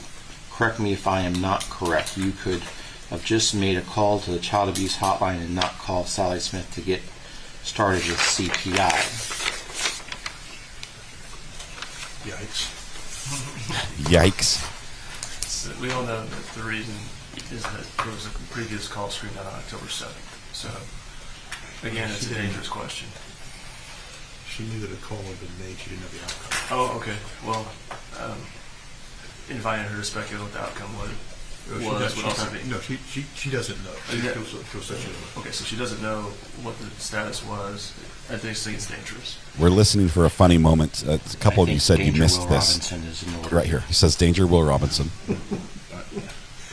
Not that we're lost in space, but there's a brand new episode about 5 years ago on Netflix. I just told you about that. The robot. Yeah. What do you watch on Netflix? Take care of Maya. Actually, I watched Darkest Hour. No, it's the robot. It's the international sign for flailing.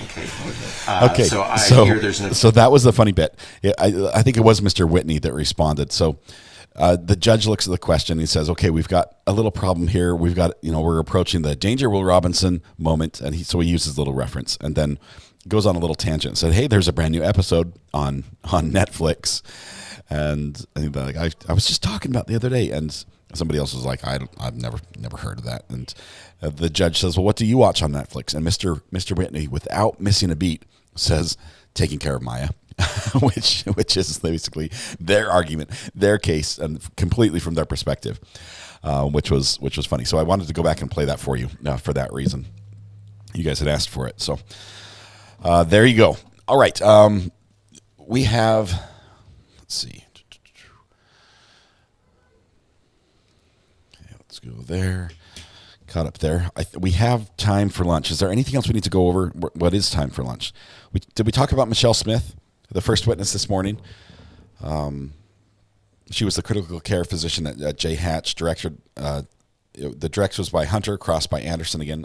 I love crossed by Anderson. I am really liking that. But he's got his work cut out for him. If he's going to cross every single one of the defense witnesses, it takes a lot to prep for crossing a witness.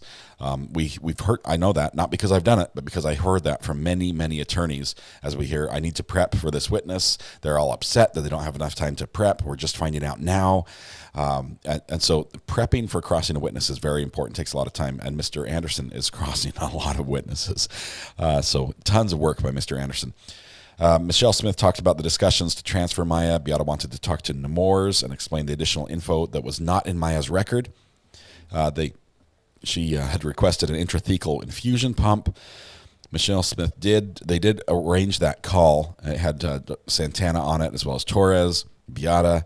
Dr. Santana heard about Beata's story and then told her that she had lots of experience treating CPRS with therapy, which Maya did not want, or Beata wanted the infusion pump. She wasn't happy about that. The witness admitted telling the family that they would be arrested. The witness admitted that telling the family that they would be arrested if they had tried to leave AMA is against the hospital policy and protocol. Dr. Elliott led the pain management discussions for Maya during her early days in the hospital, and there was a lengthy cross by Anderson. Good stuff. All right. So that's... you're leaving? Okay. Drive safe. Mrs. R.A. is leaving me, guys. I don't know what else to say. No, she's taking my son to work. All right, so those are our two witnesses we got today. We're expecting, I think, two more. Probably Nurse Klink and a 2-hour depot by Dr. Malik. So that's what we have for this afternoon. So more spiciness to follow. As far as the objections go, let's see here. Show you what we've got here. Box source 2 is going to be 4. There we go. Okay, as far as objections go, here's where we're at, and we'll go ahead and put this on the screen so you guys can see. On your votes, as we're looking at the votes, we've got, let's see, 111. This is one of those things. We talked about numbers. I'm not sure what it is, but look how many people guessed that there were going to be 1,111. We have Boston Girl, Dara Johnson, Black Beauty, G. Elkram, Diane Mikush, Gail Pett, Frenchie, Steph N, Gracie Pham, Kendra FL 941, and then we were up to Stephen Blevins in one, Auntie Candy, Jamie A, Crystal, and Lynn Hook. So that's where it goes. But a lot of people right in here, right at lunchtime. If it stopped right now, Adam, did you guess this as well? 1,111 people guessed this. That's more guesses than we had. So we're going to keep it right here. Boston Girl, you're leading along with everybody else, Black Beauty and all that. It's just the closest number. It's not an over-under type thing. Closest number. And we'll do a drawing if we have to, if there's a tie. Man, my throat wants a cough drop or more chocolate milk. Mrs. R.A. has been feeding me hot chocolate as fast as she can. I think she made like 3 pots of Stevens hot cocoa, and I drank them all myself. So I think there's enough caffeine in there to keep me running. I'm a little bit jittery, okay? A little bit jittery. All right. That said, I think it's time to go to lunch. We're going to take a break. We'll open a placeholder for the opening. It starts. Let's see. We have 45 minutes before we come back. More chocolate milk is the cure. It was hot chocolate, Stevens hot cocoa, and that is the cure for just about everything. I'm a big fan of that. Let's see. Gargle warm salt water works wonders for a sore throat. It's not a sore throat. Like it doesn't hurt to swallow or anything. It just feels like there's a little tickle, like a hair in my throat or something. You know, it's awful, and I hate it. Cheryl, when I first read this, my head read euthanasia instead of echinacea. No, I have not tried euthanasia, or echinacea. Echinacea. I'm not sure. I've not tried either one. Euthanasia, of course, that would not be a good thing.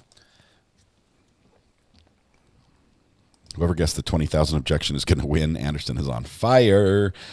It's really good. Thank you, everybody. Nancy Wolf says, thank you for the great coverage. Thank you, Nancy, and appreciate your generosity today to all those who gave gifts of membership, super chats, super stickers, all of that. Thank you. That helps make this possible. I do appreciate that. All of you are fantastic for doing that. To everybody who's just here and just being a part of this wonderful community, thank you for being here. To my mods especially, who do the unseen work behind the scenes. I could not do this without them. Thank you so much for all that you do to help make this channel what it is. I appreciate you guys so much. Guys and gals. I say guys, but it's mostly gals, honestly. Euthanasia would take care of a sore throat. Yeah, 100% success rate on that one. No complaints afterwards. Allergies from cat? No. My kids had this last week, and they were generous enough to give it to me. Live stream your gastroscope. Nobody wants to see that, Greeners. Nobody. All right. I appreciate it. I will say we do have that other channel, which we've been uploading videos to. That channel is Top Mark Media on YouTube. And we're going to be uploading the events from this trial in Colorado, Adams County, Colorado. It's the Elijah McClain trial where the officer is being charged with his murder, where this is the trial of the third officer. One has been acquitted already. One has been found guilty. This is the third officer. This is the first officer to respond on the scene. One of the officers who put the cardioid choke or cardioid hold on Elijah.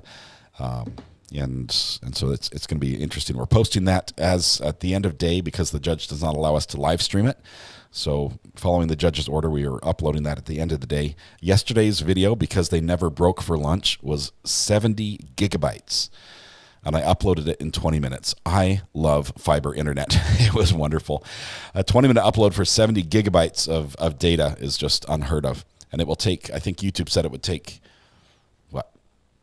30-something hours to render the 4K version of upscaling it. Because it's definitely not 4K, but it tries to render at 4K. Ed Jr., welcome to the gallery. Good to have you back in green. You went all morning in gray, but we've got you back in green, so now we can hear your comments on a regular basis. Appreciate you, Ed, for being here, and thanks for your contributions that way. Let's see. I think that's you joined on your own. You'd given up on receiving a gift. Some days it happens, and some days it doesn't. I think that's all. I think we're good. Can we break now? Is there any objections from the peanut gallery? What does it mean to say you're back in green? Patty Riddle, we're talking about your username on the screen. See where it says like Patty Riddle. If you look on the chat window, some names appear in blue, some appear in green, and some appear in gray. The blue ones are moderators. Carotid. Did I say cardioid? I said cardioid, and it's carotid, which is like a carotid artery. That's about the chokehold going back there. Thank you, Valerie, for the correction. So the names that are in blue, like CG in Texas, that name is one of our mods.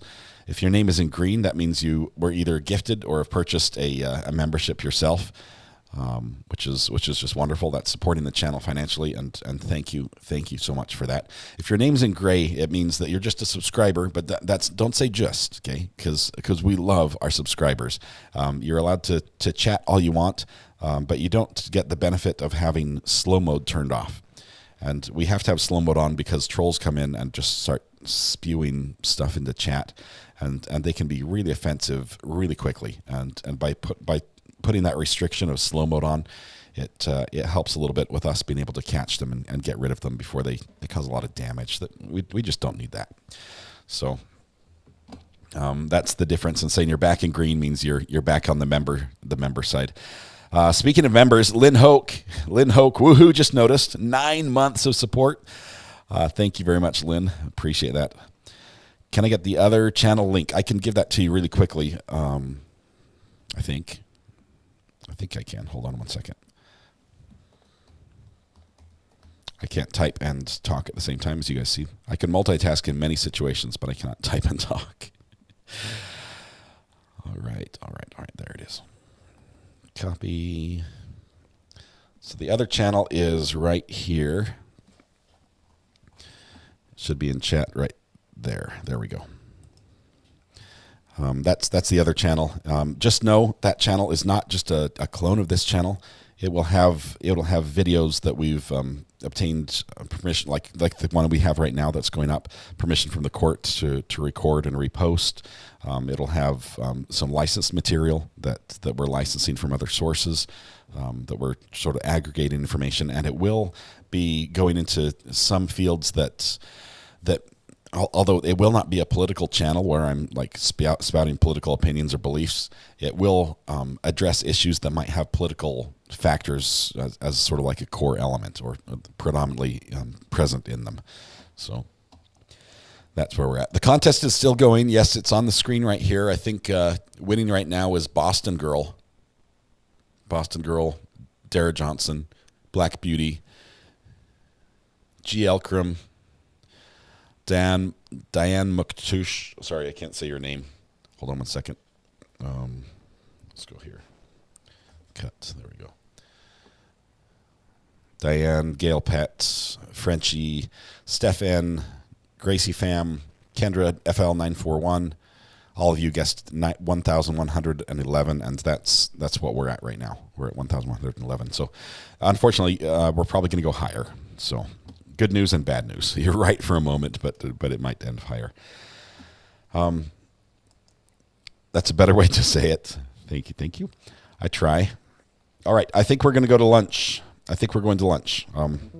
Let's play the music and send you guys, because we only got now about 30 minutes before we come back. So make yourself a quick sandwich, take a break, get a drink, stretch the legs. I will do lives over there, Betty, eventually. We'll just see how it goes. But this is my priority. I just wanted an outlet where I could post some stuff that doesn't fit on this channel. It isn't a good fit for this community. But it's still me. I am who I am. You'll get me attempting to make a conversation as effective and informative as possible without the attacks, without the name calling, without the vitriol that sort of likes to inject itself into those situations. We're going to try to keep it as nice as possible over there, but the content will be a little different. Anyway, tonight when you go home, please hug the people you love, smile at someone, make their day just a little bit better, and please stay safe until we go live again. It will be 1 o'clock, so 35 minutes. First person in chat, as always, will be awarded internet ownership if you want that to be you. Just make sure you've clicked the subscribe button and ring the bell. All right, it's time to go feed the cat and feed myself, apparently. Thank you, everybody. I appreciate you. A big shout out to Rob from Law and Lumber. Thank you for your input. Thanks for your huge shout out yesterday. Thanks for the support. You sent people over my way, and I very much appreciate that. So thank you. Welcome at the same time. All right, have a great lunch. We'll see you in about 30 minutes. All right, catch you later. Bye.